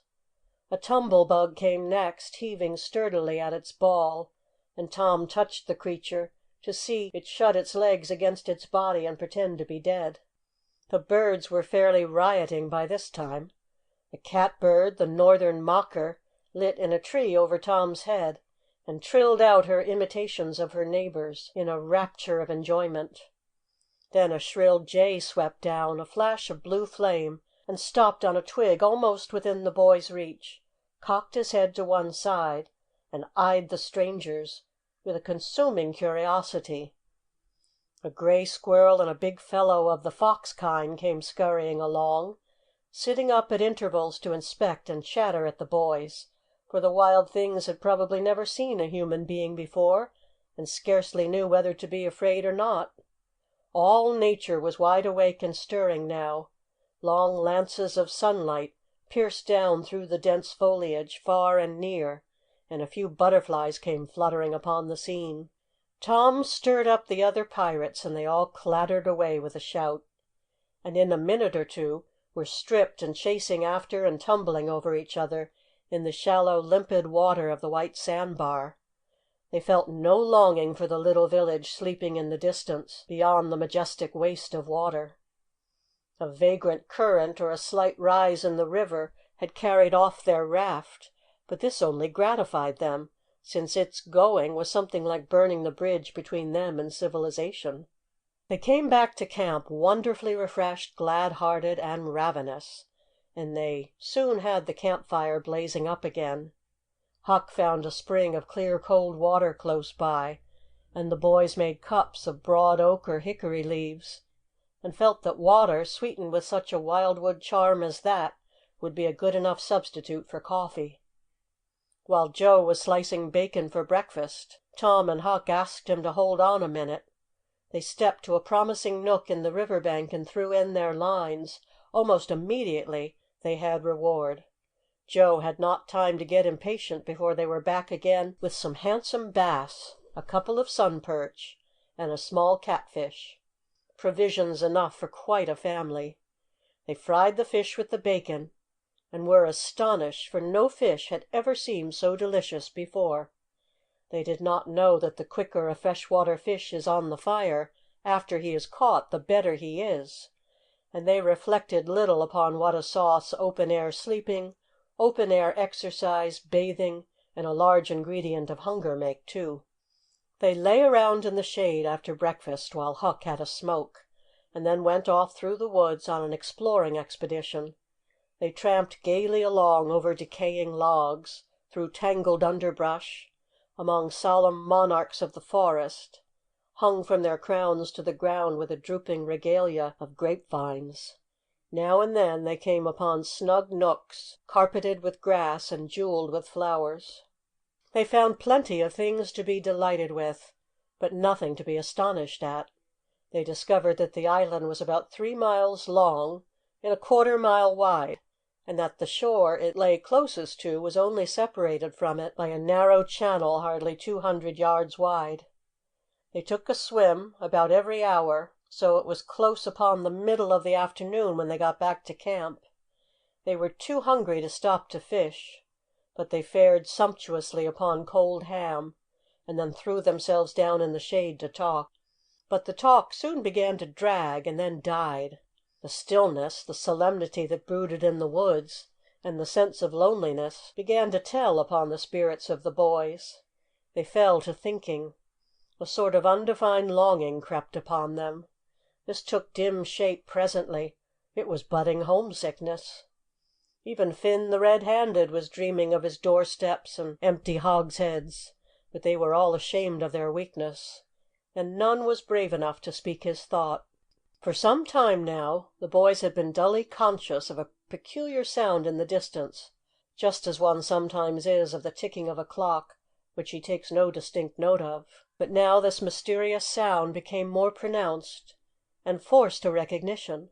The boys started, glanced at each other, and then each assumed a listening attitude. There was a long silence, profound and unbroken. Then a deep, sullen boom came floating down out of the distance. "What is it?" exclaimed Joe under his breath. "I wonder," said Tom in a whisper. "'Tain't thunder," said Huckleberry in an awed tone, "because thunder—" "Hark!" said Tom. "Listen! Don't talk!" They waited a time that seemed an age, and then the same muffled boom troubled the solemn hush. "Let's go and see." They sprang to their feet and hurried to the shore toward the town. They parted the bushes on the bank and peered out over the water. The little steam ferry boat was about a mile below the village, drifting with the current. Her broad deck seemed crowded with people. There were a great many skiffs rowing about or floating with the stream in the neighborhood of the ferry boat, but the boys could not determine what the men in them were doing. Presently a great jet of white smoke burst from the ferry boat's side, and as it expanded and rose in a lazy cloud, that same dull throb of sound was borne to the listeners again. "I know now!" exclaimed Tom. "Somebody's drownded." "That's it," said Huck. "They done that last summer when Bill Turner got drownded. They shoot a cannon over the water, and that makes him come up to the top. Yes, and they take loaves of bread and put quicksilver in 'em, and set 'em afloat, and wherever there's anybody that's drownded, they'll float right there and stop." "Yes, I've heard about that," said Joe. "Wonder what makes the bread do that." "Oh, it ain't the bread so much," said Tom. I reckon it's mostly what they say over it before they started out." "But they don't say anything over it," said Huck. "I've seen 'em, and they don't." "Well, that's funny," said Tom. "But maybe they say it to themselves. Of course they do. Anybody might know that." The other boys agreed that there was reason in what Tom said, because an ignorant lump of bread, uninstructed by an incantation, could not be expected to act very intelligently when set upon an errand of such gravity. "By jings, I wish I was over there now," said Joe. "I do too," said Huck. "I'd give heaps to know who it is." The boys still listened and watched. Presently a revealing thought flashed through Tom's mind, and he exclaimed, "Boys, I know who's drownded! It's us!" They felt like heroes in an instant. Here was a gorgeous triumph. They were missed. They were mourned. Hearts were breaking on their account. Tears were being shed. Accusing memories of unkindness to these poor lost lads were rising up, and unavailing regrets and remorse were being indulged. And best of all, the departed were the talk of the whole town, and the envy of all the boys, as far as this dazzling notoriety was concerned. This was fine. It was worth while to be a pirate after all. As twilight drew on, the ferry boat went back to her accustomed business, and the skiffs disappeared. The pirates returned to camp. They were jubilant with vanity over their new grandeur and the illustrious trouble they were making. They caught fish, cooked supper, and ate it, and then fell to guessing at what the village was thinking and saying about them, and the pictures they drew of the public distress on their account were gratifying to look upon from their point of view. But when the shadows of night closed them in, they gradually ceased to talk and sat gazing into the fire, with their minds evidently wandering elsewhere. The excitement was gone now, and Tom and Joe could not keep back thoughts of certain persons at home who were not enjoying this fine frolic as much as they were. Misgivings came. They grew troubled and unhappy. A sigh or two escaped unawares. By and by Joe timidly ventured upon a roundabout feeler as to how the others might look upon a return to civilization. Not right now, but Tom withered him with derision. Huck, being uncommitted as yet, joined in with Tom, and the waverer quickly explained and was glad to get out of the scrape with as little taint of chicken-hearted homesickness clinging to his garments as he could. Mutiny was effectually laid to rest for the moment. As the night deepened, Huck began to nod and presently to snore. Joe followed next. Tom lay upon his elbow motionless for some time, watching the two intently. At last he got up cautiously, on his knees, and went searching among the grass and the flickering reflections flung by the campfire. He picked up and inspected several large semi-cylinders of the thin white bark of a sycamore, and finally chose two which seemed to suit him. Then he knelt by the fire and painfully wrote something upon each of these with his red keel. One he rolled up and put in his jacket pocket, and the other he put in Joe's hat, and removed it to a little distance from the owner. And he also put into the hat certain schoolboy treasures of almost inestimable value, among them a lump of chalk, an india-rubber ball, 3 fish hooks, and one of that kind of marbles known as a sure-'nough crystal. Then he tiptoed his way cautiously among the trees till he felt that he was out of hearing, and straightway broke into a keen run in the direction of the sandbar. Chapter 14. Chapter 15. A few minutes later, Tom was in the shoal water of the bar, wading towards the Illinois shore. Before the depth reached his middle, he was halfway over. The current would permit no more wading now, so he struck out confidently to swim the remaining 100 yards. He swam quartering upstream, but still was swept downwards rather faster than he expected. However, he reached the shore finally, and drifted along till he found a low place and drew himself out. He put his hand on his jacket pocket, found his piece of bark safe, and then struck through the woods, following the shore, with streaming garments. Shortly before 10 o'clock he came out into an open place opposite the village, and saw the ferry boat lying in the shadow of the trees and the high bank. Everything was quiet under the blinking stars. He crept down the bank, watching with all his eyes, slipped into the water, swam 3 or 4 strokes, and climbed into the skiff that did yawl duty at the boat's stern. He laid himself down under the thwarts and waited, panting. Presently the cracked bell tapped and a voice gave off the order to cast off. A moment or two later the skiff's head was standing high up against the boat's swell, and the voyage was begun. Tom felt happy in his success, for he knew it was the boat's last trip for the night. At the end of a long 12 or 15 minutes, the wheel stopped, and Tom slipped overboard and swam ashore in the dusk, landing 50 yards downstream out of danger of possible stragglers. He flew along unfrequented alleys and shortly found himself at his aunt's back fence. He climbed over and approached the L, and looked in the sitting-room window, for a light was burning there. There sat Aunt Polly, Sid, Mary, and Joe Harper's mother, grouped together talking. They were by the bed, and the bed was between them and the door. Tom went to the door and began to softly lift the latch. Then he pressed gently, and the door yielded a crack. He continued pushing cautiously, and quaking every time it creaked, till he judged he might squeeze through on his knees, so he put his head through and began warily. "What makes the candle blow so?" said Aunt Polly. Tom hurried up. "Why, that's doors open, I believe." "Why, of course it is. No end of strange things now. Go along and shut it, Sid." Tom disappeared under the bed just in time. He lay and breathed himself for a time, and then crept to where he could almost touch his aunt's foot. "But as I was saying," said Aunt Polly, "he warn't bad, so to say, only mischievous, only just giddy and harm-scarm, you know. He warn't any more responsible than a colt. He never meant any harm, and he was the best-hearted boy that ever was." And she began to cry. "It's just so with my Joe, always up to his devilment and up to every kind of mischief, but he was just as unselfish and kind as he could be. And laws bless me, to think I went and whipped him for taking that cream, never once recollecting that I throwed it out myself because it was sour. And I never to see him again in this world, never, never, never, poor abused boy." And Miss Harper sobbed, as if her heart would break. "I hope Tom's better off where he is," said Sid. "But if he'd been better in some ways—" "Sid!"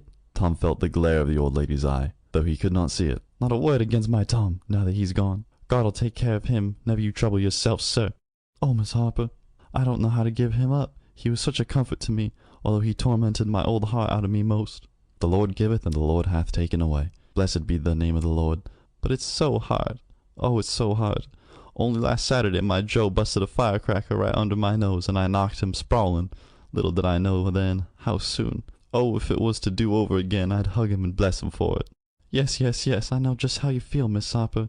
I know just exactly how you feel. No longer ago than yesterday noon, my Tom took and filled the cat full of painkiller, and I did think the cruder would tear the house down. And God forgive me, I cracked Tom's head with my thimble, poor boy, poor dead boy. But he's out of all his troubles now, and the last words I ever heard him say was to reproach."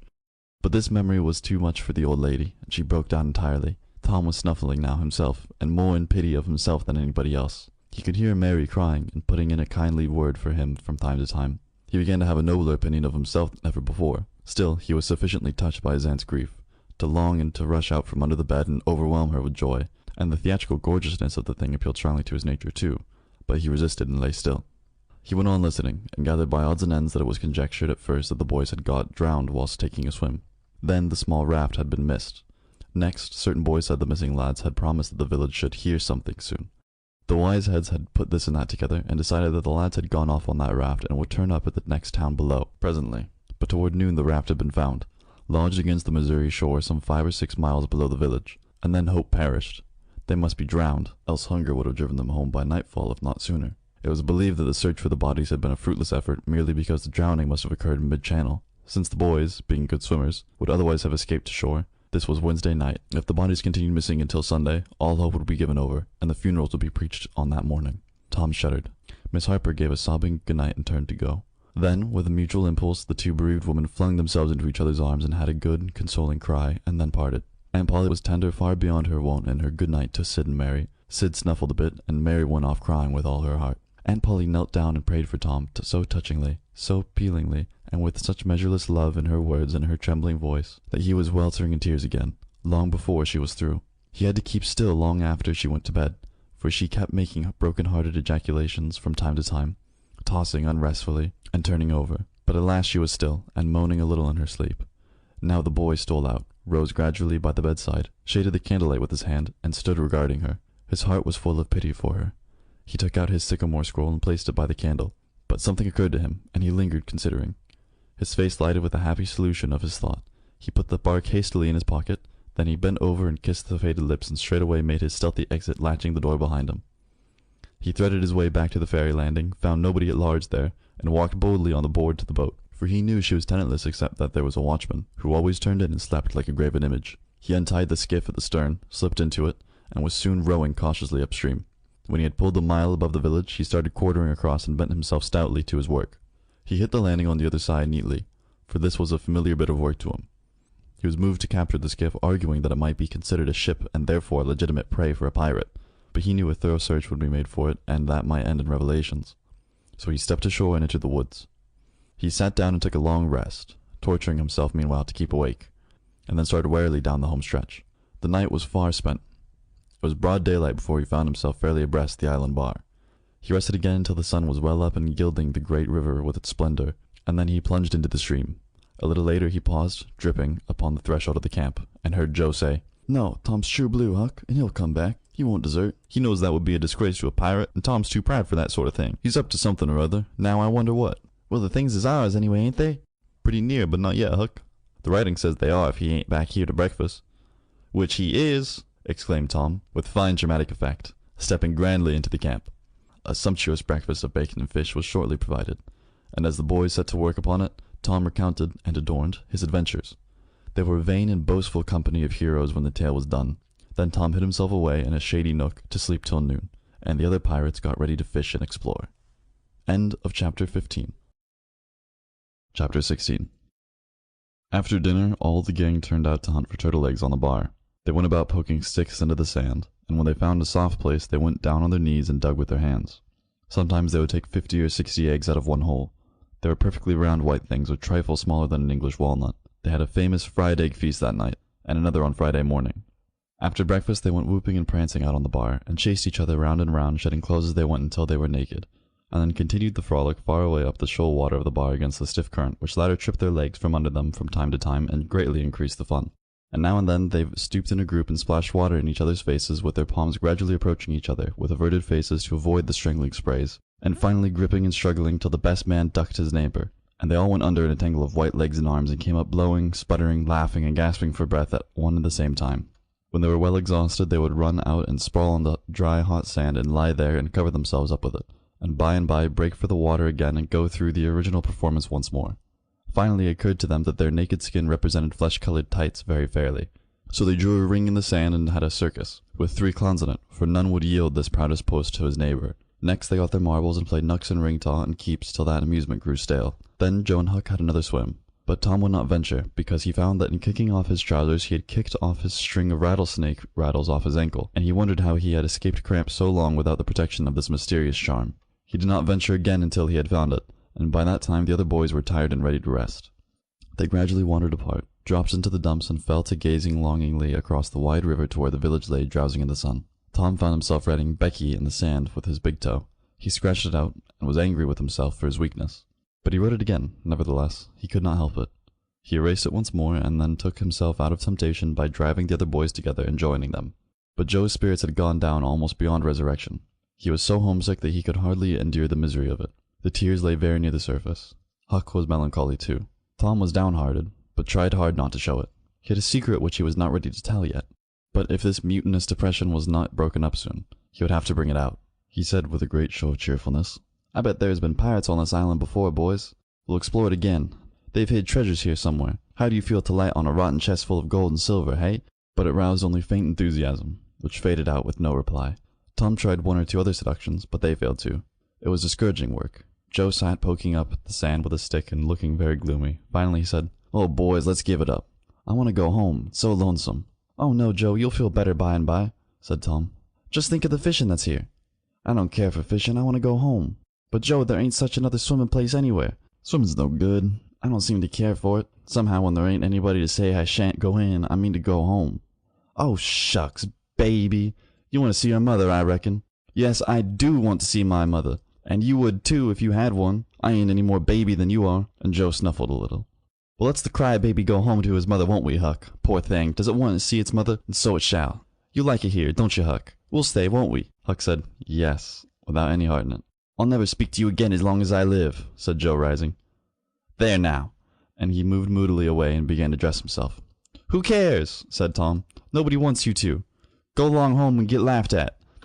Oh, you're a nice pirate. Huck and me ain't cry-babies. Let him go if he wants to. I reckon we can get along without him, perhaps." but Tom was uneasy nevertheless, and was alarmed to see Joe go sullenly on with his dressing. And then it was discomforting to see Huck eyeing Joe's preparations so wistfully, and keeping up such an ominous silence. Presently, without a parting word, Joe began to wade off toward the Illinois shore. Tom's heart began to sink. He glanced at Huck. Huck could not bear the look, and dropped his eyes. Then he said, "I want to go too, Tom. It was getting so lonesome anyway, and now it'll be worse. Let's us go too, Tom." "I won't. You can all go if you want to. I mean to stay. Tom, I better go." "Well, go along. Who's hindering you?"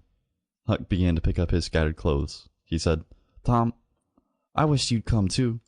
Now you think it over. We'll wait for you when we get to shore." "Well, you'll wait a blame long time, that's all." Huck started sorrowfully away, and Tom stood looking after him, with a strong desire tugging at his heart to yield his pride and go along too.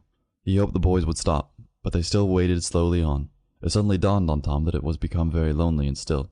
He made one final struggle with his pride, and then darted after his comrades, yelling, "Wait, wait! I'm going to tell you something." They presently stopped and turned around. When he got to where they were, he began unfolding his secret, and they listened moodily till at last they saw the point he was driving at. And then they set up a war whoop of applause, and said it was splendid, and said if he had told them at first they wouldn't have started away. He made a plausible excuse, but his real reason had been the fear that not even the secret would keep them with him any very great length of time, and so he had meant to hold it in reserve as a last seduction. The lads came gaily back and went at their sports again with a will, chattering all the time about Tom's stupendous plan and admiring the genius of it. After a dainty egg and fish dinner, Tom said he wanted to learn to smoke now. Joe caught at the idea and said he would like to try too. So Huck made pipes and filled them. These novices had never smoked anything before but cigars of grapevine, and they bit the tongue and were not considered manly anyway. Now they stretched themselves out on their elbows and began to puff charily and with slender confidence. The smoke had an unpleasant taste, and they gagged a little, but Tom said, "Why, it's just as easy. If I'd have known this was all, I'd have learnt long ago." "So would I," said Joe. "It's nothing. Why, many a time I've looked at people smoking and thought, well, I wish I could do that. But I never thought I could," said Tom. "That's just the way with me, ain't it, Huck? You've heard me talk that way, haven't you, Huck?" "I'll leave it to Huck if I haven't." "Yes, heaps of times," said Huck. "Well, I have too," said Tom. "Oh, hundreds of times. Once down by the slaughterhouse. Don't you remember, Huck? Bob Tanner was there, and Johnny Miller, and Jeff Thatcher when I said it. Don't you remember, Huck, about me saying that?" "Yes, that's so," said Huck. "That was the day after I lost White Alley. No, 'twas the day before." "There, I told you so," said Tom. "Huck recollects it. I believe I could smoke this pipe all day," said Joe. "I don't feel sick." "Neither do I," said Tom. "I could smoke it all day. But I bet you Jeff Thatcher couldn't." "Jeff Thatcher? Why, he'd kill over with just 2 draws. Just let him try it once, he'd see." "I bet he would. And Johnny Miller, I wish I could see Johnny Miller tackle it once." "Oh, don't I?" said Joe. "Why, I bet you Johnny Miller couldn't any more do this than nothing. Just one little snifter would fetch him. 'Deed it would, Joe. Say, I wish the boys could see us now." "So do I." "Say, boys, don't say anything about it, and sometime, when they're around, I'll come up to you and say, 'Joe, got a pipe? I want to smoke.' And you'll say, kind of careless-like, as if it warn't anything, you'll say, 'Yes, I got my old pipe, and another one, but my tobacco ain't very good.' And I'll say, 'Oh, that's all right, if it's strong enough.' And then you'll out with the pipes, and we'll light up just as calm. And then just see 'em look. By jings, that'll be gay, Tom. I wish it was now." "So do I. When we tell 'em we learned when we was off pirating, won't they wish they'd been along?" "Oh, I reckon not. I'll just bet they will." So the talk ran on, but presently it began to flag a trifle and grow disjointed. The silences widened. The expectoration marvelously increased. Every pore inside the boys' cheeks became a spouting fountain. They could scarcely bail out the cellars under their tongues fast enough to prevent an inundation. Little overflowings down their throats occurred in spite of all they could do, and sudden retchings followed every time. Both boys were looking very pale and miserable now. Joe's pipe dropped from his nerveless fingers. Tom's followed. Both fountains were going furiously, and both pumps bailing with might and main. Joe said feebly, I've lost my knife. I reckon I better go and find it." Tom said with a quivering lips and halting utterance, I'll help you. You go over that way and I'll hunt around by the spring. No, you needn't come, Huck. We can find it." So Huck sat down again and waited an hour. Then he found it lonesome and went to find his comrades. They were wide apart in the woods, both very pale, both fast asleep. But something informed him that if they had had any trouble, they had got rid of it. They were not talkative at supper that night. They had a humble look, and when Huck prepared his pipe after the meal and was going to prepare theirs, they said no, they were not feeling very well. Something they ate at dinner had disagreed with them. About midnight, Joe awoke and called the boys. There was a brooding oppressiveness in the air that seemed to bode something. The boys huddled themselves together and sought the friendly companionship of the fire, though the dull, dead heat of the breathless atmosphere was stifling. They sat still, intent and waiting. The solemn hush continued. Beyond the light of the fire everything was swallowed up in the blackness of darkness. Presently there came a quivering glow that vaguely revealed the foliage for a moment and then vanished. By and by another came, a little stronger. Then another. Then a faint moan came sighing through the branches of the forest, and the boys felt a fleeting breath upon their cheeks, and shuddered with the fancy that the spirit of the night had gone by. There was a pause. Now a weird flash turned night into day, and showed every little grass blade, separate and distinct, that grew about their feet. And it showed 3 white, startled faces, too. A deep peal of thunder went rolling and tumbling down the heavens, and lost itself in sullen rumblings in the distance. A sweep of chilly air passed by, rustling all the leaves and snowing the flaky ashes broadcast about the fire. Another fierce glare lit up the forest, and an instant crash followed that seemed to rend the treetop right over the boys' heads. They clung together in terror in the thick gloom that followed. A few big raindrops fell, pattering upon the leaves. "Quick, boys! Go for the tent!" exclaimed Tom. They sprang away, stumbling over roots and among vines in the dark, no two plunging in the same direction. A furious blast roared through the trees, making everything sing as it went. One blinding flash after another came, and peal on peal of deafening thunder. And now a drenching rain poured down, and the rising hurricane drove it in sheets along the ground. The boys cried out to each other, but the roaring wind and the booming thunderblast drowned their voices utterly. However, one by one they straggled in at last and took shelter under the tent, cold, scared, and streaming with water. But to have company in misery seemed something to be grateful for. They could not talk. The old sail flapped so furiously, even if the other noises would have allowed them. The tempest rose higher and higher, and presently the sail tore loose from its fastenings and went winging away on the blast. The boys seized each other's hands and fled, with many tumblings and bruises, to the shelter of a great oak that stood upon the river bank. Now the battle was at its highest, under the ceaseless conflagration of lightning that flamed in the skies. Everything below stood out in clean-cut and shadowless distinctness. The bending trees, the billowy river white with foam, the driving spray of spume flakes, the dim outlines of the high bluffs on the other side, glimpsed through the drifting cloud-rack and the slanting veil of rain. Every little while some giant tree yielded the fight and fell crashing through the younger growth, and the unflagging thunder peals came now in ear-splitting explosive bursts, keen and sharp and unspeakably appalling. The storm culminated in one matchless effort that seemed likely to tear the island to pieces, burn it up, drown it to the treetops, blow it away, and deafen every creature in it, all at one and the same moment.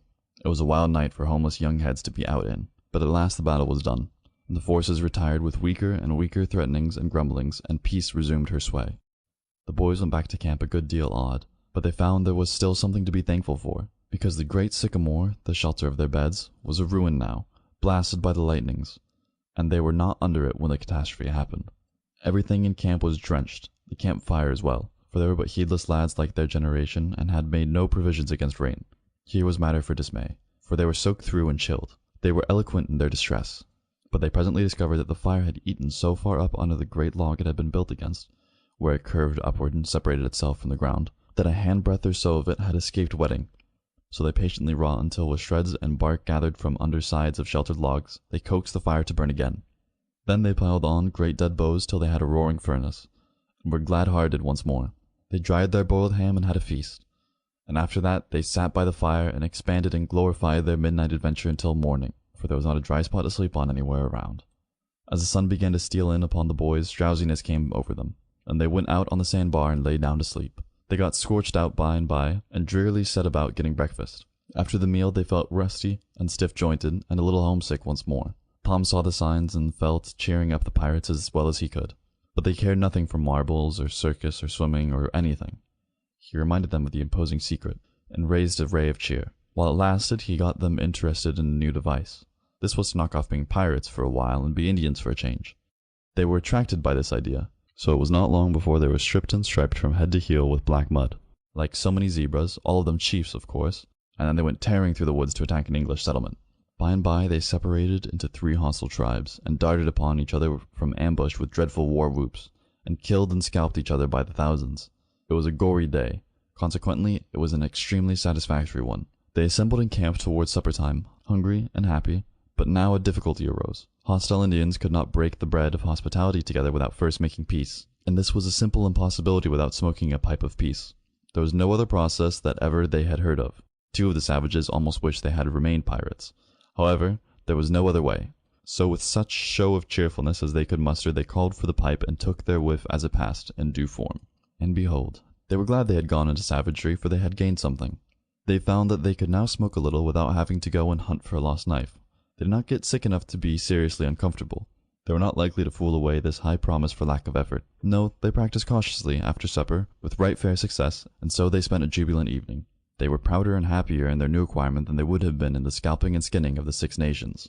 We will leave them to smoke and chatter and brag, since we have no further use for them at present. End of Chapter 16. Chapter 17. But there was no hilarity in the little town that same tranquil Saturday afternoon. The Harpers and Aunt Polly's family were being put into mourning with great grief and many tears. An unusual quiet possessed the village, although it was ordinarily quiet enough and all conscious. The villagers conducted their concerns with an absent air, and talked little, but they sighed often. The Saturday holiday seemed a burden to the children. They had no heart in their sports, and gradually gave them up. In the afternoon Becky Thatcher found herself moping about the deserted schoolyard, and feeling very melancholy, but she found nothing there to comfort her. She soliloquized, "Oh, if I only had a brass anti-iron knob again! But I haven't got anything now to remember him by." And she choked back a little sob. Presently she stopped and said to herself, "It was right here. Oh, if it was to do over again, I wouldn't say that. I wouldn't say it for the whole world. But he's gone now. I'll never, never, never see him any more." This thought broke her down, and she wandered away with tears rolling down her cheeks. And quite a group of boys and girls, playmates of Tom's and Joe's, came by and stood looking over the paling fence and talking reverent tones of how Tom did so and so the last time they saw him, and how Joe said this and that small trifle, pregnant with awful prophecy, as they could easily see now, and each speaker pointed out the exact spot where the lost lads stood at the time, and then added something like, "And I was a-standing just so, just as I am now, and as if you was him, I was as close as that, and he smiled just this way, and then something seemed to go all over me like awful, you know, and I never thought what it meant, of course, but I can see now."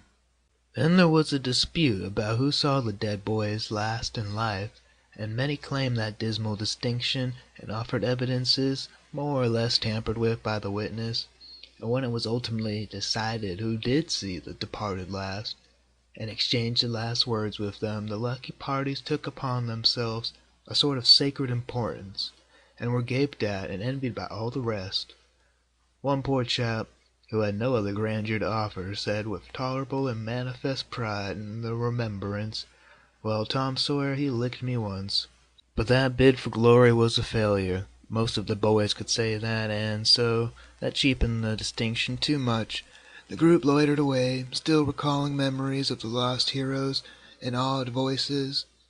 When the Sunday school hour was finished, the next morning the bell began to toll instead of ringing in the usual way. It was a very still Sabbath, and the mournful sound seemed keeping with the musing hush that lay upon nature. The villagers began to gather, loitering a moment in the vestibule to converse in whispers about the sad event.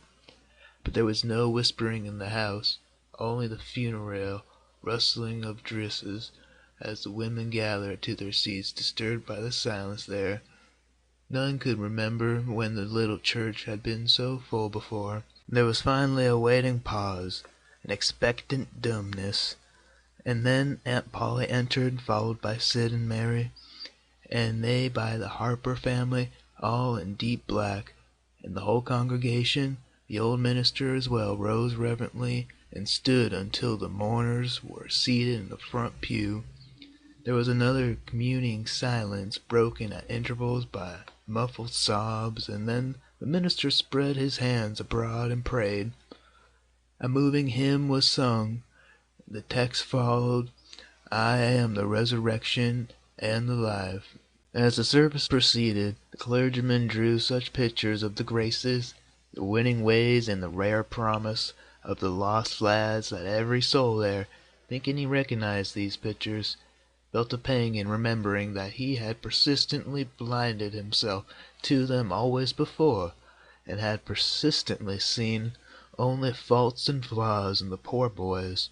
The minister related many touching incidences in the lives of the departed, too, which illustrated their sweet, generous natures, and the people could easily see now how noble and beautiful those episodes were, and remembered with grief that at the time they occurred they had seemed rank rascalities, well deserving of the cowhide. The congregation became more and more moved as the pathetic tale went on, till at last the whole company broke down and joined the weeping mourners in a chorus of anguished sobs, the preacher himself giving way to his feelings and crying in the pulpit. There was a rustle in the gallery, which nobody noticed. A moment later the church door creaked. The minister raised his streaming eyes above his handkerchief and stood transfixed. First one and then another pair of eyes followed the minister's, and then almost with one impulse the congregation rose and stared while the three dead boys came marching up the aisle, Tom in the lead, Joe next, and Huck, a ruin of drooping rags, sneaking sheepishly in the rear. They had been hid in the unused gallery listening to their own funeral sermon. Aunt Polly, Mary, and the Harpers threw themselves upon their restored ones, smothered them with kisses, and poured out thanksgivings, while poor Huck stood abashed and uncomfortable, not knowing exactly what to do or where to hide from so many unwelcoming eyes. He wavered and started to slink away, but Tom seized him and said, "Aunt Polly, it ain't fair. Somebody's got to be glad to see Huck, and so they shall. I'm glad to see him, poor motherless thing." And the loving attentions Aunt Polly lavished upon him were the one thing capable of making him more uncomfortable than he was before.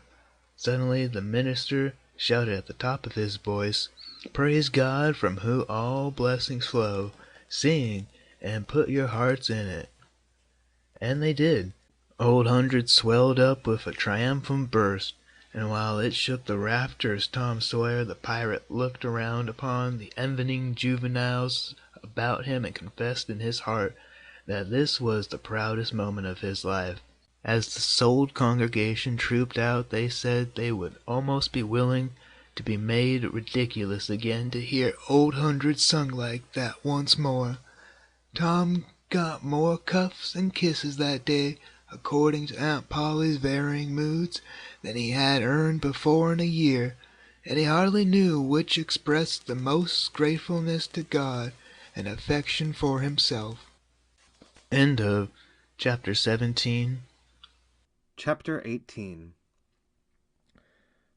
That was Tom's great secret, the scheme to return home with his brother pirates and attend their own funerals. They had paddled over to the Missouri shore on a log, at dusk on Saturday, landing 5 or 6 miles below the village. They had slept in the woods at the edge of the town till nearly daylight, and had then crept through back lanes and alleys, and finished their sleep in the gallery of the church among a chaos of invalided benches. At breakfast Monday morning, Aunt Polly and Mary were very loving to Tom and very attentive to his wants. There was an unusual amount of talk. In the course of it Aunt Polly said, "Well, I don't say it wasn't a fine joke, Tom, to keep everybody suffering most a week so you boys had a good time. If you could come over on a log to go to your funeral, you could have come over and give me a hint some way that you weren't dead, but only run off." "Yes, you could have done that, Tom," said Mary, "and I believe you would have if you had thought of it." "Would you, Tom?" said Aunt Polly, her face lighting wistfully. "Say now, would you if you'd thought of it?" Well, I don't know. 'Twould have spoiled everything." "Tom, I hoped you loved me that much," said Aunt Polly, with a grieved tone that discomforted the boy. "It would have been something if you'd cared enough to think of it, even if you didn't do it."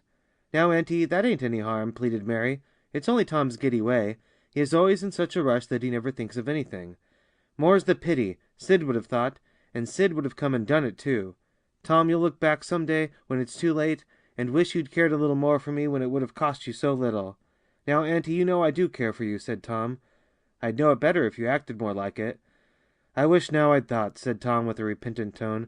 "But I dreamt about you anyway. That's something, ain't it? It ain't much. A cat does that much. But it's better than nothing. What did you dream? Why, Wednesday night I dreamt that you was sitting over there by the bed, and Sid was sitting by the woodbox, and Mary next to him. Well, so we did. So we always do. I'm glad your dreams could take even that much trouble about us. And I dreamt that Joe Harper's mother was here. Why, she was here. Did you dream any more? Oh, lots, but it's so dim now. Well, try to recollect, can't you? Somehow it seems to me that the wind blowed Try harder, Tom. The wind did blow something. Come. Tom pressed his fingers on his forehead an anxious minute, and then said, I've got it now. It blowed the candle. Mercy on us. Go on, Tom, go on. And it seems to me that you said, why, I believe that door... Go on, Tom. Just let me study for a moment. Just a moment. Oh, yes. You said you believed the door was open. As I'm sitting here, I did. Didn't I, Mary? Go on. And then...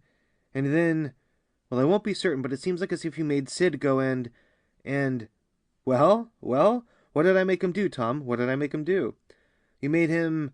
You made him shut it. Well, for the land's sake. I never heard the beat of that in all my days. Don't tell me there ain't anything in dreams any more. Serenity Harper shall know of this before I'm an hour older. I'd like to see her get around this with her rubbish about superstition. Go on, Tom. Oh, it's all getting just as bright as day now. Next you said I weren't bad, only mischievous and harum-scarum, and not any more responsible than, I think it was a colt or something. And so it was. Well, goodness gracious. Go on, Tom. And then you began to cry. So I did. Not the first time neither. And then Mrs. Harper, she began to cry, and said Joe was just the same, and she wished she hadn't whipped him for taking cream when she'd thrown it out her own self. Tom, the spirit was upon you. You was a prophesying. That's what you was doing. Land alive. Go on, Tom. Then Sid, he said... I don't think I said anything, said Sid. Yes, you did, Sid, said Mary. Shut your heads and let Tom go on. What did he say, Tom? He said... I think he said he hoped I was better off where I was gone to, but if I'd been better sometimes... There, did you hear that? It was his very words. And you shut him up sharp. I lay I did. There must have been an angel there. There was an angel there somewheres. And Mrs. Harper told about Joe scaring her with the firecracker, and you told about Peter and the painkiller. Just as true as I live. And then there was a whole lot of talk about dragging the river for us, and about having the funeral Sunday, and then you and old Miss Harper hugged and cried and she went. It happened just so. As sure as I'm a-sitting in these very tracks. Tom, you couldn't told it more like if you'd a-seen it. And then what? Go on, Tom. Then I thought you prayed for me, and I could see you and hear every word you said. And you went to bed, and I was so sorry that I took and wrote on a piece of sycamore bark, "We ain't dead, we are only off being pirates," and I put it on the table by the candle. And then you looked so good, laying there asleep, that I thought I went and leaned over and kissed you on the lips. Did you, Tom? Did you? I just forgive you everything for that. And she seized the boy in a crushing embrace that made him feel like the guiltiest of villains. It was very kind, even though it was only a dream, Sid soliloquized just audibly. Shut up, Sid. A body does just the same in a dream as he'd do if he was awake. Here's a big millum apple I've been saving for you, Tom, if you was ever found again. Now go along to school. I'm thankful to the good God and Father of us all I've got you back, that's long-suffering and merciful to them that believe on him and keep his word, though goodness knows I'm unworthy of it. But if only the worthy ones got his blessings and had his hand to help them over the rough places, there's few enough would smile here or ever enter into his rest when the long night comes. Go along, Sid, Mary, Tom. Take yourselves off. You've hindered me long enough. The children left for school, and the old lady to call on Mrs. Harper and vanquish her realism with Tom's marvelous dream. Sid had better judgment than to utter the thought that was in his mind as he left the house. It was this. Pretty thin, as long a dream as that without any mistakes in it. What a hero Tom was become now! He did not go skipping and prancing, but moved with a dignified swagger as became a pirate who felt that the public eye was on him. And indeed it was. He tried not to seem to see the looks or hear the remarks as he passed along, but they were food and drink to him. Smaller boys than himself flocked at his heels, as proud to be seen with him, and tolerated by him as if he had been the drummer at the head of a procession or the elephant leading a menagerie into town. Boys of his own size pretended not to know he had been away at all, but they were consuming with envy nevertheless.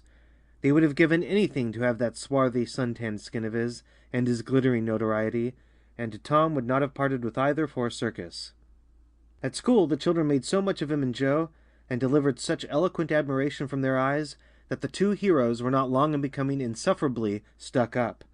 They began to tell their adventures to hungry listeners, but they only began. It was not a thing likely to have an end, with imaginations like theirs to furnish material. And finally, when they got out their pipes and went serenely puffing around, the very summit of glory was reached. Tom decided that he could be independent of Becky Thatcher now. Glory was sufficient. He would live for glory. Now that he was distinguished, maybe she would be wanting to make up. Well, let her. She should see that he could be as indifferent as some other people. Presently she arrived. Tom pretended not to see her. He moved away and joined a group of boys and girls and began to talk. Soon he observed that she was tripping gaily back and forth with flushed face and dancing eyes, pretending to be busy chasing schoolmates, and screaming with laughter when she made a capture. But he noticed that she always made her captures in his vicinity, and that she seemed to cast a conscious eye in his direction at such times too. It gratified all the vicious vanity that was in him, and so, instead of winning him, it only set him up the more, and made him the more diligent to avoid betraying that he knew she was about. Presently she gave over to skylarking, and moved irresolutely about, sighing once or twice, and glancing furtively and wistfully toward Tom. Then she observed that now Tom was talking more particularly to Amy Lawrence than to anyone else. She felt a sharp pang, and grew disturbed and uneasy at once. She tried to go away, but her feet were treacherous, and carried her to the group instead. She said to a girl almost at Tom's elbow, with sham vivacity, "Why, Mary Austin, you bad girl, why didn't you come to Sunday school? I did come, didn't you see me? Why, no, did you? Where did you sit? I was in Miss Peters' class, where I always go. I saw you. Did you? Why, it's funny I didn't see you. I wanted to tell you about the picnic. Oh, that's jolly. Who's going to give it? My ma's going to let me have one. Oh, goody. I hope she'll let me come. Well, she will. The picnic's for me. She'll let anybody come that I want, and I want you. That's ever so nice. When is it going to be? By and by, maybe about vacation. Oh, won't it be fun? You're going to have all the girls and boys? Yes, everyone that's friends to me, or wants to be. And she glanced ever so furtively at Tom, but he talked right along to Amy Lawrence about the terrible storm on the island, and how the lightning tore the great sycamore tree all to flinders while he was standing within 3 feet of it. Oh, may I come? Said Grace Miller. Yes. And me? Said Sally Rogers. Yes. And me too? Said Susie Harper. And Joe? Yes. And so on with clapping of joyful hands, till all the group had begged for invitations but Tom and Amy. Then Tom turned coolly away, still talking, and took Amy with him. Becky's lips trembled, and the tears came to her eyes. She hid these signs with a forced gaiety, and went on chattering, but the life had gone out of the picnic now, and out of everything else. She got away as soon as she could, and hid herself and had what her sex call a good cry. Then she sat moody, with wounded pride, till the bell rang. She roused up now, with a vindictive cast in her eye, and gave her plaited tails a shake, and said she knew what she'd do. At recess, Tom continued his flirtation with Amy with jubilant self-satisfaction, and he kept drifting about to find Becky and lacerate her with the performance. At last he spied her, but there was a sudden falling of his mercury. She was sitting cosily on a little bench behind the schoolhouse, looking at a picture book with Alfred Temple, and so absorbed were they, and their heads so close together over the book, that they did not seem to be conscious of anything in the world besides. Jealousy ran red-hot through Tom's veins. He began to hate himself for throwing away the chance Becky had offered for a reconciliation. He called himself a fool and all the hard names he could think of. He wanted to cry with vexation. Amy chatted happily along as they walked, for her heart was singing, but Tom's tongue had lost its function, and whenever she paused expectantly he could only stammer an awkward assent, which was as often misplaced as otherwise. He kept drifting to the rear of the schoolhouse, again and again, to sear his eyeballs with the hateful spectacle there. He could not help it, and it maddened him to see, as he thought he saw, that Becky Thatcher never once suspected that he was even in the land of the living. But she did see, nevertheless, and she knew she was winning her fight, too, and was glad to see him suffer as she had suffered. Amy's happy prattle became intolerable. Tom hinted at things he had to attend to, things that must be done, and time was fleeting. But in vain the girl chirped on. Tom thought, "Oh, hang her, ain't I ever going to get rid of her?" At last he must be attending to those things, and she said artlessly that she would be around when school let out, and he hastened away, hating her for it. Any other boy, Tom thought, grating his teeth. Any boy in the whole town but that St. Louis smarty that thinks he dresses so fine in his aristocracy. Oh, all right. I licked you the first day you ever saw this town, mister, and I'll lick you again. You just wait till I catch you out. I'll just take and he went through the motions of thrashing an imaginary boy, pummeling the air and kicking and gouging. "Oh, you do you? You holler enough, do you? Now then let that learn you." And so the imaginary flogging was finished to his satisfaction. Tom fled home at noon. His conscience could not endure any more of Amy's grateful happiness, and his jealousy could bear no more of the other distress. Becky resumed her picture inspections with Alfred, but as the minutes dragged along and no Tom came to suffer, her triumph became to cloud, and she lost interest. Gravity and absent-mindedness followed, and then melancholy. 2 or 3 times she pricked up her ear at a footstep, but it was a false hope. No Tom came.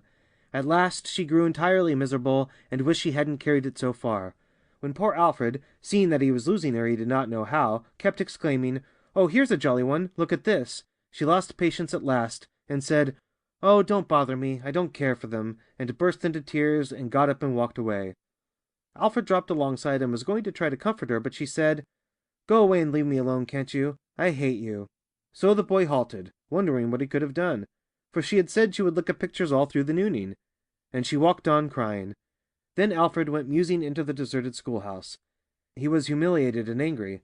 He easily guessed his way to the truth. The girl had simply made a convenience of him to vent her spite upon Tom Sawyer. He was far from hating Tom the less when this thought occurred to him. He wished there was some way to get that boy into trouble without much risk to himself. Tom's spelling-book fell under his eye. Here was his opportunity. He gratefully opened to the lesson for the afternoon and poured ink upon the page. Becky, glancing in at a window behind him at the moment, saw the act, and moved on without discovering herself. She started homeward now, intending to find Tom and tell him. Tom would be thankful, and their troubles would be healed. Before she was halfway home, however, she had changed her mind. The thought of Tom's treatment of her when she was talking about her picnic came scorching back and filled her with shame. She resolved to let him get whipped on the damaged spelling-book's account, and to hate him forever into the bargain. End of Chapter 18. Chapter 19. Tom arrived at home in a dreary mood, and the first thing his aunt said to him showed him that he had brought his sorrows to an unpromising market. "Tom, I've a notion to skin you alive." "Auntie, what have I done?" "Well, you've done enough. Here I go over to Sirenny Harper like an old softy, expecting I'm going to make her believe all that rubbish about that dream, when lo and behold she'd found out from Joe that you was over here and heard all the talk we had that night. Tom, I don't know what is to become of a boy that will act like that. It makes me feel so bad to think you could let me go to Sirenny Harper and make such a fool of myself and never say a word." This was a new aspect of the thing. His smartness of the morning had seemed to Tom a good joke before, and very ingenious. It merely looked mean and shabby now. He hung his head and could not think of anything to say for a moment. Then he said, "Auntie, I wish I hadn't done it. But I didn't think. Oh, child, you never think. You never think of anything but your own selfishness. You could think to come all the way over here from Jackson's Island in the night to laugh at our troubles, and you could think to fool me with a lie about a dream, but you couldn't ever think to pity us and save us from sorrow. Auntie, I know now it was mean, but I didn't mean it to be mean. I didn't, honest. And besides, I didn't come over here to laugh at you that night. What did you come for, then? It was to tell you not to be uneasy about us because we hadn't got drownded. Tom, I would be the thankfullest soul in this world if I could believe you ever had as good a thought as that. But you know you never did, and I know it, Tom. Indeed, I did, Auntie. I wish I may never stir if I didn't." "Oh, Tom, don't lie. Don't do it. It only makes things 100 times worse." "It ain't a lie, Auntie. It's the truth. I wanted to keep you from grieving. That was all that made me come. I'd give the whole world to believe that. It would cover up a power of sins, Tom. I'd most be glad you'd run off and acted so bad. But it ain't reasonable, because why didn't you tell me, child? Why, you see, when you got to talking about the funeral, I just got all full of the idea of our coming and hiding in the church, and I couldn't somehow bear to spoil it. So I just put the bark back in my pocket and kept mum." "What bark?" "The bark I had wrote on to tell you we'd gone pirating. I wish now you'd waked up when I kissed you. I do, honest." The hard line in his aunt's face relaxed, and a sudden tenderness dawned in her eyes. "Did you kiss me, Tom?" "Why, yes, I did." "Are you sure you did, Tom?" "Why, yes, I did, Auntie. Certain sure." "What did you kiss me for, Tom?" "Because I loved you so, and you laid there moaning, and I was so sorry." The words sounded like truth. The old lady could not hide a tremor in her voice when she said, "Kiss me again, Tom, and be off with you to school now, and don't bother me any more." The moment he was gone, she ran to a closet and got out the ruin of a jacket which Tom had gone pirating in. Then she stopped with it in her hand, and said to herself, "No, I don't dare. Poor boy, I reckon he's lied about it, but it's a blessed, blessed lie, and there's such a comfort come from it. I hope I know the Lord will forgive him, because it was such good-heartedness in him to tell it. But I don't want to find out it's a lie. I won't look." She put the jacket away and stood by musing a minute. Twice she put out her hand to take the garment again, and twice she refrained. Once more she ventured, and this time she fortified herself with the thought, "It's a good lie. It's a good lie. I won't let it grieve me." So she sought the jacket pocket. A moment later she was reading Tom's piece of bark through the flowing tears and saying, "I could forgive the boy now if he'd committed 1,000,000 sins." End of chapter 19. Chapter 20. There was something about Aunt Polly's manner, when she kissed Tom, that swept away his low spirits and made him light-hearted and happy again. He started to school and had the luck of coming upon Becky Thatcher at the head of Meadow Lane. His mood always determined his manner. Without a moment's hesitation, he ran to her and said, "I acted mighty mean today, Becky, and I'm so sorry. I won't ever do that way again, as long as ever I live. Please make up, won't you?" The girl stopped and looked him scornfully in the face. "I'll thank you to keep yourself to yourself, Mr. Tom Sawyer. I will never speak to you again." She tossed her head and passed on. Tom was so stunned that he had not even presence of mind enough to say, "Who cares, Miss Smarty?" until the right time to say it had gone by, so he said nothing. But he was in a fine rage nevertheless. He moped into the schoolyard, wishing she were a boy, and imagining how he would trounce her if she were. He presently encountered her and delivered a stinging remark as he passed. She hurled one in return, and the angry breach was complete. It seemed to Becky, in her hot resentment, that she could hardly wait for school to take in. She was so impatient to see Tom flogged for the injured spelling book. If she had any lingering notion of exposing Alfred Temple, Tom's offensive fling had driven it entirely away. Poor girl, she did not know how fast she was nearing trouble herself. The master, Mr. Dobbins, had reached middle age with an unsatisfied ambition. The darling of his desires was to be a doctor, but poverty had decreed that he should be nothing higher than a village schoolmaster. Every day he took a mysterious book out of his desk and absorbed himself in it at times when no classes were reciting. He kept that book under lock and key. There was not an urchin in school but was perishing to have a glimpse of it, but the chance never came. Every boy and girl had a theory about the nature of that book, but no two theories were alike, and there was no way of getting at the facts in the case. Now, as Becky was passing by the desk, which stood near the door, she noticed that the key was in the lock. It was a precious moment. She glanced around, found herself alone, and the next instant she had the book in her hands. The title page, Professor Somebody's Anatomy, carried no information to her mind, so she began to turn the leaves. She came at once upon a handsomely engraved and colored frontispiece. A human figure, stark naked. At that moment a shadow fell on the page, and Tom Sawyer stepped in at the door and caught a glimpse of the picture. Becky snatched the book to close it, and had the hard luck to tear the pictured page half down the middle. She thrust the volume into the desk, turned the key, and burst out crying with shame and vexation. "Tom Sawyer, you are just as mean as you can be, to sneak up on a person and look at what they're looking at." "How could I know you was looking at anything?" "You ought to be ashamed of yourself, Tom Sawyer. You know you're going to tell on me, and oh, what shall I do, what shall I do? I'll be whipped, and I never was whipped in school." Then she stamped her little foot and said, "Be so mean if you want to. I know something that's going to happen. You just wait and you'll see. Hateful, hateful, hateful." And she flung out of the house with a new explosion of crying. Tom stood still, rather flustered by the onslaught. Presently he said to himself, "What a curious kind of fool a girl is. Never been licked in school. Shucks, what's a licking? That's just like a girl. They're so thin-skinned and chicken-hearted. Well, of course I ain't going to tell old Dobbins on this little fool, because there's other ways of getting even on her. That ain't so mean, but what of it?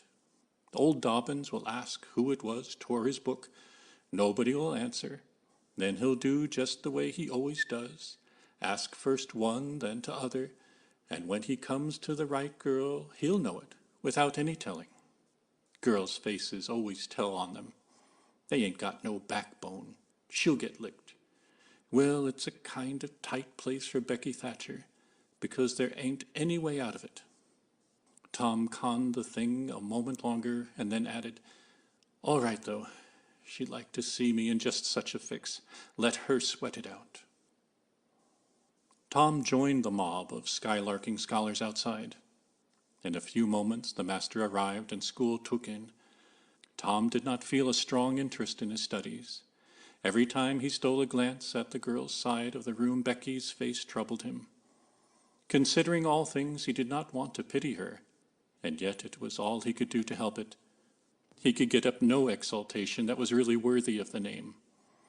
Presently the spelling book discovery was made, and Tom's mind was entirely full of his own matters for a while after that. Becky roused up from her lethargy of distress and showed good interest in the proceedings. She did not expect that Tom could get out of his trouble by denying that he spilt the ink on the book himself, and she was right.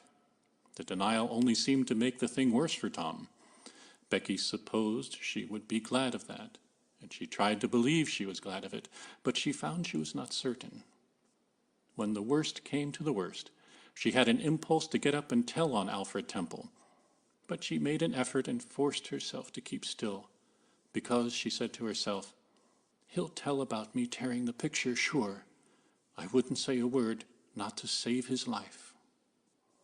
Tom took his whipping and went back to his seat, not at all broken-hearted, for he thought it was possible that he had unknowingly upset the ink on the spelling book himself in some skylarking bout. He had denied it for form's sake, and because it was custom, and had stuck to the denial from principle. A whole hour drifted by. The master sat nodding in his throne. The air was drowsy with the hum of study.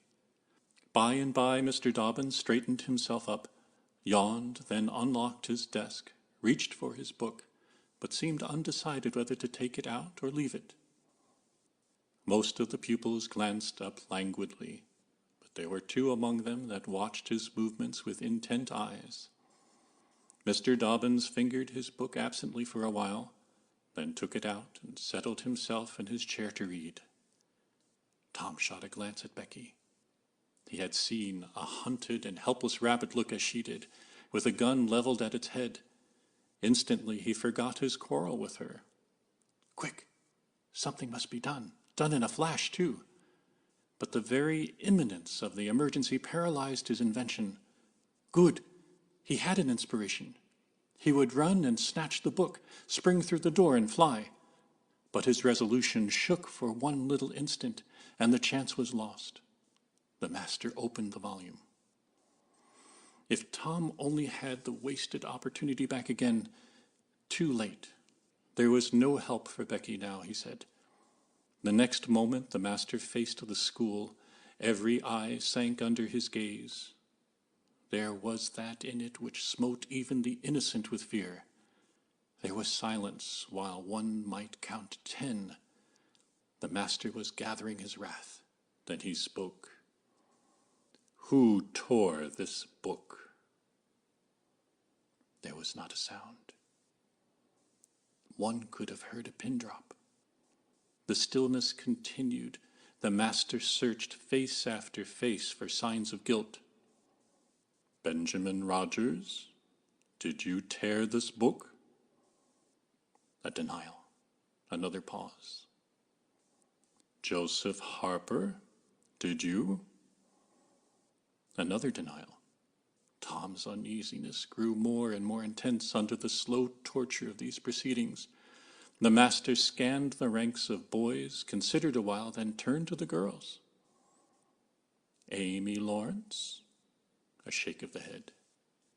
Grace C. Miller? The same sign. Susan Harper, did you do this? Another negative. The next girl was Becky Thatcher. Tom was trembling from head to foot with excitement and a sense of the hopelessness of the situation. Rebecca Thatcher? Tom glanced at her face. It was white with terror. "Did you tear?"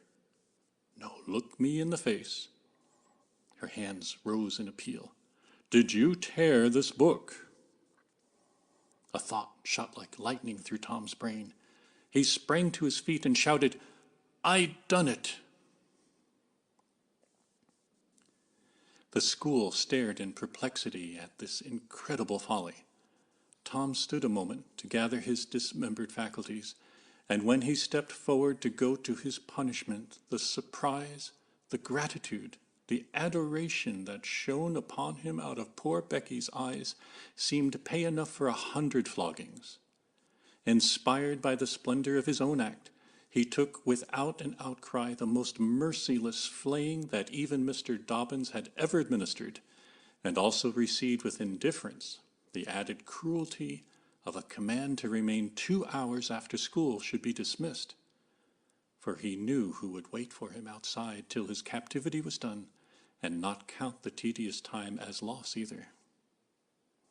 Tom went to bed that night planning vengeance against Alfred Temple, for with shame and repentance Becky had told him all, not forgetting her own treachery.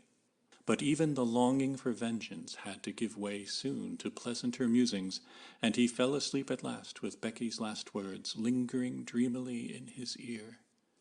"Tom, how could you be so noble?" End of Chapter 20. Chapter 21. Vacation was approaching. The schoolmaster, always severe, grew severer and more exacting than ever, for he wanted the school to make a good showing on examination day. His rod and his rule were seldom idle now, at least among the smaller pupils. Only the biggest boys and young ladies of 18 and 20 escaped lashing.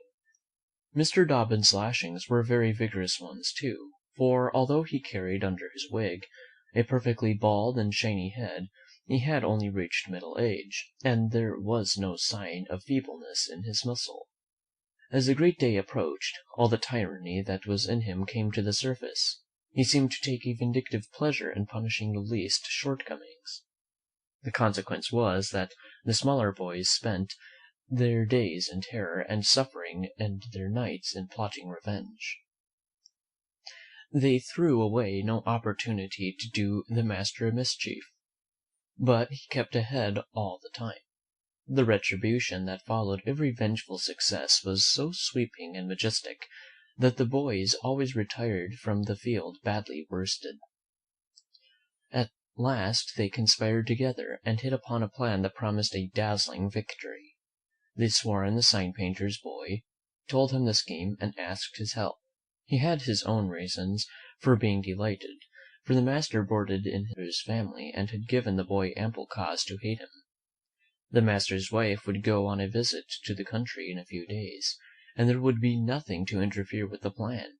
The master always prepared himself for great occasions by getting pretty well fuddled, and the sign painter's boy said that when the dominie had reached the proper condition on examination evening, he would manage the thing, while he napped in his chair.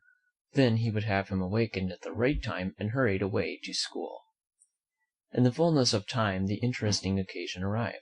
At 8 in the evening the schoolhouse was brilliantly lighted, and adorned with wreaths and festoons of foliage and flowers. The master sat throned in his great chair upon a raised platform, with his blackboard behind him. He was looking tolerably mellow.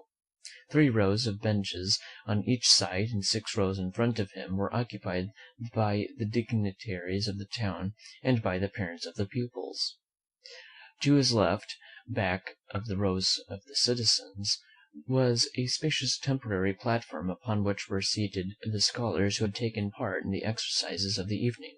Rows of small boys, washed and dressed to an intolerable state of discomfort, rows of gawky big boys, snowbanks of girls and young ladies clad in lawn and muslin, and conspicuously conscious of their bare arms, their grandmother's ancient trinkets, their bits of pink and blue ribbon, and the flowers in their hair.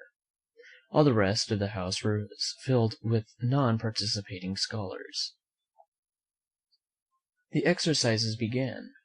A very little boy stood up sheepishly, recited, You'd scarce expect one of my age to speak in public, on the stage, etc., accompanying himself with the painfully exact and spasmodic gestures which a machine might have used, supposing the machine to be a trifle out of order.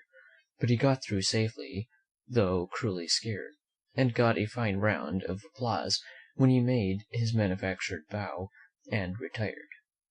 A little shamefaced girl lisped, "Mary had a little lamb," etc., performed a compassion-inspiring curtsy, got her meed of applause, and sat down flushed and happy. Tom Sawyer stepped forward with conceited confidence, and soared into the unquenchable and indestructible "Give me liberty or give me death" speech, with fine fury and frantic gesticulation, and broke down in the middle of it. A ghastly stage fright seized him, his legs quaked under him, and he was like to choke. True, he had the manifest sympathy of the house, but he had the house's silence too, which was even worse than its sympathy. The master frowned, and this completed the disaster. Tom struggled a while, and then retired, utterly defeated. There was a weak attempt at applause, but it died early. The boy stood on the burning deck, followed. Also, the Assyrian came down, and other declamatory gems. Then there were reading exercises and a spelling fight. The Meag Latin class recited with honor. The prime feature of the evening was in order now, original compositions by the young ladies. Each in her turn stepped forward to the edge of the platform, cleared her throat, held up her manuscript tied with dainty ribbon, and proceeded to read, with laboured attention to expression and punctuation. The themes were the same that had been illuminated upon similar occasions by their mothers before them, their grandmothers, and doubtless all their ancestors in the female line clear back to the Crusades. Friendship was one, memories of other days, religion and history, dreamland, the advantages of culture, forms of political government compared and contrasted, melancholy, filial love, heart longings, etc., etc. A prevalent feature in these compositions was a nursed and petted melancholy. Another was a wasteful and opulent gush of fine language. Another was a tendency to lug in by the ears particularly prized words and phrases till they were worn entirely out. And a peculiarity that consistently marked and marred them was the intricate and intolerable sermon that wagged its crippled tail at the end of each and every one of them. No matter what the subject might be, a brain-racking effort was made to squirm it into some aspect or other that the moral and religious mind could complete with edification. The glaring insincerity of these sermons was not sufficient to compass the banishment of the fashion from the schools, and it is not sufficient today. It never will be sufficient while the world stands, perhaps. There is no school in our land where the young ladies do not feel obliged to close their compositions with a sermon. And you will find that the sermon of the most frivolous and the least religious girl in the school is always the longest and most relentlessly pious. But enough of this. Only truth is unpalatable. Let us return to the examination. The first composition that was read was one entitled, "Is this, then, life?" Perhaps the reader can endure an extract from it. In the common walks of life, with what delightful emotions does the youthful mind look forward to some anticipated scene of festivity! Imagination is busy sketching rose-tinted pictures of joy. In fancy, the voluptuous votary of fashion sees herself amid the festive throng, the observed of all observers. Her graceful form, arrayed in snowy robes, is whirling through the mazes of the joyous dance. Her eye is brightest, her step is lightest in the gay assembly. In such delicious fancies time quickly glides by, and the welcome hour arrives for her entrance into the Elysian world, of which she has had such bright dreams. How fairy-like does everything appear to her enchanted vision! Each new scene is more charming than the last, but after a while she finds that beneath this goodly exterior all is vanity. The flattery which once charmed her soul now grates harshly upon her ear. The ballroom has lost its charms, and with wasted health and embittered heart, she turns away with the conviction that earthly pleasures cannot satisfy the longings of the soul. And so forth and so on. There was a buzz of gratification from time to time during the reading, accompanied by whispered ejaculations of "How sweet! How eloquent! So true!" etc. And after the thing had closed with a peculiarly afflicting sermon, the applause was enthusiastic. Then arose a slim, melancholy girl, whose face had the interesting paleness that comes of pills and indigestion, and read a poem. 2 stanzas of it will do. A Missouri Maiden's Farewell to Alabama. Alabama, good-bye. I love thee well, but yet for a while do I leave thee now. Sad, yes, sad thoughts of thee my heart doth swell, and burning recollections throng my brow. For I have wandered through thy flowery woods, have roamed and read near Tallapoosa's stream, have listened to Tallahassee's whirring floods, and wooed on Coosa's side Aurora's beam. Yet shame I not to bear an oriful heart, nor blush to turn behind my tearful eyes. 'Tis from no stranger land I now must part, 'tis to no stranger's left I yield these sighs. Welcome and home were mine within the state, whose vales I leave, whose spirades fade fast from me, and cold must be mine eyes, and heart, and teat, when, dear Alabama, they turn cold on thee. There were very few there who knew what teat meant, but the poem was very satisfactory, nevertheless. Next appeared a dark-complexioned, black-eyed, black-haired young lady, who paused an impressive moment, assumed a tragic expression, and began to read in a measured, solemn tone. A vision. Dark and tempestuous was night. Around the throne on high not a single star quivered, but the deep intonations of the heavy thunder constantly vibrated upon the ear, whilst the terrific lightning revelled in angry mood through the cloudy chambers of heaven, seeming to scorn the power exerted over its terror by the illustrious Lincoln. Even the boisterous winds unanimously came forth from their mystic homes, and blustered about as if to enhance by their aid the wildness of the scene. At such a time, so dark, so dreary, for human sympathy, my very spirit sighed, but instead thereof, my dearest friend, my counsellor, my comforter and guide, my joy in grief, my second bliss and joy, came to my side. She moved like one of those bright beings pictured in the sunny walks of Fancy's Eden by the romantic and young, a queen of beauty unadorned save by her own transcendent loveliness. So soft was her step, it failed to make even a sound, but for the magical thrill imparted by her genial touch, as other unobtrusive beauties, she would have glided away unperceived, unsought. A strange sadness rested upon her features, like icy tears upon the robe of December, as she pointed to the contending elements without, and bade me contemplate the two beings presented. This nightmare occupied some 10 pages of manuscript, and would, with a sermon, so destructive of all hope to non-Presbyterians that it took the first prize. This composition was considered to be the very finest effort of the evening. The mayor of the village, in delivering the prize to the author of it, made a warm speech, in which he said that it was by far the most eloquent thing he had ever listened to, and that Daniel Webster himself might be proud of it.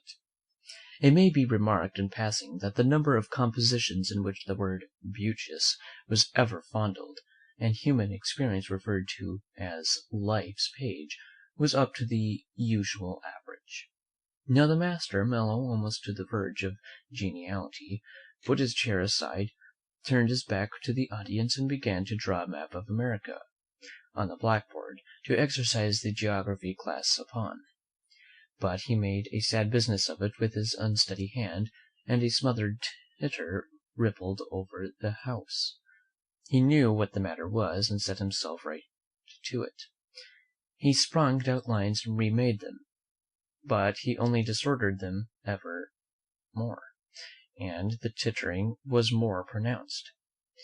He threw his entire attention upon his work now, as if determined not to be put down by the mirth.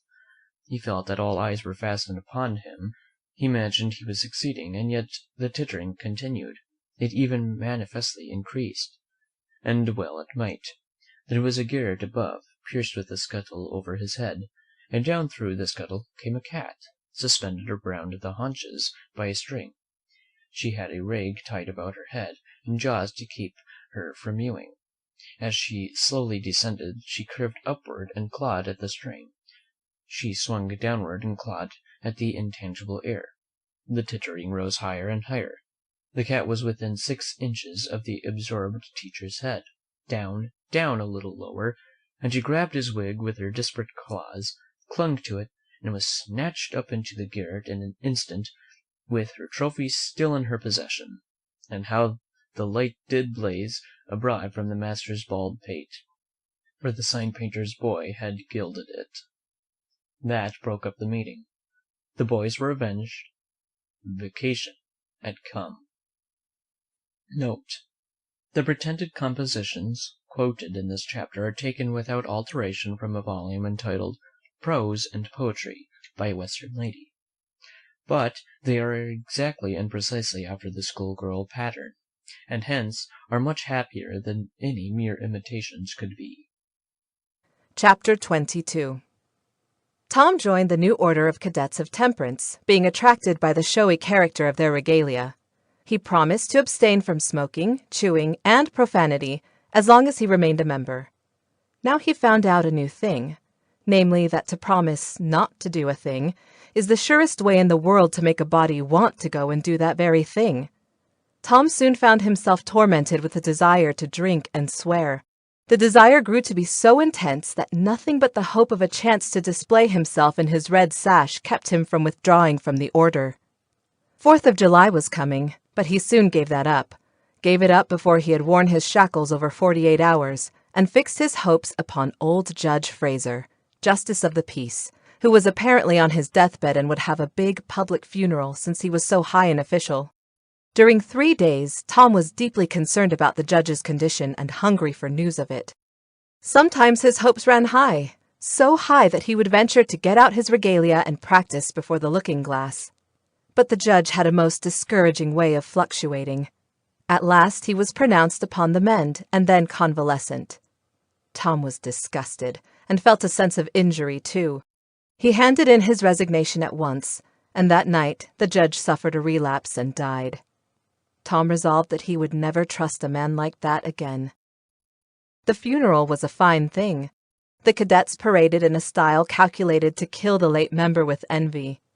Tom was a free boy again, however. There was something in that. He could drink and swear now, but found to his surprise that he did not want to. The simple fact that he could took the desire away and the charm of it. Tom presently wondered to find that his coveted vacation was beginning to hang a little heavily on his hands. He attempted a diary, but nothing happened during 3 days, so he abandoned it. The first of all the Negro minstrel shows came to town and made a sensation. Tom and Joe Harper got up a band of performers and were happy for 2 days. Even the glorious 4th was in some sense a failure, for it rained hard. There was no procession in consequence, and the greatest man in the world, as Tom supposed, Mr. Benton, an actual United States Senator, proved an overwhelming disappointment. For he was not 25 feet high, nor even anywhere in the neighborhood of it. A circus came. The boys played circus for 3 days afterward in tents made of rag carpeting. Admission, 3 pins for boys, 2 for girls, and then circusing was abandoned. A phrenologist and a mesmerizer came, and went again, and left the village duller and drearier than ever. There were some boys and girls' parties, but they were so few and so delightful that they only made the aching voids between ache the harder. Becky Thatcher was gone to her Constantinople home to stay with her parents during vacation, so there was no bright side to life anywhere. The dreadful secret of the murder was a chronic misery. It was a very cancer for permanency and pain. Then came the measles. During 2 long weeks, Tom lay a prisoner, dead to the world and its happenings. He was very ill. He was interested in nothing. When he got upon his feet at last and moved feebly downtown, a melancholy change had come over everything and every creature. There had been a revival, and everybody had got religion. Not only the adults, but even the boys and girls. Tom went about hoping against hope for the sight of one blessed sinful face, but disappointment crossed him everywhere. He found Joe Harper studying a testament and turned sadly away from the depressing spectacle. He sought Ben Rogers and found him visiting the poor with a basket of tracts. He hunted up Jim Hollis, who called his attention to the precious blessing of his late measles as a warning. Every boy he encountered added another ton to his depression, and when in desperation he flew for refuge at last to the bosom of Huckleberry Finn and was received with a scriptural quotation, his heart broke, and he crept home and to bed realizing that he alone of all the town was lost, forever and forever. And that night there came on a terrific storm, with driving rain, awful claps of thunder, and blinding sheets of lightning. He covered his head with the bedclothes and waited in a horror of suspense for his doom, for he had not the shadow of a doubt that all this hubbub was about him. He believed he had taxed the forbearance of the powers above to the extremity of endurance, and that this was the result. It might have seemed to him a waste of pomp and ammunition to kill a bug with a battery of artillery, but there seemed nothing incongruous about the getting up such an expensive thunderstorm as this to knock the turf from under an insect like himself. By and by the tempest spent itself and died without accomplishing its object. The boy's first impulse was to be grateful and reform. His second was to wait, for there might not be any more storms. The next day the doctors were back. Tom had relapsed. The 3 weeks he spent on his back this time seemed an entire age. When he got abroad at last, he was hardly grateful that he had been spared, remembering how lonely was his estate, how companionless and forlorn he was. He drifted listlessly down the street and found Jim Hollis acting as judge in a juvenile court that was trying a cat for murder in the presence of her victim, a bird. He found Joe Harper and Huck Finn up an alley eating a stolen melon. Poor lads. They, like Tom, had suffered a relapse. End of Chapter 22. Chapter 23. At last the sleepy atmosphere was stirred, and vigorously the murder trial came on in the court. It became the absorbing topic of village talk immediately. Tom could not get away from it. Every reference to the murder sent a shudder to his heart, for his troubled conscience and fears almost persuaded him that these remarks would put forth in his hearing as feelers. He did not see how he could be suspected of knowing anything about the murder, but still he could not be comfortable in the midst of this gossip. It kept him in a cold shiver all the time. He took Huck to a lonely place to have a talk with him. It would be some relief to unseal his tongue for a little while, to divide his burden of distress with another sufferer. Moreover, he wanted to assure himself that Huck had remained discreet. "Huck, have you ever told anybody about that?" "About what?" "You know what." "Oh, course I haven't." "Never a word?" "Never a solitary word, so help me." "What makes you ask?" "Well, I was afeard." "Why, Tom Sawyer, we shouldn't be alive 2 days if that got found out. You know that." Tom felt more comfortable after a pause. "Huck, they couldn't anybody get you to tell, could they?" "Get me to tell? Why, if I wanted that half-breed devil to drown me, they could get me to tell. They ain't no different way."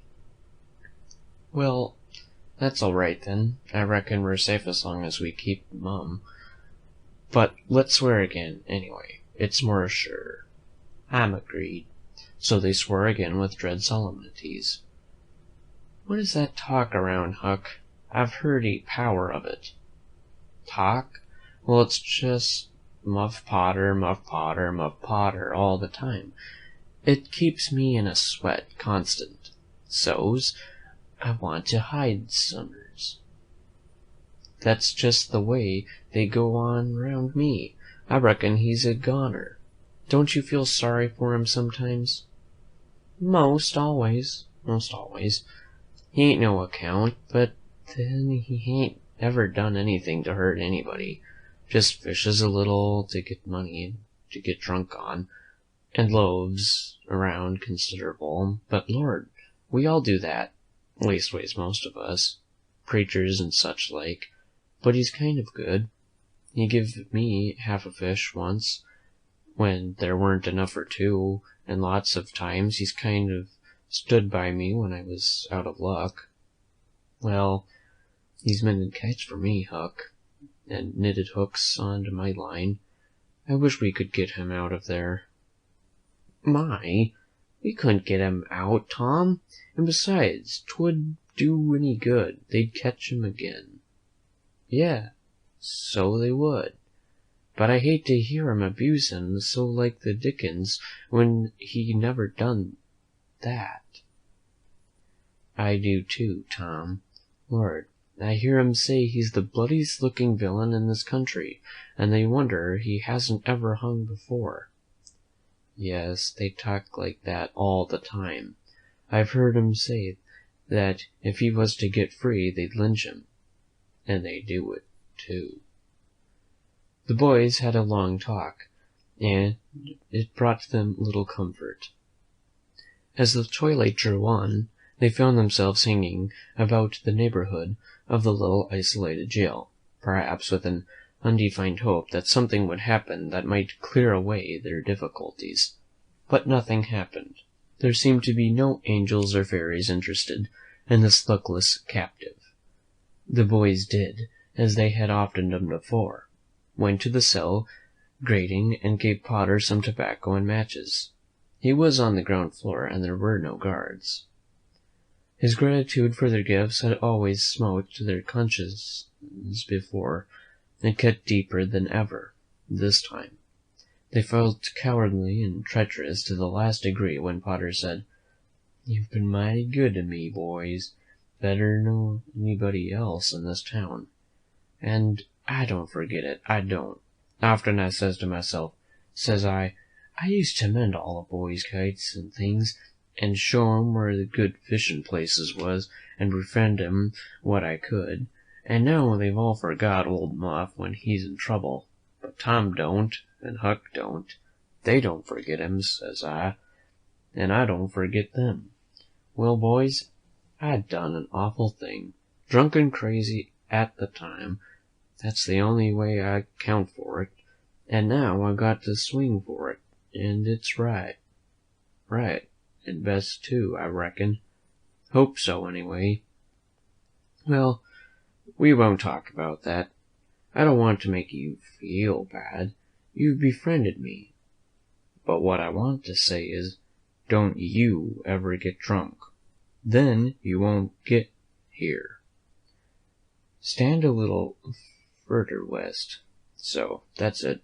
It's a prime comfort to see faces that's friendly when a body's in such a mark of trouble, and there don't none come here but yourn.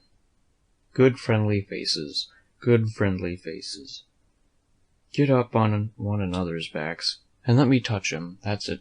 Shake hands. Yourn'll come through the bars, but mine's too big. Little hands and weak. But they've helped Muff Potter a power, and they'd help him more if they could. Tom went home miserable, and his dreams that night were full of horrors. The next day and the day after he hung about the courtroom, drawn by an almost irresistible impulse to go in, but forcing himself to stay out. Huck was having the same experience. They studiously avoided each other. Each wandered away from time to time, but the same dismal fascination always brought them back presently. Tom kept his ears open while idlers hunted out of the courtroom, but invariably heard distressing news. The toils were closing more and more relentlessly around poor Potter. At the end of the second day, the village talk was to the effect that Injun Joe's evidence stood firm and unshaken, and that there was not the slightest question as to what the jury's verdict would be. Tom was out late that night, and came to bed through the window. He was in a tremendous state of excitement. It was hours before he got to sleep. All the village flocked to the courthouse the next morning, for this was to be the great day. Both sexes were about equally represented in the packed audience. After a long wait, the jury filled in and took their places. Shortly afterwards, Potter, pale and haggard, timid and hopeless, was brought in, with chains upon him, and seated where all the curious eyes could stare at him. No less conspicuous was Injun Joe, stolid as ever. There was another pause, and then the judge arrived, and the sheriff proclaimed the opening of the court. The unusual whisperings among the lawyers and gathering together papers followed. These details and accompanying delays worked up an atmosphere of preparation that was as impressive as it was fascinating. Now, a witness was called who testified that he found Potter washing in the brook at an early hour of the morning, that the murder was discovered, and that he immediately sneaked away. After some further questioning, counsel for the prosecution said, "Take the witness." The prisoner raised his eyes for a moment, but dropped them again when his whole counsel said, "I have no questions to ask him." The next witness proved the finding of the knife near the corpse. Counsel for the prosecution said, "Take the witness." "I have no question to ask him," Potter's lawyer replied. A third witness swore he had often seen the knife in Potter's possession. "Take the witness." Counsel for Potter declined to question him. The faces of the audience began to betray annoyance. Did this attorney mean to throw away his client's life without an effort? Several witnesses deposed concerning Potter's guilty behavior when brought to the scene of the murder. They were allowed to leave the stand without being cross-questioned. Every detail of the damaging circumstances that occurred in the graveyard upon that morning, which all present remembered so well, was brought out by credible witnesses. But none of them were cross-examined by Potter's lawyer.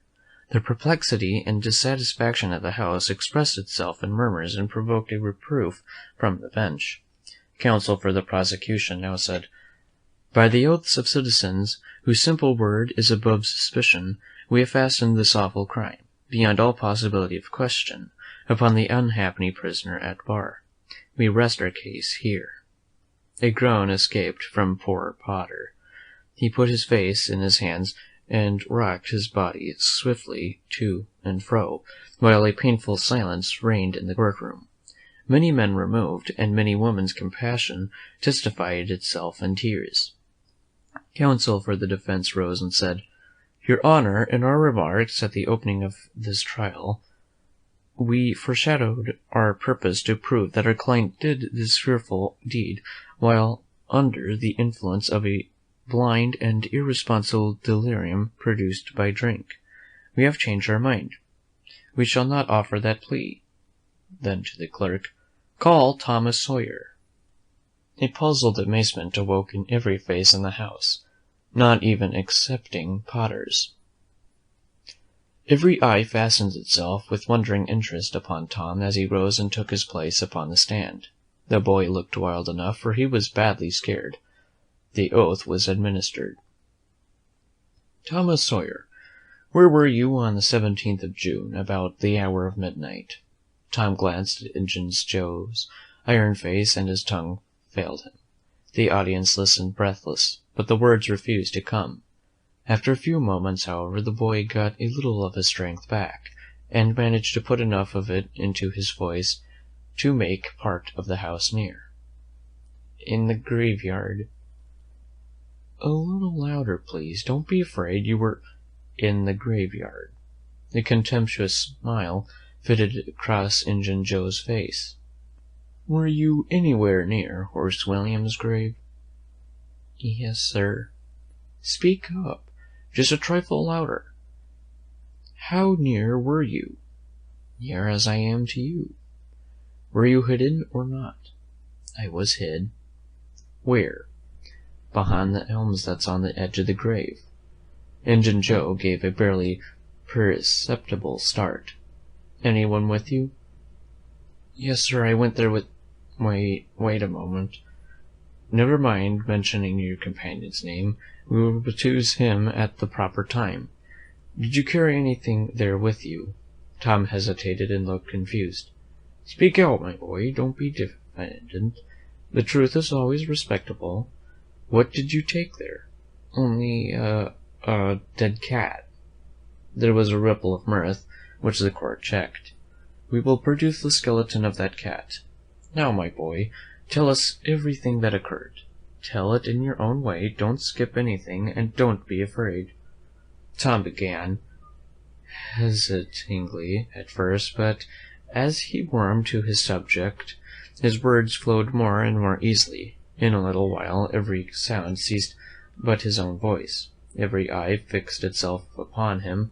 With parted lips and bated breath, the audience hung upon his words, taking no note of time, wrapped in the ghastly fascinations of the tale. The strain upon pent emotion reached its climax when the boy said, "And as the doctor fetched the board around and Muff Potter fell, Injun Joe jumped with the knife, and crash, quick as lightning, the half-breed sprang for a window, tore his way through all opposers, and was gone." End of chapter 23. Chapter 24. Tom was a glittering hero once more, the pet of the old, the envy of the young. His name even went into immortal print, for the village paper magnified him. There were some that believed he would be president, yet if he escaped hanging. As usual, the fickle, unreasoning world took Muff Potter to its bosom and fondled him as lavishly as it had abused him before. But that sort of conduct is to the world's credit, therefore it is not well to find fault with it. Tom's days were days of splendor and exultation to him, but his nights were seasons of horror. Injun Joe infested all his dreams, and always with doom in his eye. Hardly any temptation could persuade the boy to stir abroad after nightfall. Poor Huck was in the same state of wretchedness and terror, for Tom had told the whole story to the lawyer the night before the great day of the trial, and Huck was sore afraid that his share in the business might leak out. Yet, notwithstanding Injun Joe's flight had saved him the suffering of testifying in court. The poor fellow had got the attorney to promise secrecy, but what of that? Since Tom's harassed conscience had managed to drive him to the lawyer's house by night and wring a dread tale from lips that had been sealed with the dismalest and most formidable of oaths, Huck's confidence in the human race was well nigh obliterated. Daily, Muff Potter's gratitude made Tom glad he had spoken, but nightly he wished he had sealed up his tongue. Half the time Tom was afraid Injun Joe would never be captured, the other half he was afraid he would be. He felt sure he could never draw a safe breath again until that man was dead and he had seen the corpse. Rewards had been offered, the country had been scoured, but no Injun Joe was found. One of his omniscient and awe-inspiring marvels, a detective, came up from St. Louis, moused around, shook his head, looked wise, and made that sort of astounding success which members of that craft usually achieve. That is to say, he found a clue. But you can't hang a clue for murder, and so after that detective had got through and gone home, Tom felt just as insecure as he was before. The slow days drifted on, and each left behind it a slightly lightened weight of apprehension. End of chapter 24. Chapter 25. There comes a time in every rightly constructed boy's life when he has a raging desire to go somewhere and dig for hidden treasure. This desire suddenly came upon Tom one day. He sallied out to find Joe Harper, but failed of success. Next he sought Ben Rogers. He had gone fishing. Presently he stumbled upon Huck Finn, the red-handed. Huck would answer. Tom took him to a private place and opened the matter to him confidentially. Huck was willing. Huck was always willing to take a hand in any enterprise that offered entertainment and required no capital, for he had a troublesome superabundance of that sort of time which is not money. "Where will we dig?" said Huck. "Oh, most anywhere." "Why, Is it hid all around? No, indeed it ain't. It's hid in mighty particular places, Huck. Sometimes on islands, sometimes in rotten chests under the end of a limb of an old dead tree, just where the shadow falls at midnight, but mostly under the floor in haunted houses. Who hides it? Why, robbers, of course. Who'd you reckon? Sunday school superintendents? I don't know. If it was mine, I wouldn't hide it. I'd spend it and have a good time. So would I, but robbers don't do that way. They always hide it and leave it there. Don't they come after it any more? No, they think they will, but they generally forget the marks, or else they die. Anyway, it lays there a long time and gets rusty, and by somebody finds an old yellow paper that tells how to find the marks, a paper that's got to be ciphered over about a week, 'cause it's mostly signs and hieroglyphics. Hieroglyphics? Hieroglyphics, pictures and things, you know, that don't seem to mean anything. Have you got one of them papers, Tom? No. Well, then, how are you going to find the marks? I don't want any marks. They always bury it under a haunted house, or on an island, or under a dead tree that's got one limb sticking out. Well, we've tried Jackson's Island a little, and we can try it again sometime. And there's the old haunted house up the Stillhouse branch, and there's lots of dead-limb trees, dead loads of 'em. Is it under all of them? How you talk? No! Then how you gonna know which one to go for? Go for all of 'em. Why, Tom, it'll take all summer. Well, what of that? Suppose you find a brass pot with $100 in it, all rusty and gray, or a rotten chest full of diamonds. How's that? Huck's eyes glowed. That's bully. Plenty bully enough for me. Just you give me the $100, and I don't want no diamonds. All right, but I bet you I ain't going to throw off on diamonds. Some of them's worth $20 apiece. There ain't any hardly but's worth $6 or $1. No, is that so? Certainly. Anybody'll tell you so. Ain't you ever seen one, Huck? Not as I remember. Oh, kings have slathers of them. Well, I don't know no kings, Tom. I reckon you don't, but if you was to go to Europe, you'd see a raft of 'em hopping around. Do they hop? Hop? Your granny? No! Well, what did you say they did for?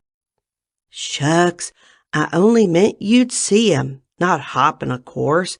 What do they want to hop for? But I mean, you'd just see 'em scattered around, you know, in a kind of general way, like that old humpback Richard. Richard? What's his other name? He didn't have any other name. Kings don't have any but a given name. No? But they don't. Well, if they like it, Tom, all right, but I don't want to be a king and only have just a given name like a nigger. But say, where are you going to dig first? Well, I don't know. Suppose we tackle that old dead-limb tree on the hill t'other side of Stillhouse Branch. I'm agreed. So they got a crippled pick and shovel and set out on their 3-mile tramp. They arrived hot and panting, and threw themselves down in the shade of a neighboring elm to rest and have a smoke. I like this, said Tom. So do I. Say, Huck, if we find a treasure here, what are you going to do with your share? Well, I'll have pie and a glass of soda every day, and I'll go to every circus that comes along. I bet I'll have a gay time. Well, ain't you going to save any of it? Save it? What for? Why, so as to have something to live on by and by. Oh, that ain't any use. Pap would come back to this here town some day and get his claws on it if I didn't hurry up. and I tell you he'd clean it out pretty quick. What are you going to do with yourn, Tom? I'm going to buy a new drum, and a sure enough sword, and a red necktie, and a bullpup, and get married. Married? Tom, you ain't in your right mind. Wait, you'll see. Well, that's the foolishest thing you could do. Look at Pap and my mother. Fight? Why, they used to fight all the time. I remember mighty well. That ain't anything. The girl I'm going to marry won't fight. Tom, I reckon they're all alike. They'll all comb a body. Now you better think 'bout this a while. I tell you, you better. What's the name of the gal? It ain't a gal at all. It's a girl. It's all the same, I reckon. Some says gal, some says girl. Both's right like enough. Anyway, what's her name, Tom? I'll tell you sometime, not now. All right, that'll do. Only if you get married, I'll be more lonesomer than ever. No, you won't. You'll come and live with me. Now stir out of this and we'll go to digging. They worked and sweated for half an hour. No result. They toiled another half hour. Still no result. Huck said, Do they always bury it as deep as this? Sometimes, not always. Not generally. I reckon we haven't got the right place. So they chose a new spot and began again. The labor dragged a little, but still they made progress. They pegged away in silence for some time. Finally Huck leaned on his shovel, swabbed the beaded drops from his brow with his sleeve, and said, Where are you going to dig next, after we get this one? I reckon we'll tackle the old tree that's over yonder on Cardiff Hill, back of the widow's. I reckon that'd be a good one. But won't the widow take it away from us, Tom? It's on her land. She'd take it away. Maybe she'd like to try it once. Whoever finds one of these hid treasures, it belongs to him. It don't make any difference whose land it's on. That was satisfactory. The work went on. By and by, Huck said, Blame it! We must be in the wrong place again. What do you think?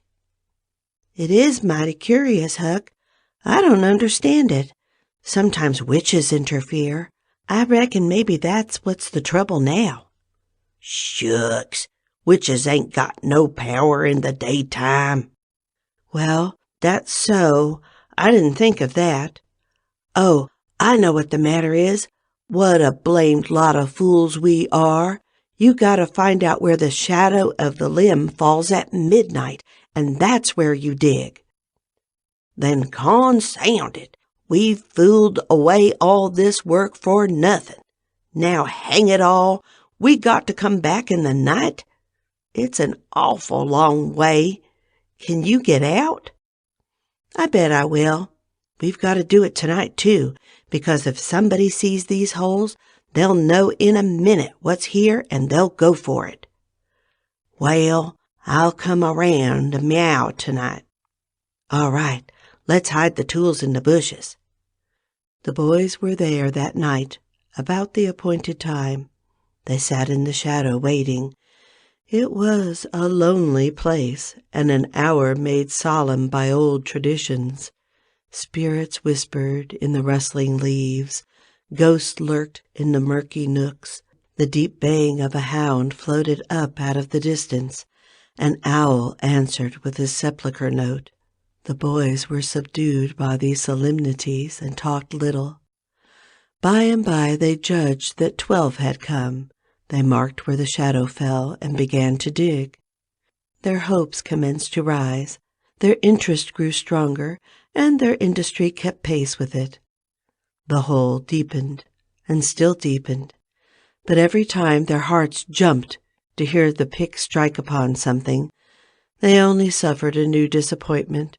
It was only a stone or a chunk. At last Tom said, It ain't any use, Huck, we're wrong again. Well, but we can't be wrong. We spotted the shatter to a dot. I know it, but there's another thing. What's that? Why, we only guessed at the time. Like enough it was too late or too early. Huck dropped his shovel. That's it, said he. That's the very trouble. We got to give this one up.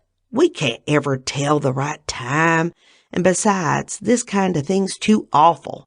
Here, this time of night, with witches and ghosts a-fluttering around so, I feel as if something's behind me all the time, and I'm afeard to turn around, because maybe there's others in front a-waiting for a chance.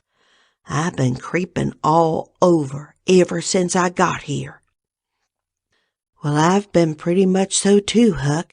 They most always put in a dead man when they bury a treasure under a tree to look out for it. Lordy! Yes, they do. I've always heard that. Tom, I don't like to fool around much where there's dead people. A body's bound to get into trouble with them, sure. I don't like to stir 'em up either. Suppose this one here was to stick his skull out and say something. Don't, Tom. It's awful. Well, it just is, Huck.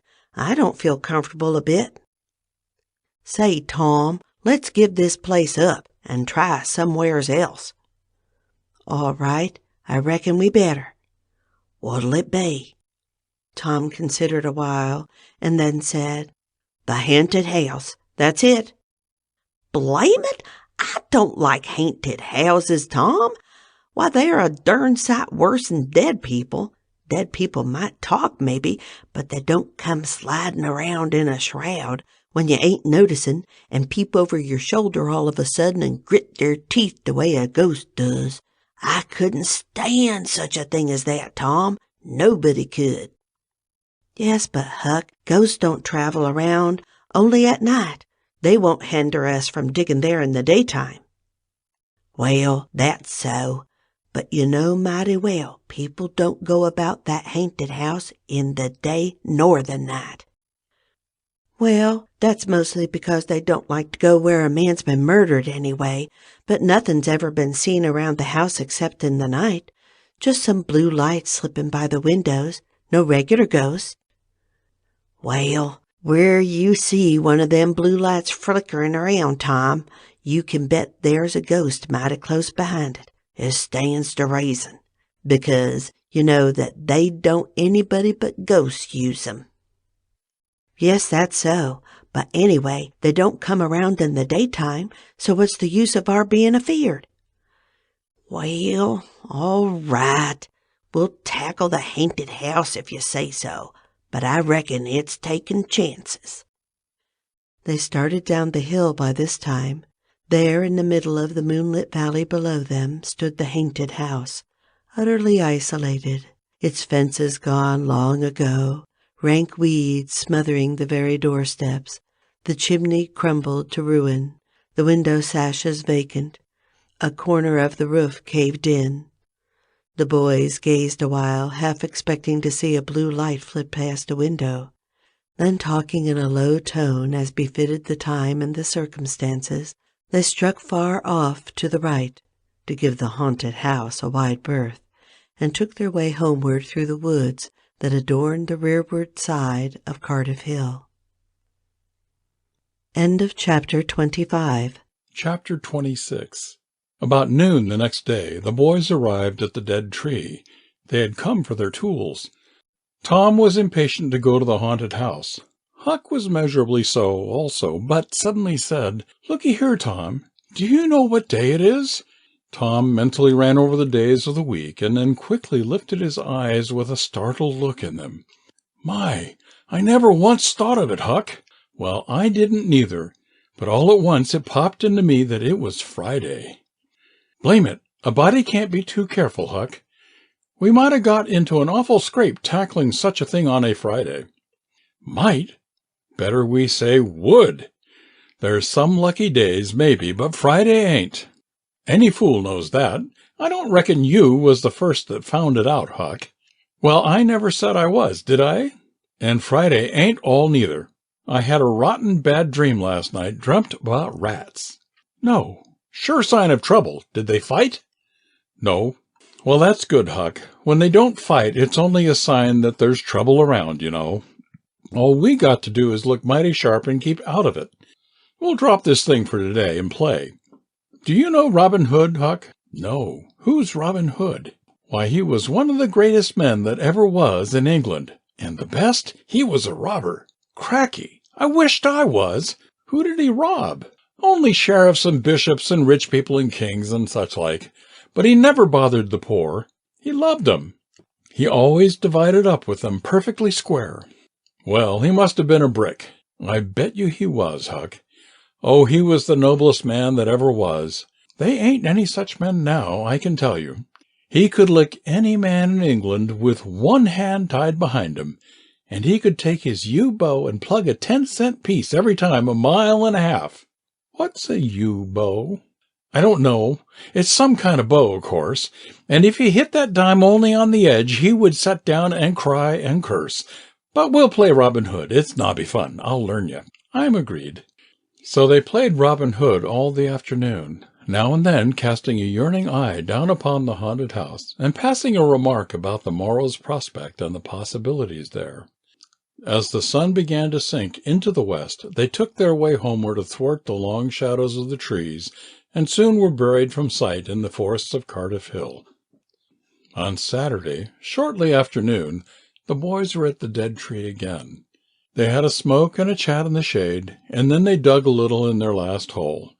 Not with great hope, but merely because Tom said there were so many cases where people had given up a treasure after getting down within 6 inches of it, and then somebody else had come along and turned it up with a single thrust of a shovel.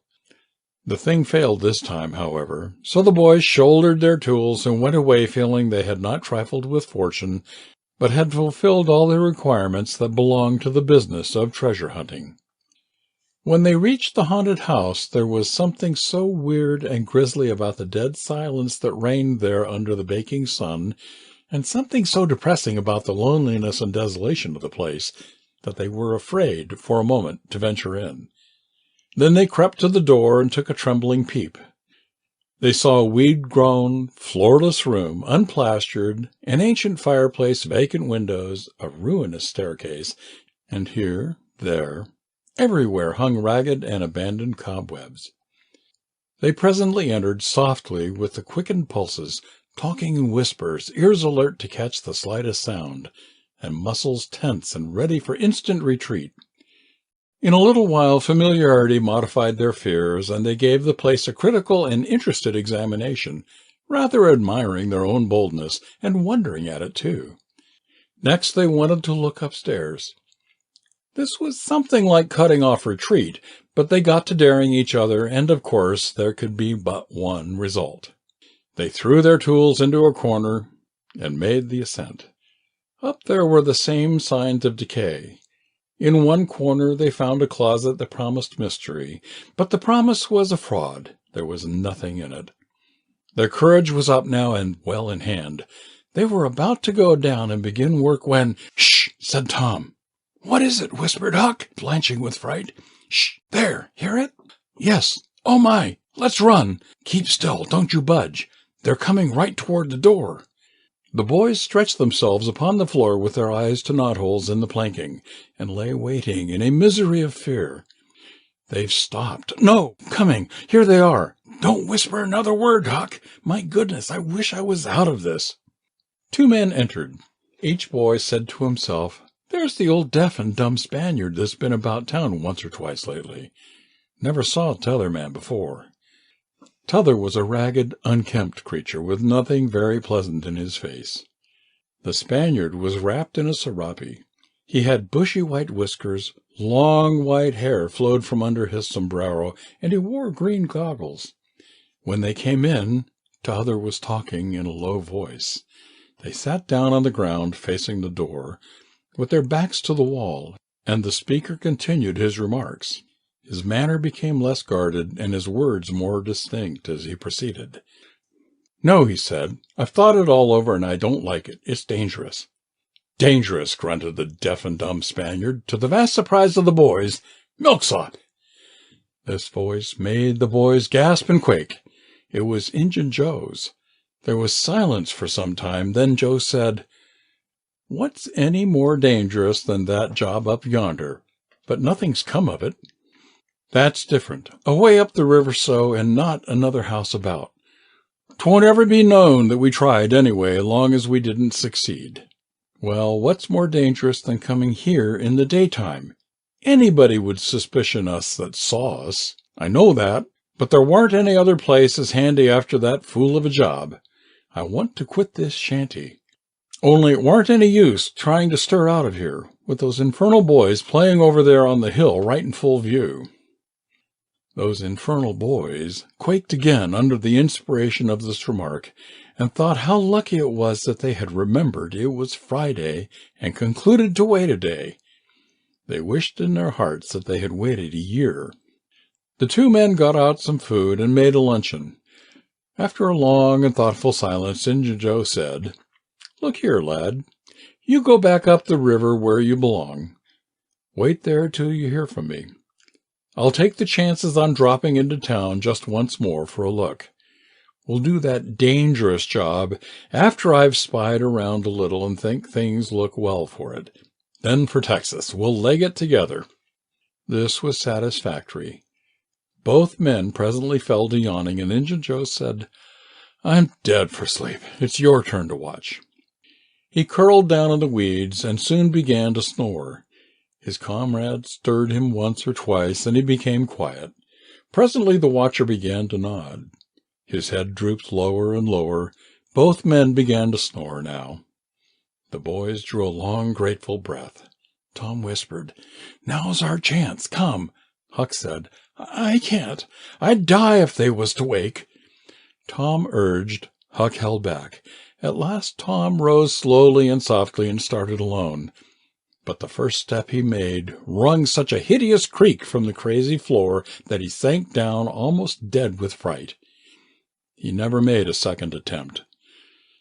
The boys lay there counting the dragging moments till it seemed to them that time must be done and eternity growing gray, and then they were grateful to note that at last the sun was setting. Now one snore ceased. Injun Joe sat up, stared around, smiled grimly upon his comrade, whose head was drooping upon his knees, stirred him up with his foot, and said, "Here, you're a watchman, ain't you? All right, though nothing's happened. My, have I been asleep? Oh, partly. Nearly time for us to be moving, pard. What'll we do with that little swag we've got left?" "I don't know. Leave it here as we've always done, I reckon. No use to take it away till we start south. 650 in silver's something to carry. Well, all right. It won't matter to come here once more. No, but I'd say come in the night as we used to do. It's better. Yes, but look here, it may be a good while before I get the right chance at that job. Accidents might happen. 'Tain't in such a very good place. We'll just regularly bury it, and bury it deep." "Good idea," said the comrade, who walked across the room, knelt down, raised one of the rearward hearthstones, and took out a bag that jingled pleasantly. He subtracted from it $20 or $30 for himself, and as much for Injun Joe, and passed the bag to the latter, who was on his knees in the corner now, digging with his bowie knife. The boys forgot all their fears, all their miseries in an instant.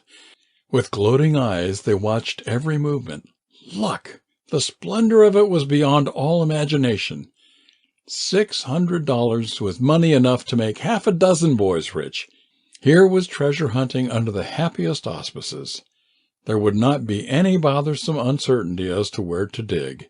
They nudged each other every moment, eloquent nudges and easily understood, for they simply meant, "Oh, but ain't you glad now we're here?" Joe's knife struck upon something. "Hello," he said. "What is it?" said his comrade. "Half-rotten plank. No, it's a box, I believe. Here, bear a hand, and we'll see what it's here for. Never mind, I've broke a hole." He reached his hand in and drew it out. "Man, it's money." The two men examined the handful of coins. They were gold.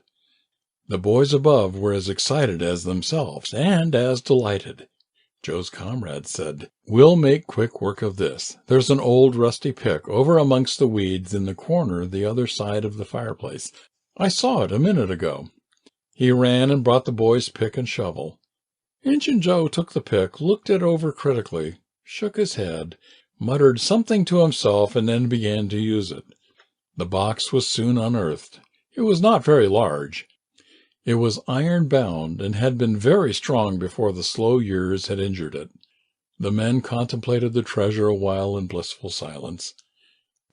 "Pard, there's thousands of dollars here," said Injun Joe. "'Twas always said that Murrell's gang used to be around here one summer," the stranger observed. "I know it," said Injun Joe, "and this looks like it, I should say." "Now you won't need to do that job." The half-breed frowned. Said he, "You don't know me. Least you don't know all about that thing. 'Tain't robbery altogether. It's revenge." And a wicked light flamed in his eyes. "I'll need your help in it. When it's finished, then Texas. Go home to your Nance and your kids, and stand by till you hear from me." "Well, if you say so. What'll we do with this? Bury it again?" "Yes, ravishing delight overhead. No, by the great Sachem, no. Profound distress overhead. I'd nearly forgot. That pick had fresh earth on it." The boys were sick with terror in a moment. "What business has a pick and a shovel here? What business with fresh earth on them? Who brought them here? And where are they gone? Have you heard anybody? Seen anybody? What? Bury it again and leave them to come and see the ground disturbed? Not exactly, not exactly. We'll take it to my den." "Why, of course. Might have thought of that before. You mean number 1? "No, number 2, under the cross. The other place is bad, too common." "All right, it's nearly dark enough to start." Injun Joe got up and went about from window to window, cautiously peeping out. Presently he said, "Who could have brought these tools here? Do you reckon they can be upstairs?" The boys' breath forsook them. Injun Joe put his hand on his knife and halted a moment, undecided, and then turned toward the stairway. The boys thought of the closet, but their strength was gone. The steps came creaking up the stairs. The intolerable distress of the situation woke the stricken resolution of the lads. They were about to spring for the closet when there was a crash of rotten timbers, and Injun Joe landed on the ground amid the debris of the ruined stairway.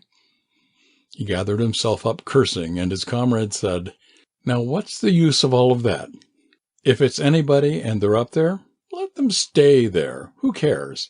If they want to jump down now and get into trouble, who objects? It will be dark in 15 minutes, and then let them follow us if they want to. I'm willing. In my opinion, whoever hove these things in here caught a sight of us and took us for ghosts or devils or something. I'll bet they're running yet." Joe grumbled a while, then he agreed with his friend that what daylight was left ought to be economized in getting things ready for leaving. Shortly afterward they slipped out of the house in the deepening twilight and moved toward the river with their precious box. Tom and Huck rose up, weak but vastly relieved, and stared after them through the chinks between the logs of the house. Follow? Not they. They were content to reach ground again without broken necks and take the downward track over the hill. They did not talk much. They were too much absorbed in hating themselves, hating the ill luck that made them take the spade and the pick there. But for that, Injun Joe would never have suspected. He would have hidden the silver with the gold to wait there till his revenge was satisfied. Then he would have had the misfortune to find the money turn up missing. Bitter, bitter luck that the tools were ever brought there. They resolved to keep a lookout for that Spaniard when he should come to town, spying out for chances to do his revengeful job, and follow him to number 2, wherever that might be. Then a ghastly thought occurred to Tom. Revenge? What if he means us, Huck? Oh, don't, said Huck, nearly fainting. They talked it all over, and as they entered town they agreed to believe that he might possibly mean somebody else. At least that he might at least mean nobody but Tom, since only Tom had testified. Very, very small comfort it was to Tom to be alone in danger. Company would be a palpable improvement, he thought. End of chapter 26. Chapter 27. The adventure of the day mightily tormented Tom's dreams that night. 4 times he had his hands on that rich treasure, and 4 times it wasted to nothingness in his fingers as sleep forsook him, and wakefulness brought back the hard reality of his misfortune. As he lay in the early morning recalling the incidences of his great adventure, he noticed that they seemed curiously subdued and far away, somewhat as if they had happened in another world or in a time long gone by. Then it occurred to him that the great adventure itself must be a dream. There was one very strong argument in favor of this idea, namely, that the quantity of coin he had seen was too vast to be real.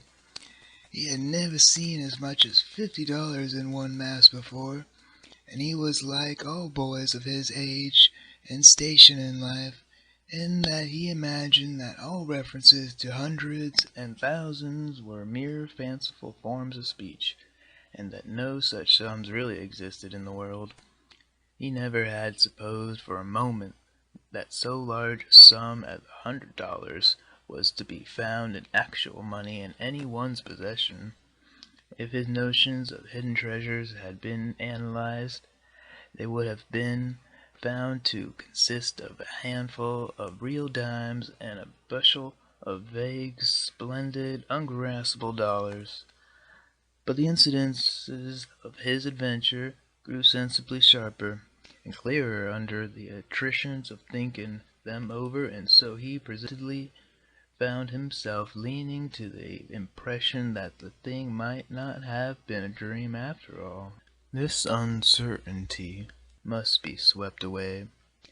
He would snatch a hurried breakfast and go and find Huck. Huck was sitting on the gunwale of a flatboat, listlessly dangling his feet in the water and looking very melancholy. Tom concluded to let Huck lead up to the subject. If he did not do it, then the adventure would be proved to have been only a dream. "Hello, Huck. Hello yourself." Silence for a minute. "Tom, if we'd have left the blame tools at the dead tree, we'd have got the money. Oh, ain't it awful? 'Tain't a dream, then. 'Tain't a dream. Somehow I most wished it was. Dogged if I don't, Huck. What ain't a dream? Oh, that thing yesterday? I've been half thinking it was." "Dream? If them stairs hadn't broke down, you'd have seen how much dream it was." "I've had dreams enough all night, with that patched-eyed Spanish devil going for me all through 'em. Rot him. No, not rot him. Find him. Track the money." "Tom, we'll never find him. A feller don't have only one chance for such a pile, and that one's lost. I'd feel mighty shaky if I was to see him anyway." "Well, so'd I. But I'd like to see him anyway and track him out to his number 2. Number 2, yes, that's it. I've been thinking about that, but I can't make nothing out of it. What you reckon it is?" "I dunno. It's too deep. Say, Huck, maybe it's the number of a house." "Goody! No, Tom, that ain't it. If it is, it ain't in this one-horse town. They ain't no numbers here." "Well, that's so. Let me think a minute. Here, it's the number of a room in a tavern, you know." "Oh, that's the trick. They ain't only 2 taverns. We can find out quick. You stay here, Huck, till I come." Tom was off at once. He did not care to have Huck's company in public places. He was gone half an hour. He found that in the best tavern, number 2 had long been occupied by a young lawyer, and was still so occupied. In less ostentatious house, number 2 was a mystery. The tavern keeper's young son said it was kept locked all the time, and he never saw anybody go into it or come out of it except at night. He did not know any particular reason for this state of things. He had some little curiosity, but it was rather feeble, had made most of the mystery by entertaining himself with the idea that that room was haunted, had noticed that there was a light in there the night before. That's what I found out, Huck. I reckon that's the very number 2 we're after. I reckon it is, Tom. Now what are you gonna do? Let me think. Tom thought a long time, and then he said, I'll tell you. Back door of that number 2 is the door that comes out into the little close alley between the tavern and the old rattle trap of a brick store. Now you get hold of all the door keys you can find, and I'll nip all of Auntie's, and the first dark night we'll go there and try 'em. And mind you, keep a lookout for Injun Joe, because he said he was going to drop into town and spy around once more for a chance to get his revenge. If you see him, you just follow him, and if he don't go to that number 2, that ain't the place. Lord, I don't want to follow him by myself. Why, it'll be night, sure.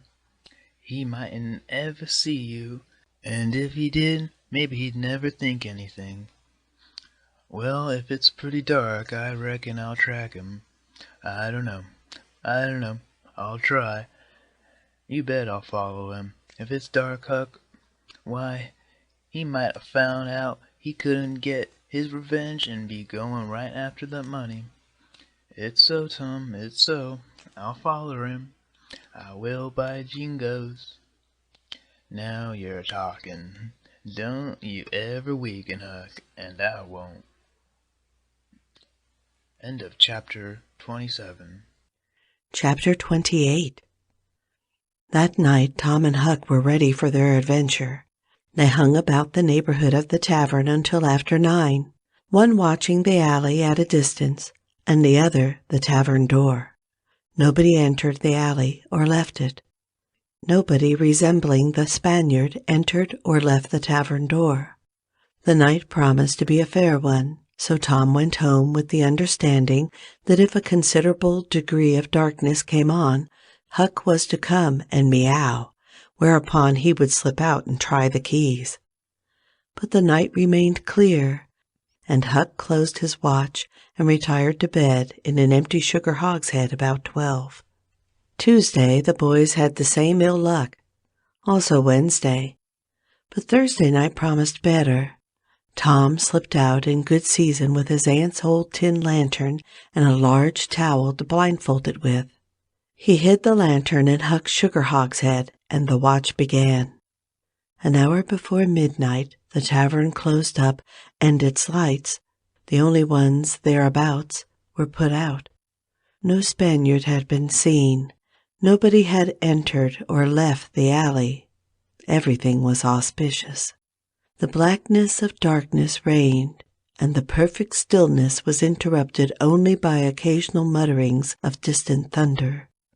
Tom got his lantern, lit it in the hogshead, wrapped it closely in the towel, and the two adventurers crept in the gloom toward the tavern.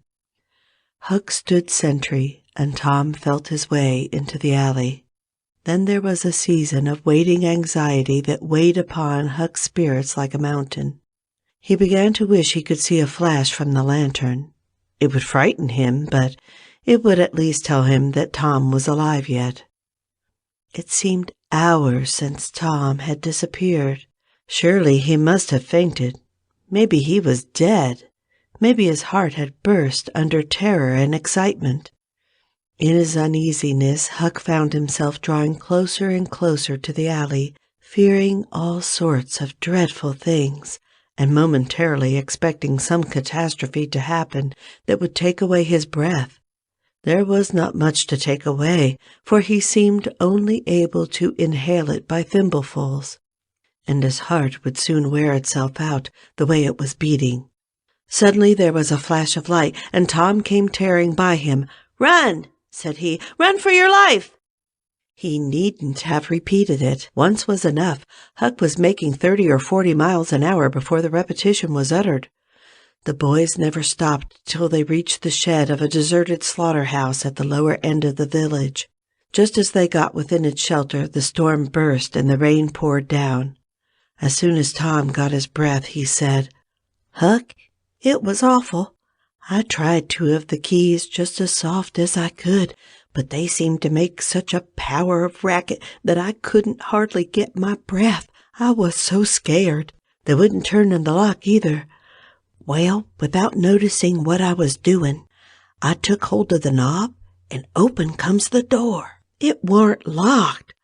I hopped in and shook off the towel and... Great Caesar's ghost!" "What? What'd you see, Tom?" "Huck, I most stepped onto Injun Joe's hand." "No."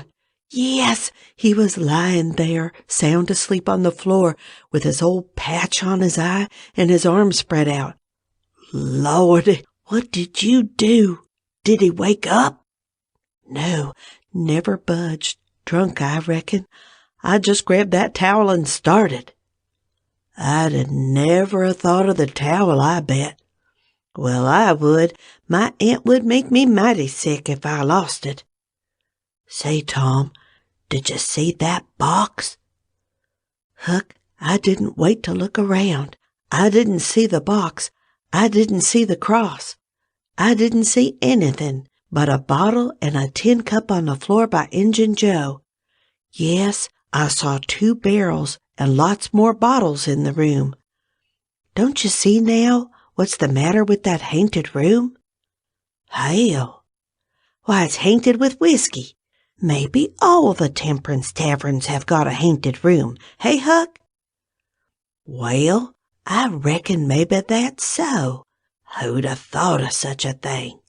But say, Tom, now's a mighty good time to get that box if Injun Joe's drunk." "It is that. You try it." Huck shuddered. "Well, no, I reckon not. And I reckon not, Huck. Only 1 bottle alongside of Injun Joe ain't enough. If there'd been 3, he'd be drunk enough, and I'd do it." There was a long pause for reflection, and then Tom said, "Look-a here, Huck. Let's not try that thing any more till we know Injun Joe's not in there. It's too scary.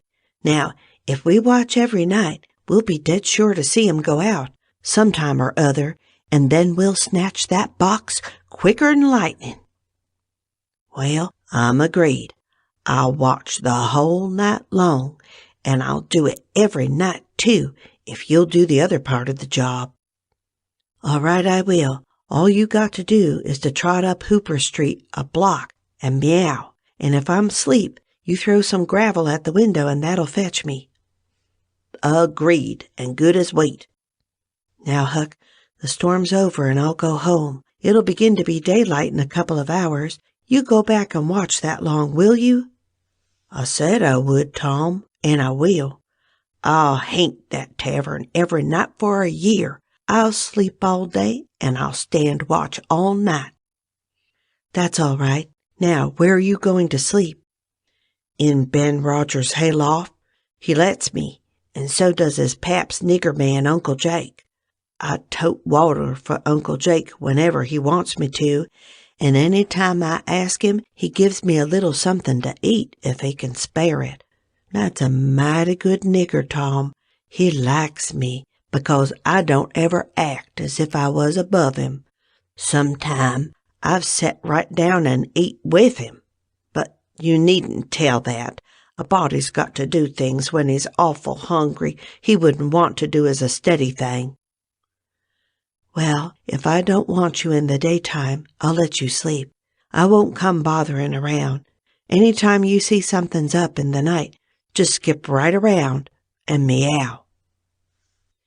End of chapter 28. Chapter 29. The first thing Tom heard on Friday morning was a glad piece of news. Judge Thatcher's family had come back to town the night before. Both Injun Joe and the treasure sunk into secondary importance for a moment, and Becky took the chief place in the boy's interest. He saw her, and they had an exhausting good time playing hispy and gully keeper with a crowd of their schoolmates. The day was completed and crowned in a peculiarly satisfactory way. Becky teased her mother to appoint the next day for the long-promised and long-delayed picnic, and she consented. The child's delight was boundless, and Tom's not more moderate. The invitations were sent out before sunset, and straightway the young folks of the village were thrown into a fever of preparation and pleasurable anticipation. Tom's excitement enabled him to keep awake until a pretty late hour, and he had good hopes of hearing Huck's meow, and of having his treasure to astonish Becky and the picnickers with next day. But he was disappointed. No signal came that night. Morning came eventually, and by 10 or 11 o'clock a giddy and rollicking company were gathered at Judge Thatcher's, and everything was ready for a start. It was not the custom for elderly people to mar the picnics with their presence. The children were considered safe enough under the wings of a few young ladies of 18 and a few young gentlemen of 23 or thereabouts. The old steam ferry-boat was chartered for the occasion. Presently the gay throng filled up the main street, laden with provision baskets. Sid was sick and had to miss the fun. Mary remained at home to entertain him. The last thing Mrs. Thatcher said to Becky was, "You'll not get back till late. Perhaps you'd better stay all night with some of the girls that live near the ferry landing, child." "Then I'll stay with Susie Harper, Mamma." "Very well, and mind and behave yourself, and don't be any trouble." Presently, as they tripped along, Tom said to Becky, "Say, I'll tell you what we'll do. 'Stead of going to Joe Harper's, we'll climb right up the hill and stop at the Widow Douglas. She'll have ice cream. She has it most every day, dead loads of it, and she'll be awful glad to have us." "Oh, that will be fun." Then Becky reflected a moment and said, "But what will Mamma say?" "How'll she ever know?" The girl turned the idea over in her mind and said reluctantly, "I reckon it's wrong, but—" "But shucks! Your mother won't know, and so what's the harm? All she wants is that you'll be safe, and I bet you she'd 'a' said go there if she'd 'a' thought of it. I know she would." The Widow Douglas' splendid hospitality was a tempting bait. It and Tom's persuasions presently carried the day. So it was decided to say nothing to anybody about the night's program. Presently it occurred to Tom that maybe Huck might come this very night and give the signal. The thought took a deal of the spirit out of his anticipations. Still, he could not bear to give up the fun at Widow Douglas. And why should he give it up, he reasoned. The signal did not come the night before, so why should it be any more likely to come tonight? The sure fun of the evening outweighed the uncertain treasure, and, boylike, he determined to yield to the stronger inclination, and not allow himself to think of the box of money another time that day. 3 miles below town, the ferryboat stopped at the mouth of a woody hollow and tied up. The crowd swarmed ashore, and soon the forest distances and craggy heights echoed far and near with shoutings and laughter. All the different ways of getting hot and tired were gone through with, and by the rovers straggled back to camp, fortified with responsible appetites, and then the destruction of the good things began. After the feast, there was a refreshing season of rest and chat in the shade of spreading oaks. By and by somebody shouted, "Who's ready for the cave?" Everybody was. Bundles of candles were procured, and straightway there was a general scamper up the hill. The mouth of the cave was up the hillside, an opening shaped like a letter A. Its massive oaken door stood unbarred. Within was a small chamber, chilly as an ice-house, and walled by nature with solid limestone that was dewy with a cold sweat. It was romantic and mysterious to stand here in the deep gloom and look out upon the green valley shining in the sun. But the impressiveness of the situation quickly wore off, and the romping began again. The moment a candle was lighted, there was a general rush upon the owner of it. A struggle and a gallant defense followed, but the candle was soon knocked down or blown out, and then there was a glad clamor of laughter and a new chase. But all things have an end. By and by the procession went filing down the deep descent of the main avenue, the flickering rank of lights dimly revealing the lofty walls of rock, almost to their point of junction, 60 feet overhead. This main avenue was not more than 8 or 10 feet wide. Every few steps other lofty and still narrower crevices branched from it on either hand, for McDougall's cave was but a vast labyrinth of crooked aisles that ran into each other and out again and led nowhere. It was said that one might wander days and nights together through its intricate tangle of rifts and chasms, and never find the end of the cave, and that he might go down and still down into the earth, and it was just the same, labyrinth after labyrinth, and no end to any of them. No man knew the cave. That was an impossible thing. Most of the young men knew a portion of it, and it was not customary to venture much beyond this known portion. Tom Sawyer knew as much of the cave as anyone. The procession moved along the main avenue some 3/4 of a mile, and then groups and couples began to slip aside into branch avenues, fly along the dismal corridors, and take each other by surprise at points where the corridors joined again. Parties were able to elude each other for the space of half an hour without going beyond the known ground. By and by one group after another came straggling back to the mouth of the cave, panting, hilarious, smeared from head to toe with tallow drippings, daubed with clay, and entirely delighted with the success of the day.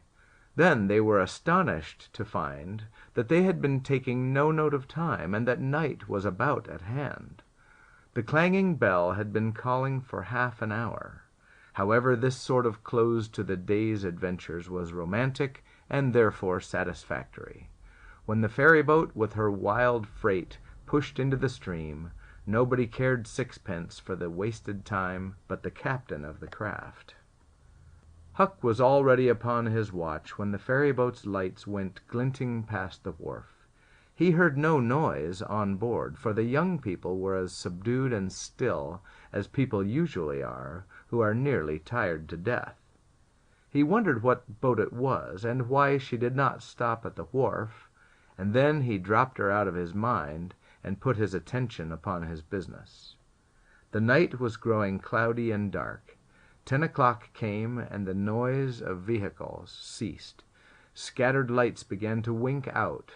All straggling foot passengers disappeared. The village betook itself to its slumbers and left the small watcher alone with the silence and the ghosts. 11 o'clock came, and the tavern lights were put out. Darkness everywhere now. Huck waited what seemed a weary long time, but nothing happened. His faith was weakening. Was there any use? Was there really any use? Why not give it up and turn in? A noise fell upon his ear. He was all attention in an instant. The alley door closed softly. He sprang to the corner of the brick store. The next moment 2 men brushed by him, and one seemed to have something under his arm. It must be that box. So they were going to remove the treasure.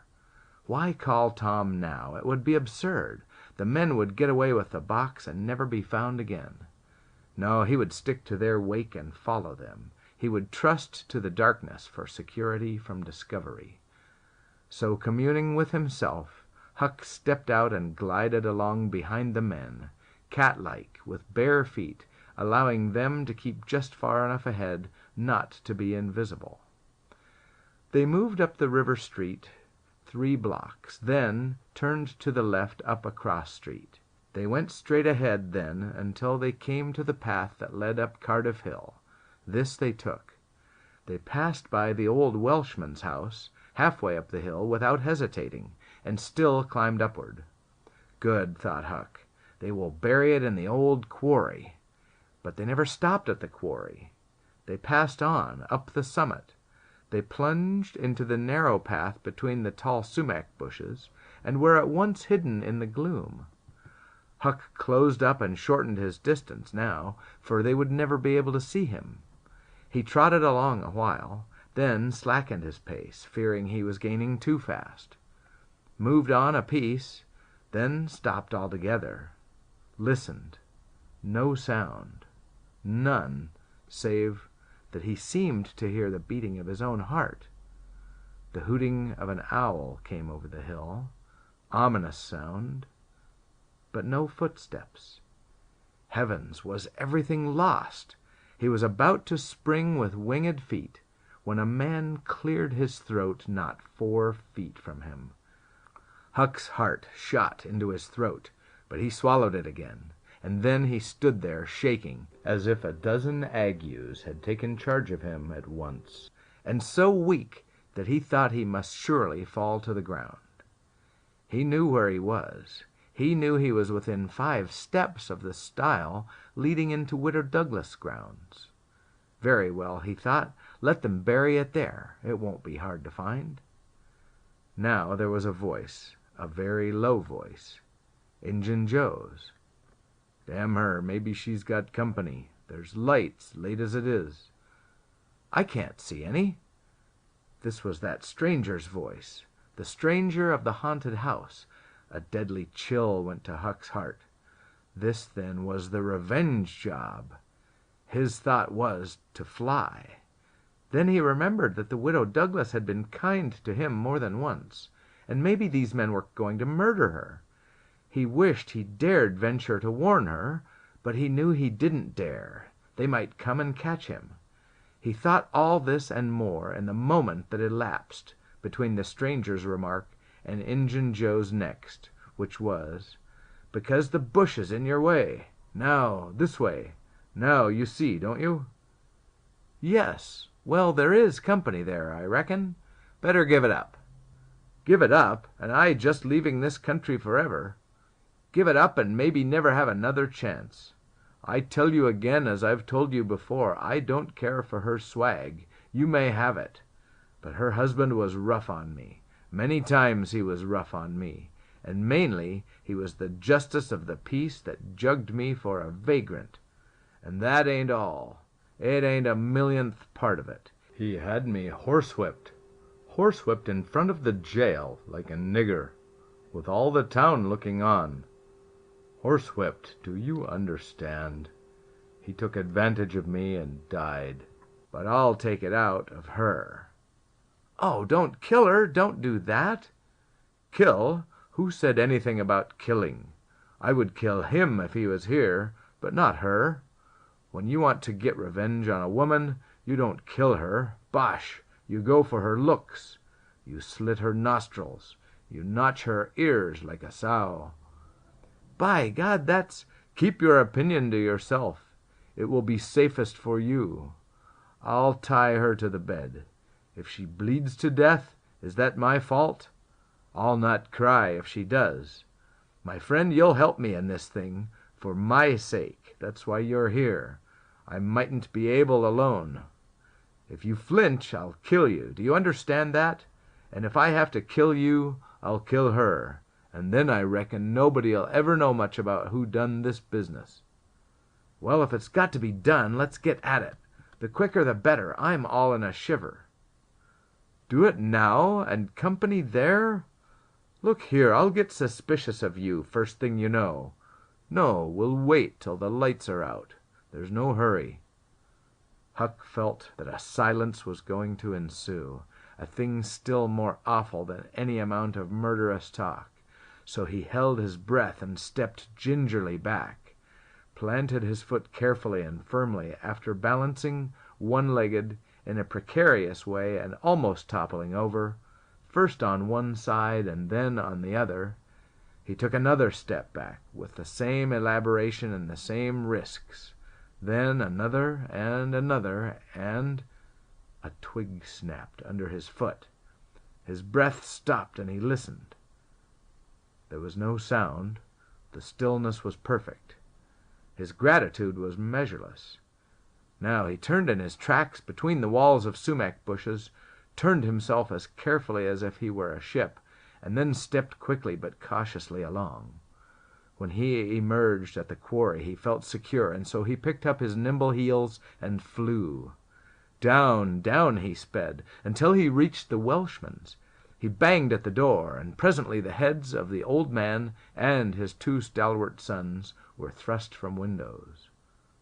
"What's the row there? Who's banging? What do you want?" "Let me in, quick! I'll tell you everything."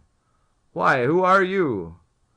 "Huckleberry Finn! Quick, let me in!" "Huckleberry Finn, indeed! It ain't a name to open many doors, I judge. But let him in, lads, and let's see what's the trouble." "Please don't ever tell I told you," were Huck's first words when he got in. "Please don't. I'd be killed, sure. But the widow's been good friends to me sometimes, and I want to tell. I will tell if you'll promise you won't ever say it was me." "By George, he has got something to tell, or he wouldn't act so," exclaimed the old man. "Out with it, and nobody will ever tell, lad." 3 minutes later, the old man and his sons, well armed, were up the hill and just entering the sumac path on tiptoe, their weapons in their hands. Huck accompanied them no further. He hid behind a great boulder and fell to listening. There was a lagging, anxious silence, and then, all of a sudden, there was an explosion of firearms and a cry. Huck waited for no particulars. He sprang away and sped down the hill as fast as his legs could carry him. End of chapter 29. Chapter 30. As the earliest suspicion of dawn appeared on Sunday morning, Huck came groping up the hill and rapped gently at the old Welshman's door. The inmates were asleep, but it was a sleep that was set on a hair trigger on account of the exciting episode of the night. A call came from a window. "Who's there?" Huck's scared voice answered in a low tone. "Please let me in. It's only Huck Finn." "It's a name that can open this door night or day, lad, and welcome." These were strange words to the vagabond boy's ears, and the pleasantest he had ever heard. He could not recollect that closing word had ever been applied in his case before. The door was quickly unlocked, and he entered. Huck was given a seat, and the old man and his brace of tall sons speedily dressed themselves. "Now, my boy, I hope you're good and hungry, because breakfast will be ready as soon as the sun's up, and we'll have a piping hot one, too. Make yourself easy about that. I and the boys hoped you'd turn up and stop here last night." "I was awful scared," said Huck, "and I run. I took out when the pistols went off, and I didn't stop for 3 mile. I've come now because I wanted to know about it, you know, and I come before daylight because I didn't want to run across them devils, even if they was dead." "Well, poor chap, you do look as if you'd had a hard night of it. But there's a bed here for you when you've had your breakfast. No, they ain't dead, lad. We're sorry enough for that. You see, we knew right where to put our hands on them by your description, so we crept along on tiptoe till we got within 15 feet of them. Dark as a cellar that sumac path was, and just then I found I was going to sneeze. It was the meanest kind of luck. I tried to keep it back, but no use. 'Twas bound to come, and it did come. I was in the lead with my pistol raised, and when the sneeze started those scoundrels a-rustling to get out of the path, I sung out, "Fire, boys!" and blazed away at the place where the rustling was. So did the boys. But they were off in a jiffy, those villains, and we after them, down through the woods. I judge we never touched them. They fired a shot apiece as they started, but their bullets whizzed by and didn't do us any harm. As soon as we lost the sound of their feet, we quit chasing, and went down and stirred up the constables. They got a posse together and went off to guard the river bank, and as soon as it is light, the sheriff and a gang are going to beat up the woods. My boys will be with them presently. I wish we had some sort of description of those rascals. 'Twould help a good deal. But you couldn't see what they were like in the dark, lad, I suppose. Oh, yes, I saw them downtown and follered them.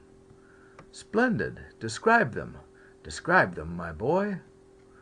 One's the old deaf and dumb Spaniard that's been around here once or twice, and t'other's a mean-looking, ragged...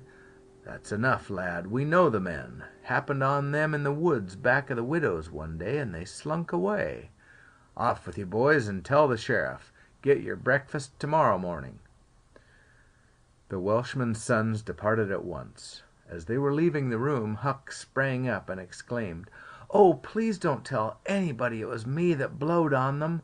Oh, please." "All right if you say it, Huck, but you ought to have the credit of what you did." "Oh, no, no, please don't tell." When the young men were gone, the old Welshman said, "They won't tell, and I won't, but why don't you want it known?"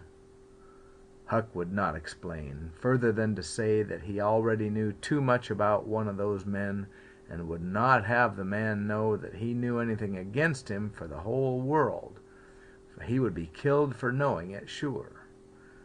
The old man promised secrecy once more, and said, "How did you come to follow those fellows, lad? Were they looking suspicious?" Huck was silent while he framed a duly cautious reply. Then he said, "Well, you see, I'm a kind of a hard lot. Least everybody says so, and I don't see nothing agin it. And sometimes I can't sleep much, on account of thinking about it, and sort of trying to strike out a new way of doing. That was the way of it last night. I couldn't get sleep, and so I come along up street 'bout midnight, a-turning it all over, and when I got to that old shackly brick store by the Temperance Tavern, I backed up agin the wall to have another think. Well, just then along comes these two chaps slipping close by me with something under their arm, and I reckoned they'd stole it. One was a-smoking, and t'other wanted a light, so they stopped right before me, and the cigars lit up their faces, and I could see the big one was the deaf and dumb Spaniard by his white whiskers and the patch on his eye, and t'other one was a rusty, ragged-looking devil." "Could you see the rags by the light of the cigars?" This staggered Huck for a moment. Then he said, "Well, I don't know, but somehow it seems as if I did." "Then they went on, and you—" "Follered them. Yes, that was it. I wanted to see what was up. They sneaked along so, I dogged 'em to the widder's stile, and stood in the dark and heard the ragged one beg for the widder, and the Spaniard swear he'd spile her looks, just as I told you and your two—" "What?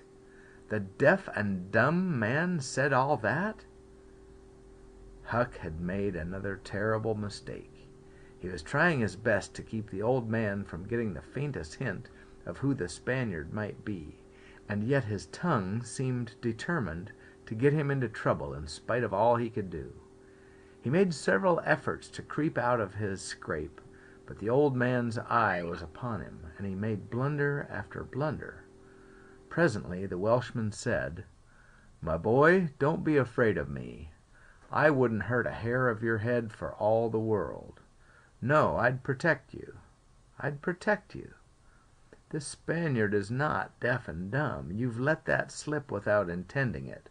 You can't cover that up now. You know something about that Spaniard that you want to keep dark. Now trust me. Tell me what it is, and trust me, I won't betray you." Huck looked into the old man's honest eyes a moment, then bent over and whispered in his ear, "It tain't a Spaniard, it's Injun Joe." The Welshman almost jumped out of his chair. In a moment he said, "It's all plain enough now. When you talked about notching ears and slitting noses, I judged that this was one of your own embellishments, because white men don't take that sort of revenge. But an Injun, that's a different matter altogether." During breakfast the talk went on, and in the course of it the old man said that the last thing which he and his sons had done before going to bed was to get a lantern and examine the stile and its vicinity for marks of blood. They found none, but captured a bulky bundle of what? If the words had been lightning, they could not have leaped with a more stunning suddenness from Huck's blanched lips. His eyes were staring wide now, and his breath suspended, waiting for the answer. The Welshman started, stared in return. 3 seconds, 5 seconds, 10, and then replied, "Of burglars' tools. Why, what's the matter with you?" Huck sank back, panting gently, but deeply, unutterably grateful. The Welshman eyed him gravely, curiously, and presently said, "Yes, burglars' tools. That appears to relieve you a great deal. But what did give you that turn? What were you expecting we'd found?" Huck was in a close place. The inquiring eye was upon him. He would have given anything for material for a plausible answer. Nothing suggested itself. The inquiring eye was boring deeper and deeper. A senseless reply offered. There was no time to weigh it, so at a venture he uttered it, feebly. "Sunday school books, maybe?" Poor Huck was too distressed to smile, but the old man laughed loud and joyously, shook up the details of anatomy from head to foot, and ended by saying that such a laugh was money in a man's pocket, because it cut down the doctor's bill like everything.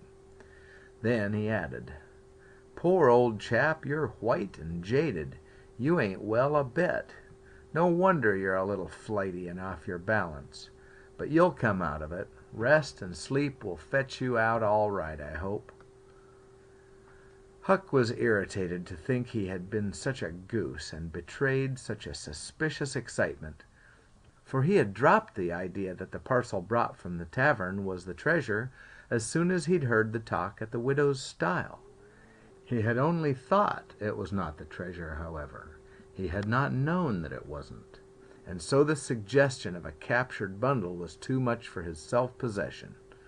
But on the whole he felt glad the little episode had happened, for now he knew beyond all question that the bundle was not the bundle, and so his mind was at rest and exceedingly comfortable. In fact, everything seemed to be drifting just in the right direction now. The treasure must still be in number 2. The men would be captured and jailed that day, and he and Tom could seize the gold that night without any trouble or any fear of interruption. Just as breakfast was completed, there was a knock at the door. Huck jumped for a hiding place, for he had no mind to be connected even remotely with the late event. The Welshman admitted several ladies and gentlemen, among them the widow Douglas, and noticed that groups of citizens were climbing up the hill to stare at the stile. So the news had spread. The Welshman had to tell the story of the night to the visitors. The widow's gratitude for her preservation was outspoken. "Don't say a word about it, madam. There's another that you're more beholden to than you are to me and my boys, maybe, but he don't allow me to tell his name. We wouldn't have been there but for him." Of course this excited a curiosity so vast that it almost belittled the main matter, but the Welshman allowed it to eat into the vitals of his visitors, and through them to be transmitted to the whole town, for he refused to part with his secret. When all else had been learned, the widow said, "I went to sleep reading in bed and slept straight through all that noise. Why didn't you come and wake me?" "We judged it weren't worth while. Those fellows weren't likely to come again. They hadn't any tools left to work with, and what was the use of waking you up and scaring you to death? My 3 Negro men stood guard at your house all the rest of the night. They've just come back." More visitors came, and the story had to be told and retold for a couple hours more. There was no Sabbath school during day school vacation, but everybody was early at church. The stirring event was well canvassed. News came that not a sign of the 2 villains had been yet discovered. When the sermon was finished, Judge Thatcher's wife dropped alongside of Mrs. Harper as she moved down the aisle with the crowd and said, "Is my Becky going to sleep all day? I just expected she would be tired to death." "Your Becky?" "Yes," with a startled look. "Didn't she stay with you last night?" "Why, no." Mrs. Thatcher turned pale and sank into a pew just as Aunt Polly, talking briskly with a friend, passed by. Aunt Polly said, "Good morning, Mrs. Thatcher. Good morning, Mrs. Harper. I've got a boy that's turned up missing. I reckon my Tom stayed at your house last night, one of you, and now he's afraid to come to church.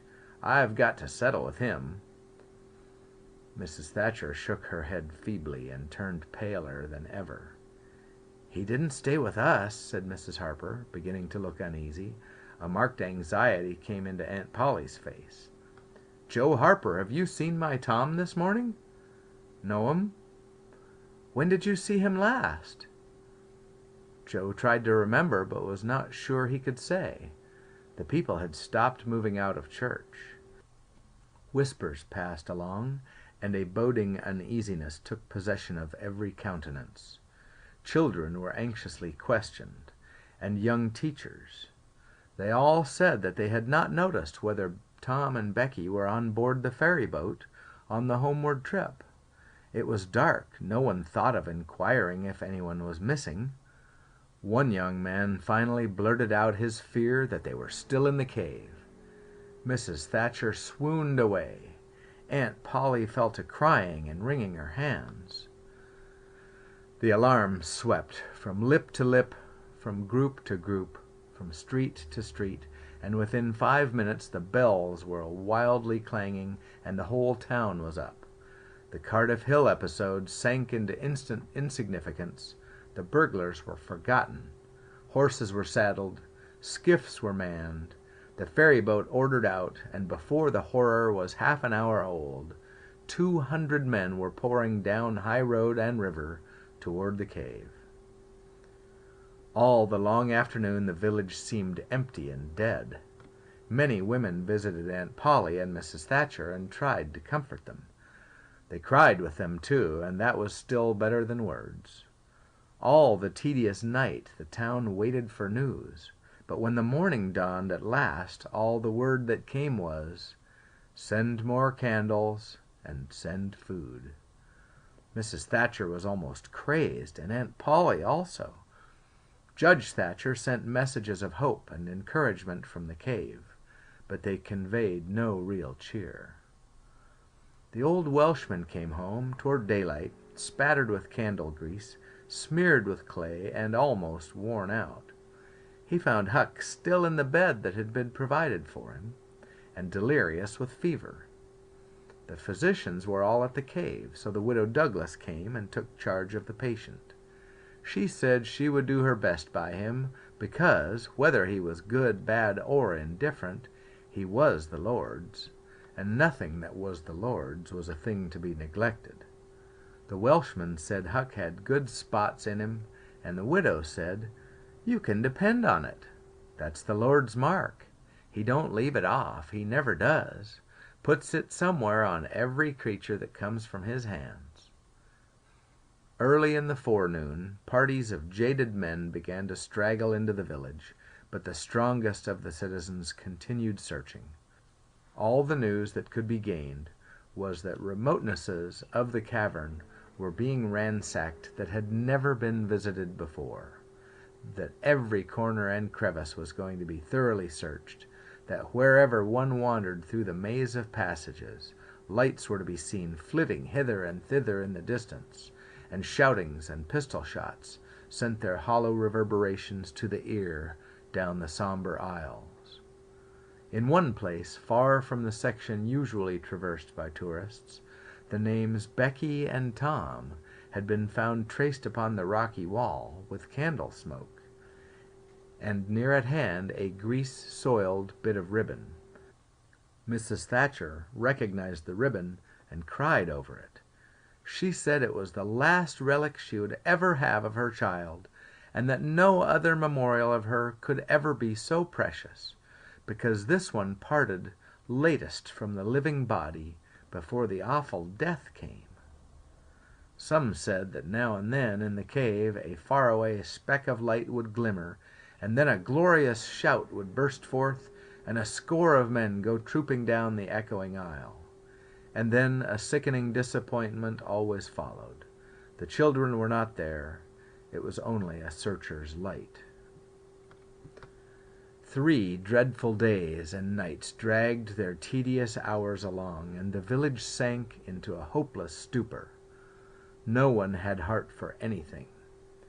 The accidental discovery just made that the proprietor of the Temperance Tavern kept liquor on his premises scarcely fluttered the public pulse, tremendous as the fact was.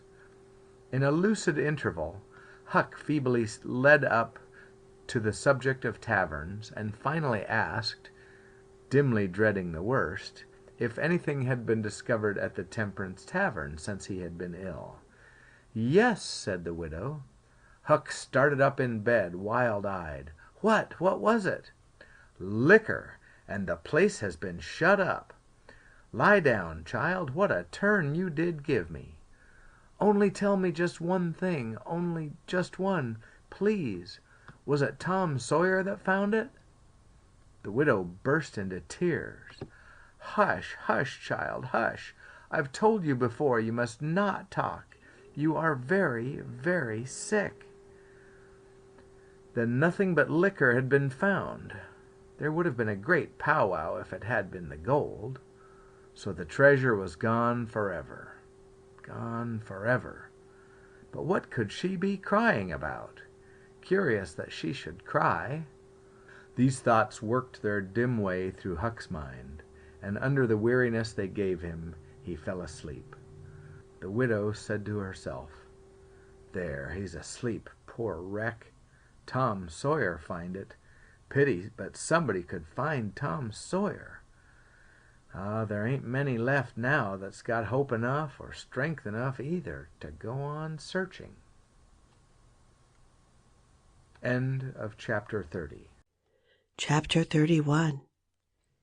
Now to return to Tom and Becky's share in the picnic. They tripped along the murky aisles with the rest of the company, visiting the familiar wonders of the cave, wonders dubbed with rather over-descriptive names such as the drawing room, the cathedral, Aladdin's palace, and so on. Presently the hide-and-seek frolicking began, and Tom and Becky engaged in it with zeal until the exertion began to grow a trifle wearisome. Then they wandered down a sinuous avenue holding their candles aloft and reading the tangled webwork of names, dates, post-office addresses, and mottos with which the rocky walls had been frescoed in candle smoke. Still drifting along and talking, they scarcely noticed that they were now in a part of the cave whose walls were not frescoed. They smoked their own names under an overhanging shelf and moved on. Presently they came to a place where a little stream of water, trickling over a ledge and carrying a limestone sediment with it, had, in the slow dragging ages, formed a laced and ruffled Niagara in gleaming and imperishable stone. Tom squeezed his small body behind it in order to illuminate it for Becky's gratification. He found that it curtained a sort of steep, natural stairway which was enclosed between narrow walls, and at once the ambition to be a discoverer seized him. Becky responded to his call, and they made a smoke mark for future guidance and started upon their quest. They wound this way and that, far down into the secret depths of the cave, made another mark, and branched off in search of novelties to tell the upper world about. In one place they found a spacious cavern, from whose ceiling depended a multitude of shining stalactites of the length and circumference of a man's leg. They walked all about it, wondering and admiring, and presently left it by one of the numerous passages that opened into it. This shortly brought them to a bewitching spring, whose basin was encrusted with a frostwork of glittering crystals. It was in the midst of a cavern whose walls were supported by many fantastic pillars which had been formed by the joining of great stalactites and stalagmites together, the result of the ceaseless water drip of centuries. Under the roof, vast knots of bats had packed themselves together, thousands in a bunch. The lights disturbed the creatures, and they came flocking down by the hundreds, squeaking and darting furiously at the candles. Tom knew their ways and the danger of this sort of conduct. He seized Becky's hand and hurried her into the first corridor that offered. And none too soon, for a bat struck Becky's light out with its wing while she was passing out of the cavern. The bats chased the children a good distance, but the fugitives plunged into every new passage that offered, and at last got rid of the perilous things. Tom found a subterranean lake shortly, which stretched its dim length away until its shape was lost in the shadows. He wanted to explore its borders, but concluded it would be best to sit down and rest a while first. Now, for the first time, the deep stillness of the place laid a clammy hand upon the spirits of the children. Becky said, "Why, I didn't notice, but it seems ever so long since I heard any of the others. Come to think, Becky, we are away down below them, and I don't know how far away north or south or east or whichever it is. We couldn't hear them here." Becky grew apprehensive. "I wonder how long we've been down here, Tom. We better start back." "Yes, I reckon we better. P'raps we better." "Can you find the way, Tom? It's all a mixed-up crookedness to me." "I reckon I could find it. But then the bats, if they put our candles out, it will be an awful fix. Let's try some other way so as not to go through there." "Well, but I hope we won't get lost. It would be so awful." And the girl shuddered at the thought of the dreadful possibilities. They started through a corridor and traversed it in silence a long way, glancing at each new opening to see if there was anything familiar about the look of it. But they were all strange. Every time Tom made an examination, Becky would watch his face for an encouraging sign, and he would say cheerily, "Oh, it's all right. This ain't the one, but we'll come to it right away." But he felt less and less hopeful with each failure, and presently began to turn off into diverging avenues at sheer random, in desperate hope of finding the one that was wanted. He still said it was all right, but there was such a leaden dread at his heart that the words had lost their ring and sounded just as if he had said all is lost. Becky clung to his side in an anguish of fear and tried hard to keep back the tears, but they would come. At last she said, "Oh, Tom, never mind the bats. Let's go back that way. We seem to get worse and worse off all the time." "Listen," said he. Profound silence, silence so deep that even their breathings were conspicuous in the hush. Tom shouted. The call went echoing down the empty aisles and died out in the distance in a faint sound that resembled a ripple of mocking laughter. "Oh, don't do it again, Tom. It is too horrid," said Becky. "It is horrid, but I'd better, Becky. They might hear us, you know." And he shouted again. The might was an even chillier horror than the ghostly laughter. It so confessed a perishing hope. The children stood still and listened, but there was no result. Tom turned upon the back track at once and hurried his steps. It was but a little while before a certain indecision in his manner revealed another fearful fact to Becky. He could not find his way back. "Oh, Tom, you didn't make any marks." "Becky, I was such a fool, I never thought we might want to come back. No, I can't find the way. It's all mixed up." Tom, we're lost. We never can get out of this awful place. Oh, why did we ever leave the others?" She sank to the ground and burst into such a frenzy of crying that Tom was appalled with the idea that she might die or lose her reason. He sat down by her and put his arms around her. She buried her face in his bosom. She clung to him. She poured out her terrors, her unavailing regrets, and the far echoes turned them all to jeering laughter. Tom begged her to pluck up hope again, and she said she could not. He fell to blaming and abusing himself for getting her into this miserable situation. This had a better effect. She said she would try to hope again. She would get up and follow wherever he might lead, if only he would not talk like that any more. For he was no more to blame than she said. So they moved on again, aimlessly, simply at random.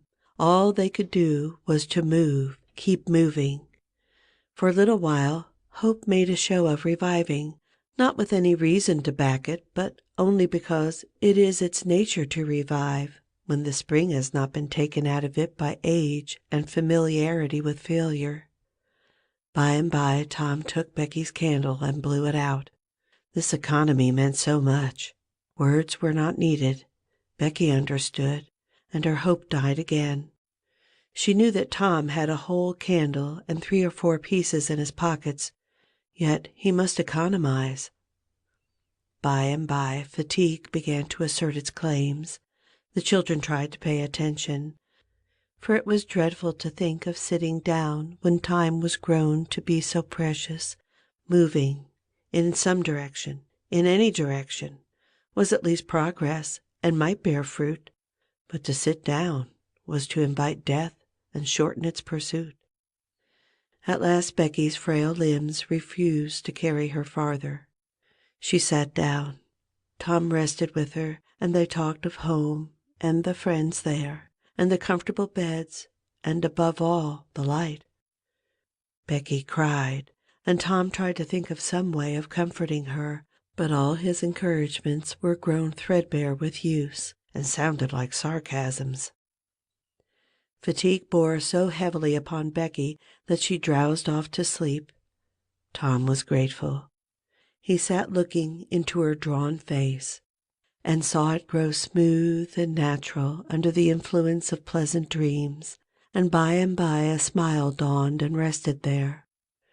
The peaceful face reflected somewhat of peace and healing into his own spirit, and his thoughts wandered away to bygone times and dreamy memories.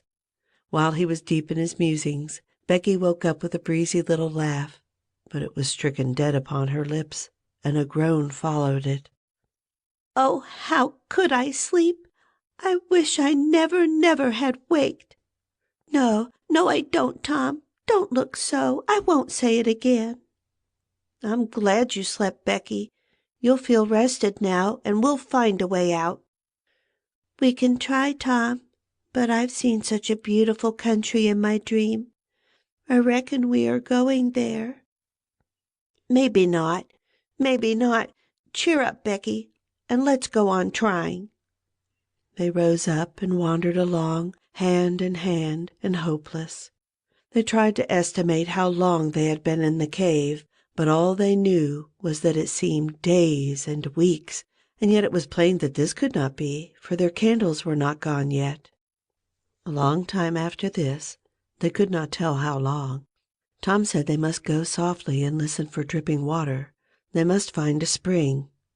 They found one presently, and Tom said it was time to rest again. Both were cruelly tired, yet Becky said she thought she could go a little farther. She was surprised to hear Tom dissent.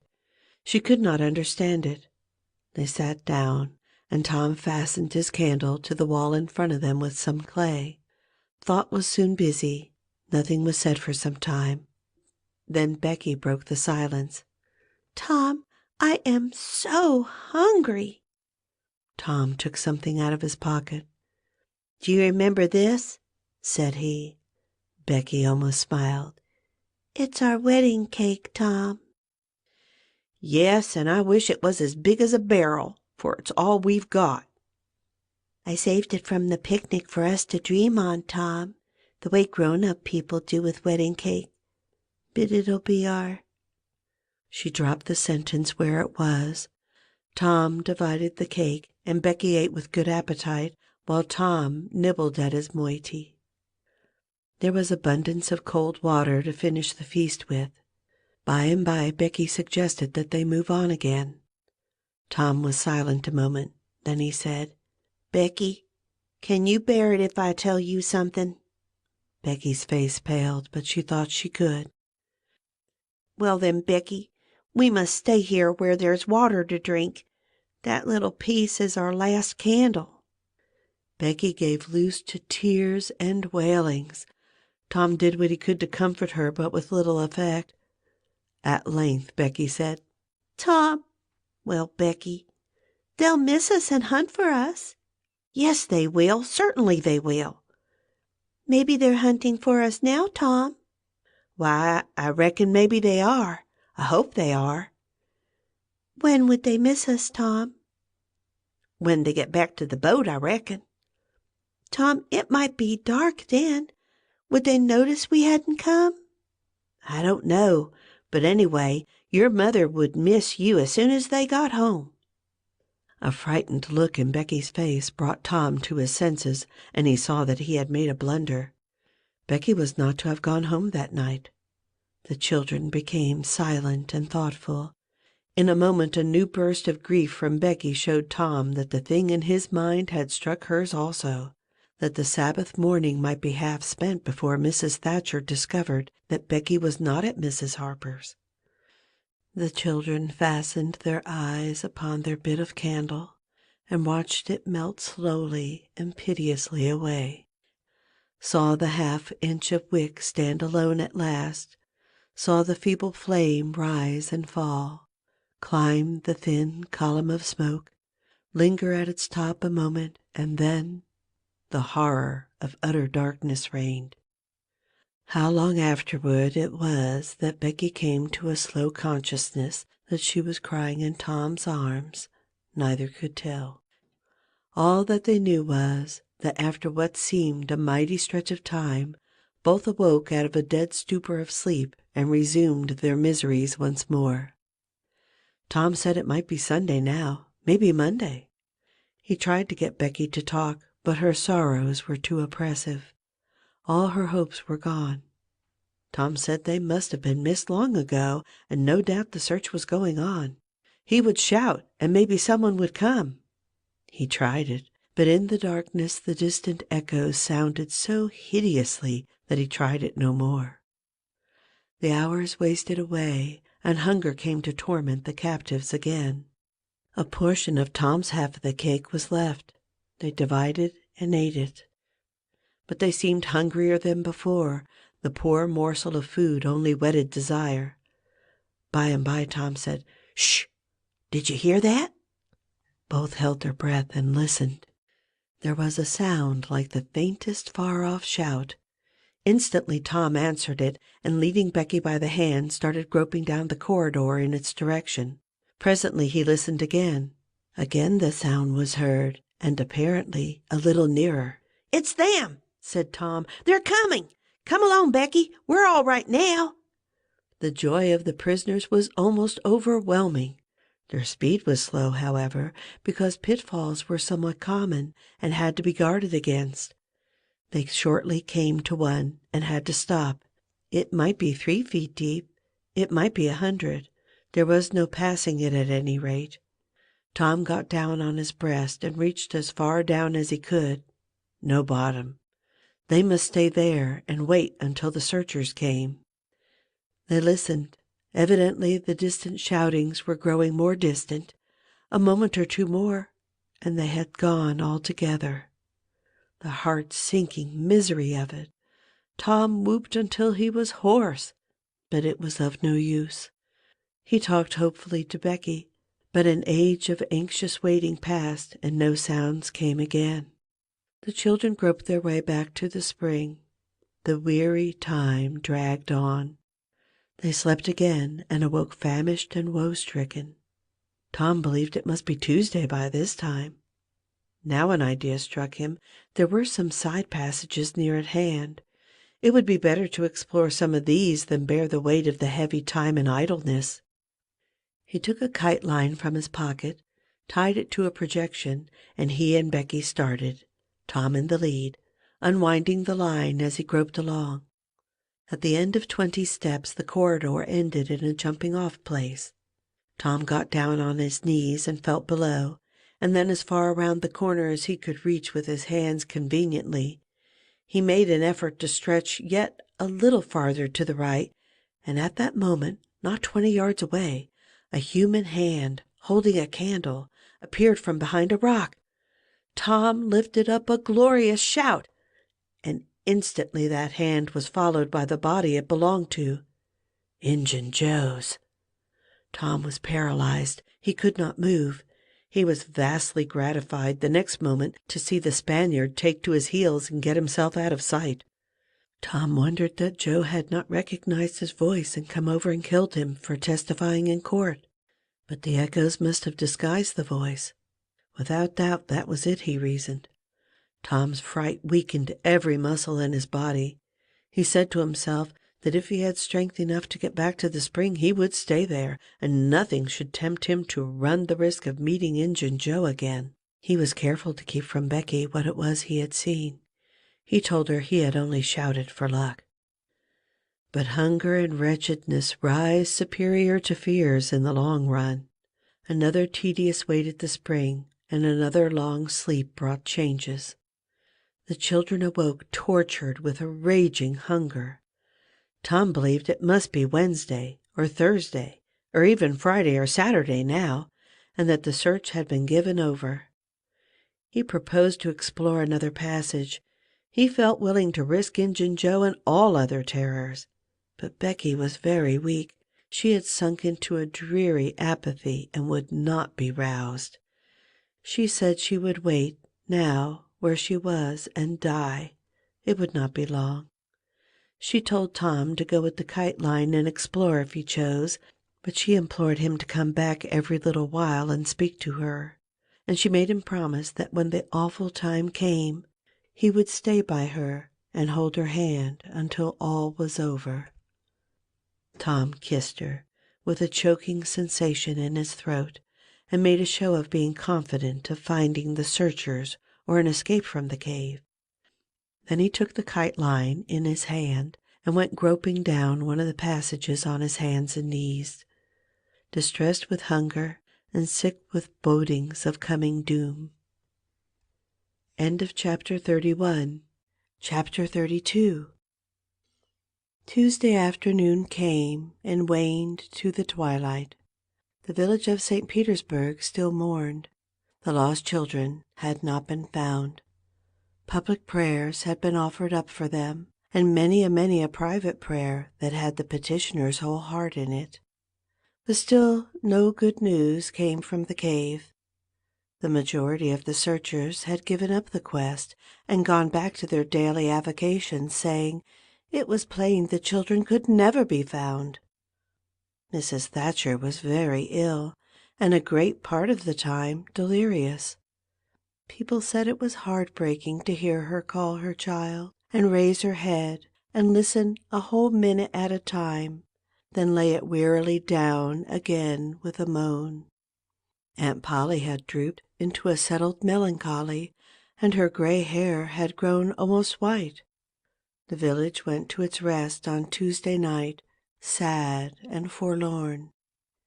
Away in the middle of the night, a wild peal burst from the village bells, and in a moment the streets were swarming with frantic, half-clad people who shouted, "Turn out! Turn out! They're found! They're found!" Tin pans and horns were added to the din. The population massed itself and moved toward the river, met the children coming in an open carriage drawn by shouting citizens, thronged around it, joined its homeward march, and swept magnificently up the main street, roaring, "Huzzah after huzzah!" The village was illuminated. Nobody went to bed again. It was the greatest night the little town had ever seen. During the first half-hour, a procession of villagers filed through Judge Thatcher's house, seized the saved ones and kissed them, squeezed Mrs. Thatcher's hand, tried to speak but couldn't, and drifted out, raining tears all over the place. Aunt Polly's happiness was complete, and Mrs. Thatcher's nearly so. It would be complete, however, as soon as the messenger dispatched with the great news to the cave should get the word to her husband. Tom lay upon a sofa with an eager auditory about him, and told the history of the wonderful adventure, putting in many striking additions to adorn it withal, and closed with a description of how he left Becky and went on an exploring expedition, how he followed 2 avenues as far as his kite line would reach, how he followed a third to the fullest stretch of the kite line, and was about to turn back when he glimpsed a far-off speck that looked like daylight, dropped the line and groped toward it, pushed his head and shoulders through a small hole, and saw the broad Mississippi rolling by. And if it had only happened to be night, he would not have seen that speck of daylight, and would not have explored that passage any more. He told how he went back for Becky and broke the good news, and she told him not to fret her with such stuff, for she was tired and knew she was going to die and wanted to.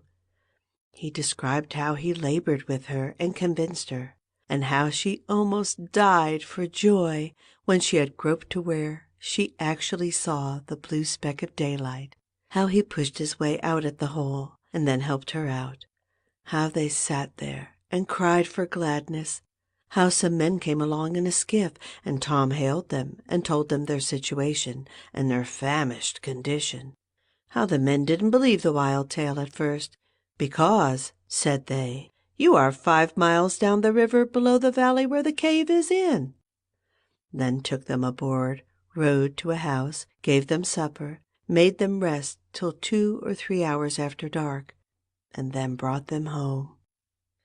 Before day dawn, Judge Thatcher and the handful of searchers with him were tracked out, in the cave, by the twine clues they had strung behind them, and informed of the great news. 3 days and nights of toil and hunger in the cave were not to be shaken off at once, as Tom and Becky soon discovered. They were bedridden all of Wednesday and Thursday, and seemed to grow more and more tired and worn all the time. Tom got about a little on Thursday, was downtown Friday, and nearly as whole as ever Saturday. But Becky did not leave her room until Sunday, and then she looked as if she had passed through a wasting illness. Tom learned of Huck's sickness and went to see him on Friday, but could not be admitted to the bedroom. Neither could he on Saturday or Sunday. He was admitted daily after that, but was warned to keep still of his adventure, and introduce no exciting topic. The widow Douglas stayed by to see that he obeyed. At home, Tom learned of the Cardiff Hill event, also that the ragged man's body had eventually been found in the river near the ferry landing. He had been drowned while trying to escape, perhaps.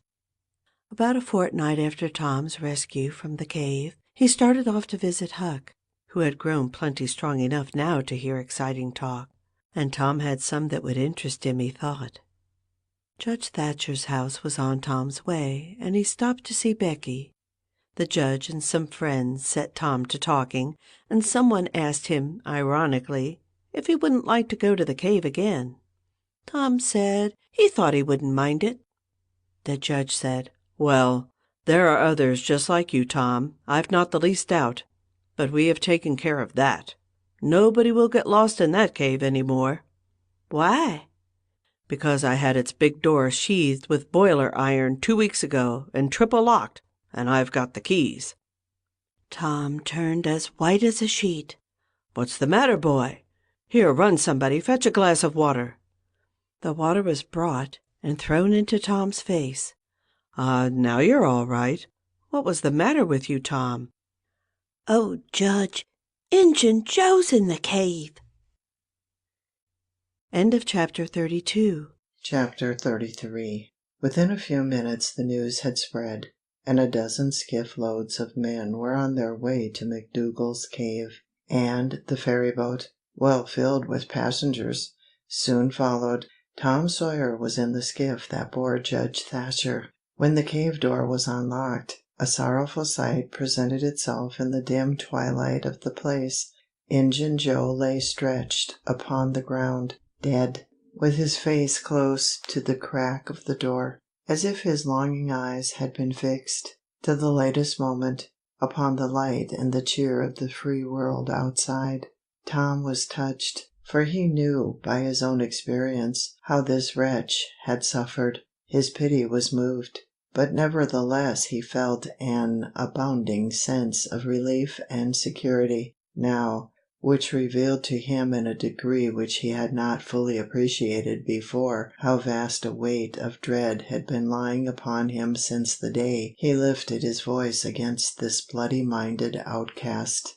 Injun Joe's bowie knife lay close by, its blade broken in two. The great foundation beam of the door had been chipped and hacked through with tedious labor. Useless labor, too, it was, for the native rock formed a sill outside it, and upon that stubborn material the knife had wrought no effect. The only damage done was to the knife itself. But if there had been no stony obstruction there, the labor would have been useless still. For if the beam had been wholly cut away, Injun Joe could not have squeezed his body under the door, and he knew it.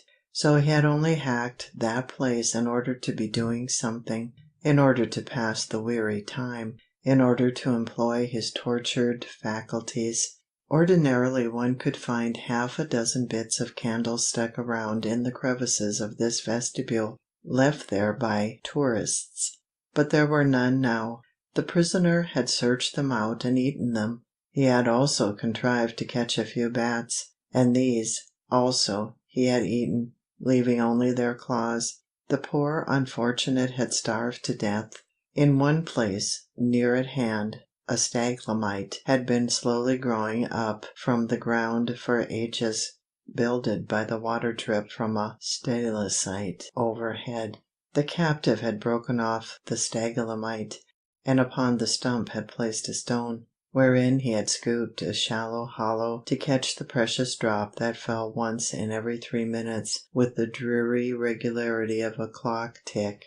A desert spoonful once in 24 hours. That drop was falling when the pyramids were new, when Troy fell, when the foundations of Rome were laid, when Christ was crucified, when the Conqueror created the British Empire, when Columbus sailed, when the massacre at Lexington was news. It is falling now. It will still be falling when all these things shall have sunk down the afternoon of history and the twilight of tradition, and been swallowed up in the thick night of oblivion. Has everything a purpose and a mission?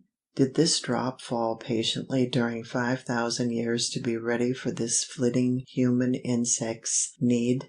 And has it another important object to accomplish 10,000 years to come? No matter. It is many and many a year since the hapless half-breed scooped out the stone to catch the priceless drops. But to this day the tourist stares longest at that pathetic stone and that slow-dropping water when he comes to see the wonders of McDougal's cave.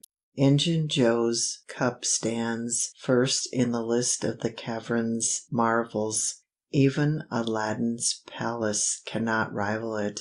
Injun Joe was buried near the mouth of the cave, and people flocked there in boats and wagons from the towns and from all the farms and hamlets for 7 miles around. They brought their children, and all sorts of provisions, and confessed that they had had almost as satisfactory a time at the funeral as they could have had at the hanging. This funeral stopped the further growth of one thing, the petition to the governor for Injun Joe's pardon. The petition had been largely signed, many tearful and eloquent meetings had been held, and a committee of sappy women been appointed to go in deep mourning and wail around the governor, and implore him to be a merciful ass and trample his duty underfoot. Injun Joe was believed to have killed 5 citizens of the village, but what of that? If he had been Satan himself, there would have been plenty of weaklings ready to scribble their names to a pardon petition, and drip a tear on it from their permanently impaired and leaky waterworks. The morning after the funeral, Tom took Huck to a private place to have an important talk.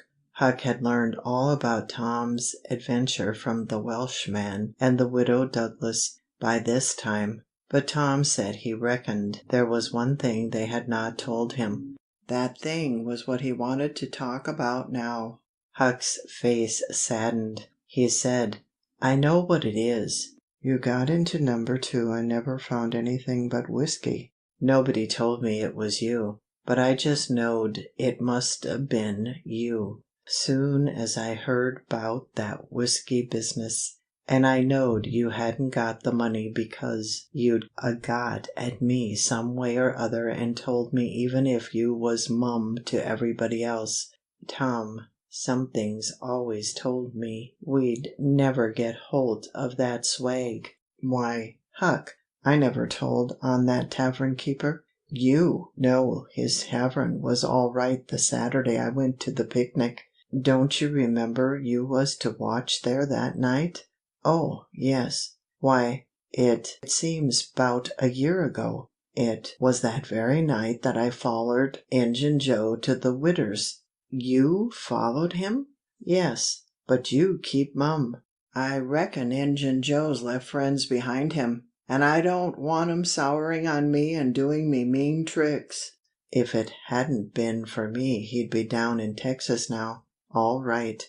Then Huck told his entire adventure in confidence to Tom, who had only heard of the Welshman's part of it before. "Well," said Huck, presently, coming back to the main question, "whoever nipped the whiskey in number 2, nipped the money, too, I reckon. Anyways, it's a goner for us, Tom." "Huck, that money wasn't ever in number 2? What?" Huck searched his comrade's face keenly.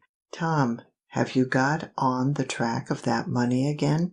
"Huck, it's in the cave." Huck's eyes blazed. "Say it again, Tom." "The money's in the cave, Tom. Honest Injun. Now, is it fun or earnest?" "Earnest, Huck. Just as earnest as ever I was in my life. Will you go in there with me and help me get it out?" "I bet I will. I will if it's where we can blaze our way to it and not get lost. Huck, we can do that without the least little bit of trouble in the world." "Good as wheat. What makes you think the money's—" "Huck, you just wait till we get in there. If we don't find it, I'll agree to give you my drum and everything I've got in the world. I will, by jings." "All right, it's a whiz. When do you say?" "Right now, if you say it. Are you strong enough?" "Is it far in the cave?" "I been on my pins a little, 3 or 4 days, now, but I can't walk more in a mile, Tom. Least I don't think I could. It's about 5 mile into there the way anybody but me would go, Huck, but there's a mighty short cut that they don't anybody but me know about. Huck, I'll take you right to it in a skiff. I'll float the skiff down there, and I'll put it back again all by myself. You needn't ever turn your hand over. Let's start right off, Tom." "All right. We want some bread and meat, and our pipes, and a little bag or 2. and 2 or 3 kite strings, and some of these new-fangled things they call lucifer matches. I tell you, many's the time I wished I had some when I was in there before." A trifle after noon the boys borrowed a small skiff from a citizen who was absent, and got under the way at once. When they were several miles below Cave Hollow, Tom said, "Now you see this bluff here looks all alike all the way down from the cave hollow. No houses, no wood yards, bushes all alike. But do you see that white place up yonder where there's been a landslide? Well, that's one of my marks. We'll get ashore now." They landed. "Now, Huck, where we're a-standing you could touch that hole I got out of with a fishing pole. See if you can find it." Huck searched all the place about, and found nothing. Tom proudly marched into a thick clump of sumac bushes and said, "Here you are. Look at it, Huck. It's the snuggest hole in this country. You just keep mum about it. All along I've been wanting to be a robber, but I knew I'd got to have a thing like this, and where to run across it was the bother. We've got it now, and we'll keep it quiet. Only we'll let Joe Harper and Ben Rogers in, because of course there's got to be a gang, or else there wouldn't be any style about it. Tom Sawyer's Gang. It sounds splendid, don't it, Huck?" "Well, it just does, Tom. And who'll we rob?" "Oh, most anybody. Waylay people. That's mostly the way." "And kill them?" "No, not always. Hive them in the cave till they raise a ransom." "What's a ransom?" "Money. You make them raise all they can. Often they're friends. And after you've kept them a year, if it ain't raised then you kill them. That's the general way. Only you don't kill the women. You shut up the women, but you don't kill them. They're always beautiful and rich, and awfully scared. You take their watches and things, but you always take your hat off and talk polite. They ain't anybody as polite as robbers. You'll see that in any book. Well, the women get to loving you, and after they've been in the cave a week or 2 weeks they stop crying, and after that you couldn't get them to leave. If you drove them out they'd turn right around and come back. It's so in all the books. Why, it's real bully, Tom. I believe it's better'n to be a pirate." "Yes, it's better in some ways, because it's close to home and circuses and all that."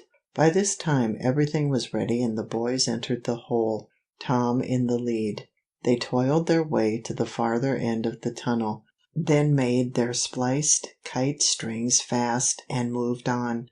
A few steps brought them to the spring, and Tom felt a shudder quiver all through him. He showed Huck the fragment of candle wick perched on a lump of clay against the wall, and described how he and Becky had watched the flame struggle and expire. The boys began to quiet down to whispers now, for the stillness and gloom of the place oppressed their spirits. They went on, and presently entered and followed Tom's other corridor until they reached the jumping-off place.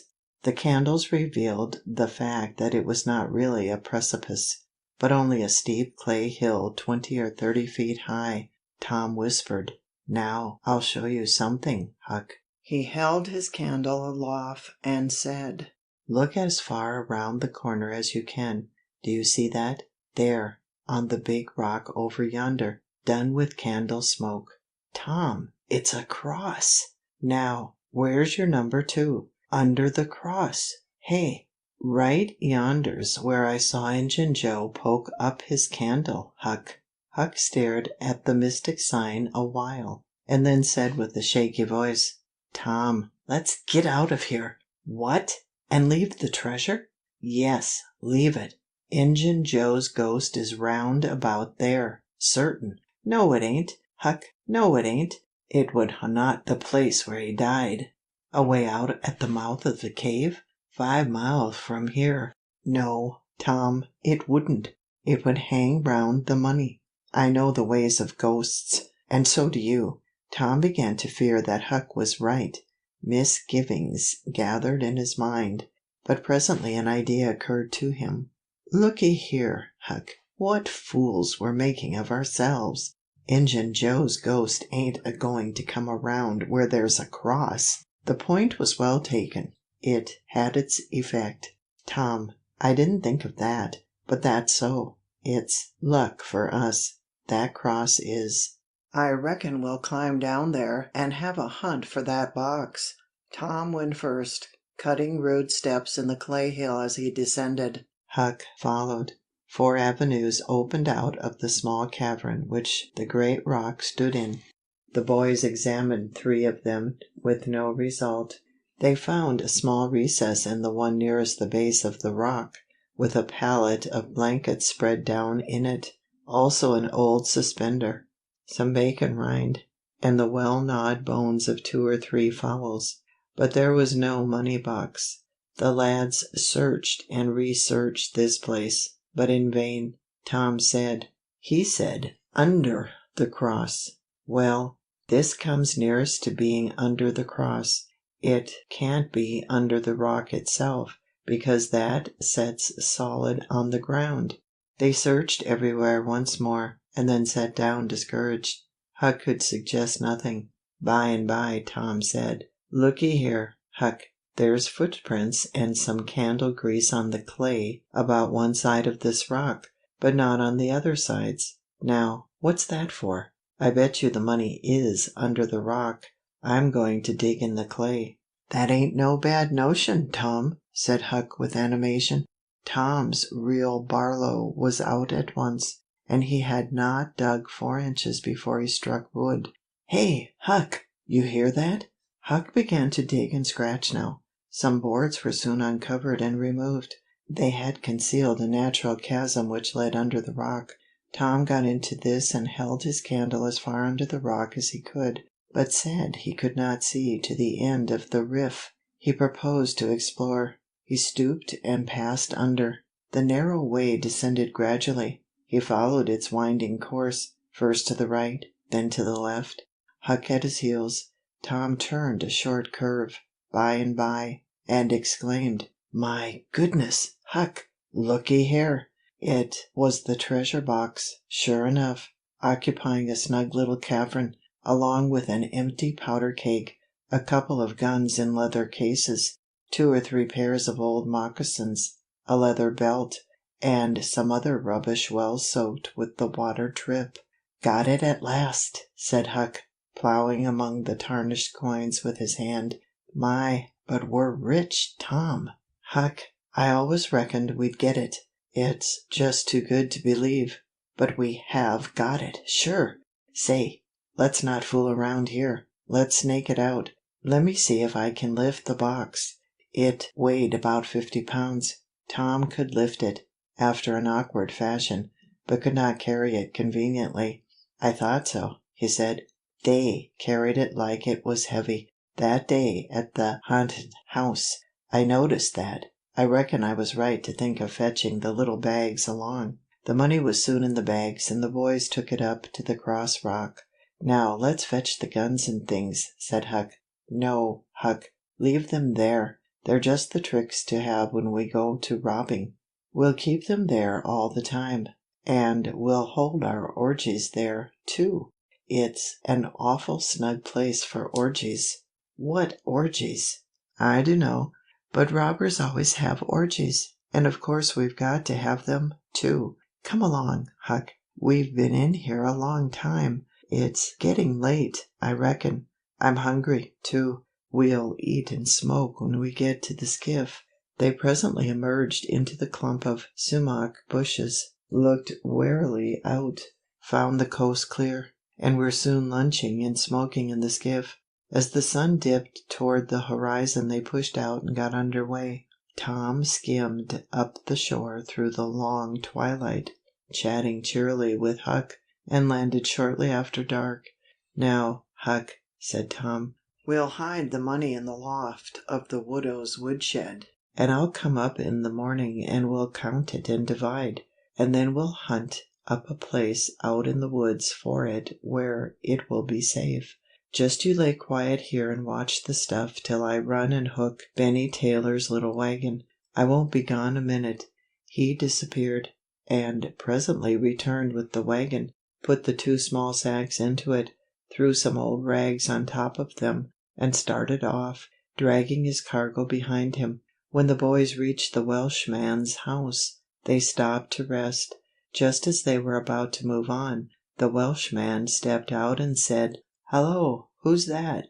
"Huck and Tom Sawyer." "Good! Come along with me, boys. You are keeping everybody waiting. Here, hurry up, trot ahead. I'll haul the wagon for you. Why, it's not as light as it might be. Got bricks in it, or old metal?" "Old metal," said Tom. "I judged so. The boys in this town will take more trouble and fool away more time hunting up 6 bits worth of old iron to sell to the foundry than they would to make twice the money at regular work. But that's human nature. Hurry along, hurry along." The boys wanted to know what the hurry was about. "Never mind. You'll see when we get to the Widow Douglas's," Huck said with some apprehension, for he was long used to being falsely accused. "Mr. Jones, we haven't been doing nothing." The Welshman laughed. "Well, I don't know, Huck, my boy. I don't know about that. Ain't you and the widow good friends?" "Yes.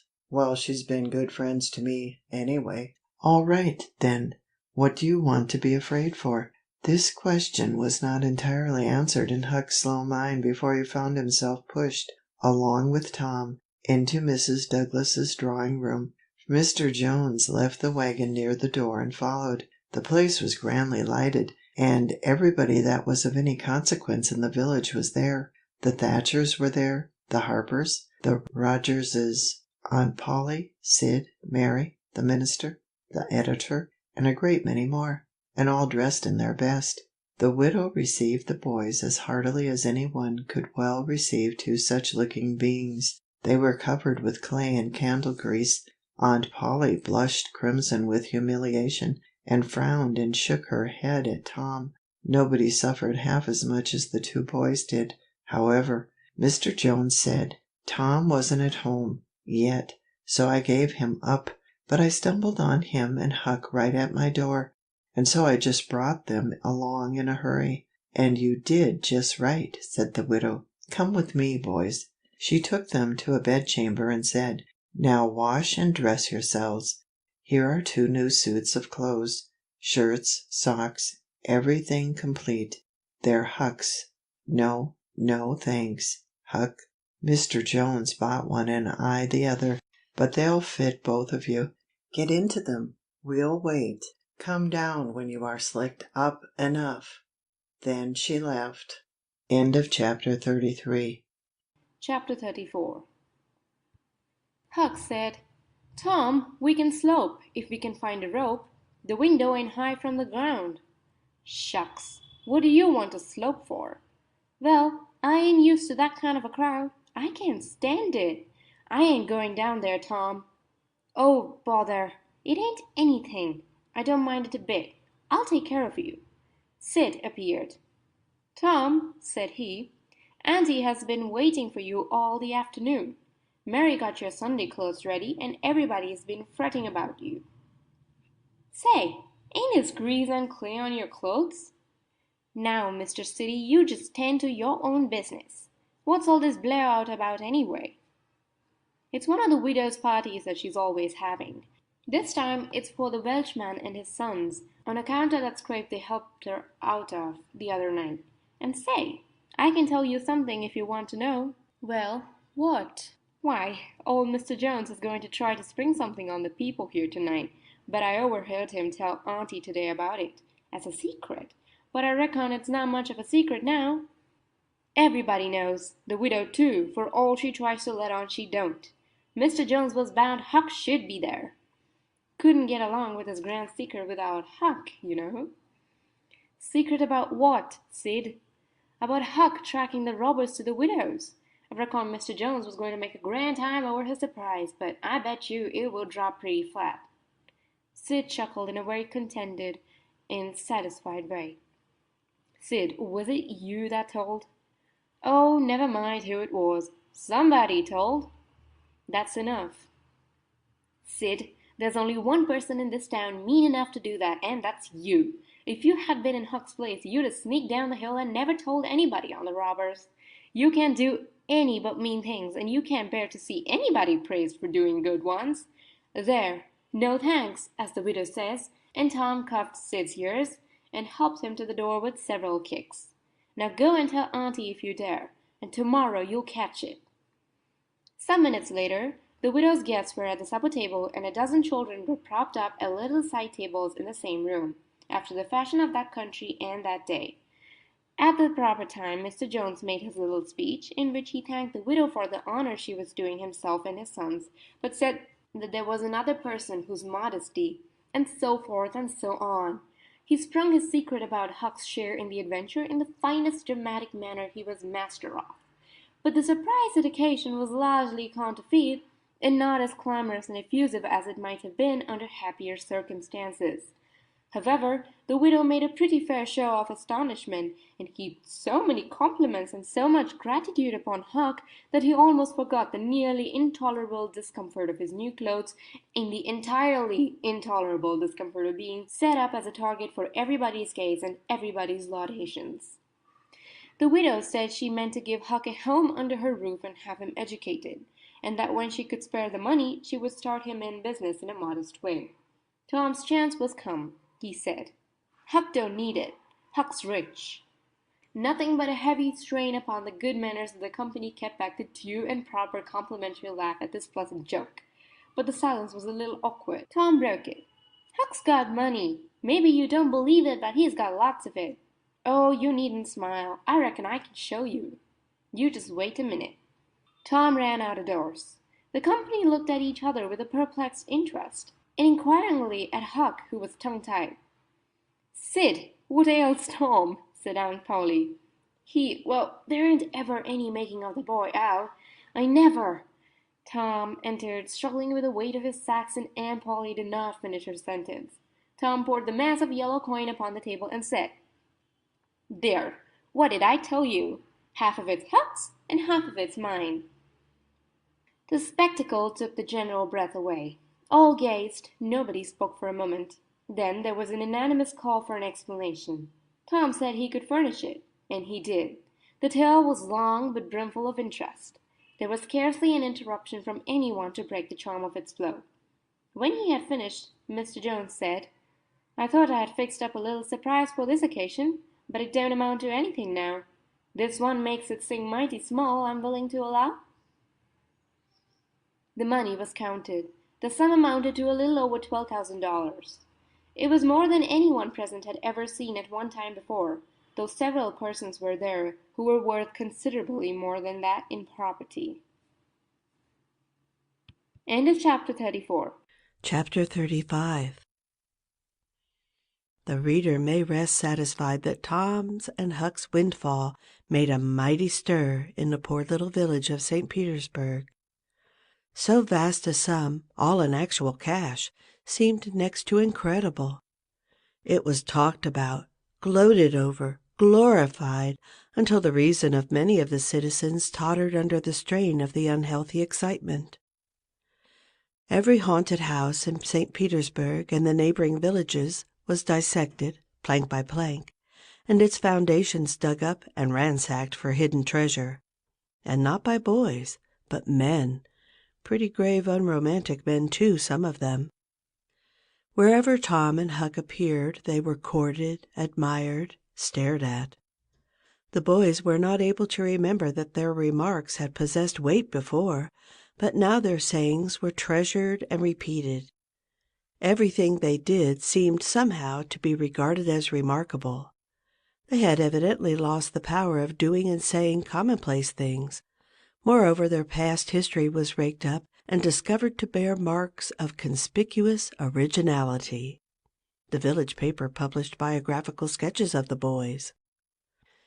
The widow Douglas put Huck's money out at 6%, and Judge Thatcher did the same with Tom's at Aunt Polly's request. Each lad had an income now that was simply prodigious, $1 for every weekday in the year and half of the Sundays. It was just what the minister got. No, it was what he was promised. He generally couldn't collect it. $1.25 a week would board, lodge, and school a boy in those old simple days, and clothe him and wash him too, for that matter.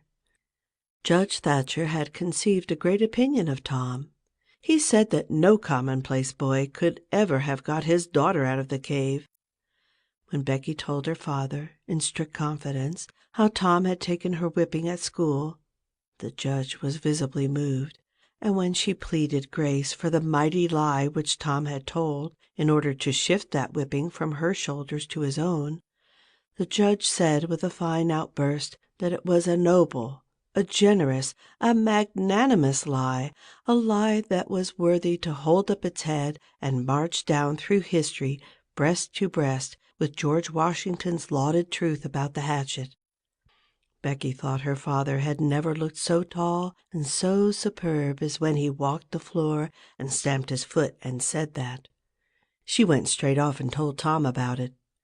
Judge Thatcher hoped to see Tom a great lawyer or a great soldier some day.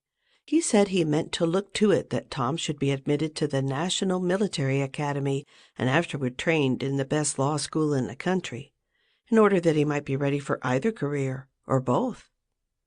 Huck Finn's wealth and the fact that he was now under the Widow Douglas' protection introduced him into society.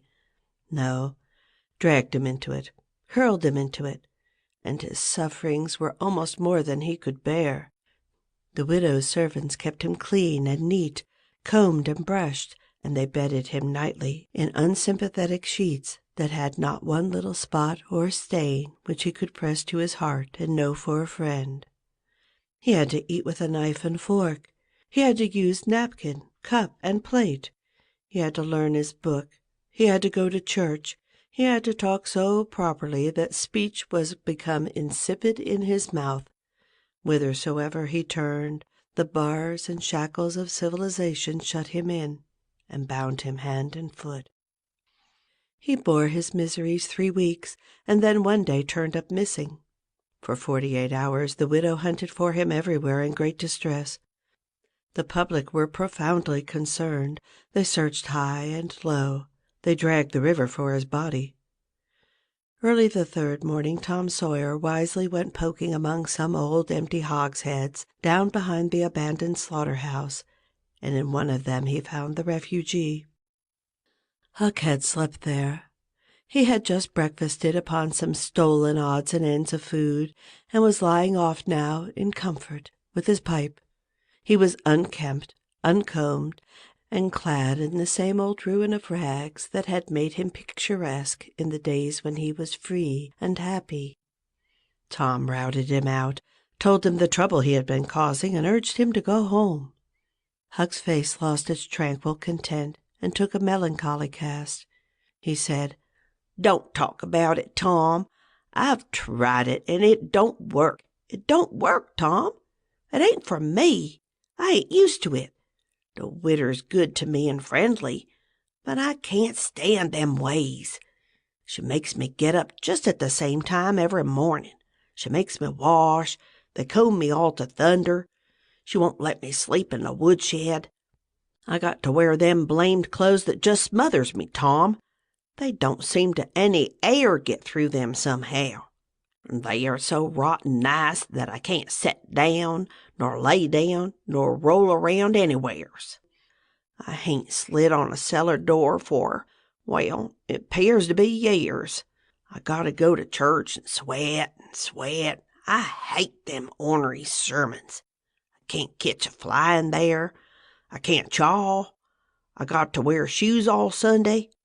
The widder eats by a bell, she goes to bed by a bell, she gets up by a bell. Everything's so awful regular, a body can't stand it." "Well, everybody does it that way, Huck." "Tom, it don't make no difference. I ain't everybody, and I can't stand it. It's awful to be tied up so, and grub comes too easy. I don't take no interest in victuals that way. I got to ask to go a-fishing. I got to ask to go in a-swimming. Derned if I hain't got to ask to do everything. Well, I'd got to talk so nice it wasn't no comfort. I'd got to go up in the attic and rip out a while every day to get a taste in my mouth, or I'd have died, Tom. The widder wouldn't let me smoke. She wouldn't let me yell. She wouldn't let me gape, nor stretch, nor scratch before folks. Then, with a spasm of special irritation and injury, and Dad, fetch it, she prayed all the time. I never seen such a woman. I had to shove, Tom. I just had to. And besides, that school's going to open, and I'd 'a' had to go to it. Well, I wouldn't stand that, Tom. Look a-here, Tom. Being rich ain't what it's cracked up to be. It's just worry and sweat and sweat, and a-wishing you was dead all the time. Now, these clothes suits me, and this barrel suits me, and I ain't ever going to shake 'em any more, Tom. I wouldn't ever got into all this trouble if it hadn't a been for that money. Now you just take my share of it along with yourn, and give me a 10-center sometimes. Not many times, because I don't give a dern for a thing thout it's tolerable hard to get. And you go and beg off for me with the widder. Oh, Huck, you know I can't do that. 'Tain't fair. And besides, if you try this thing just a little while longer, you'll come to like it. Like it? Yes, the way I'd like a hot stove if I was to set on it long enough. No, Tom, I won't be rich, and I won't live in them cussed smothery houses. I like the woods, and the river, and the hogsheads, and I'll stick to 'em, too. Blame it all. Just as we'd got guns and a cave and all just fixed to rob, here this dern foolishness has got to come up and spile it all. Tom saw his opportunity. Look a-here, Huck. Being rich ain't going to keep me back from turning robber. No? Oh, good licks. Are you in real deadwood earnest, Tom? Just as dead earnest as I'm sitting here. But, Huck, we can't let you into the gang if you ain't respectable, you know. Huck's joy was quenched. Can't let me in, Tom. Didn't you let me go for a pirate? Yes, but that's different. A robber is more high-toned than what a pirate is, as a general thing.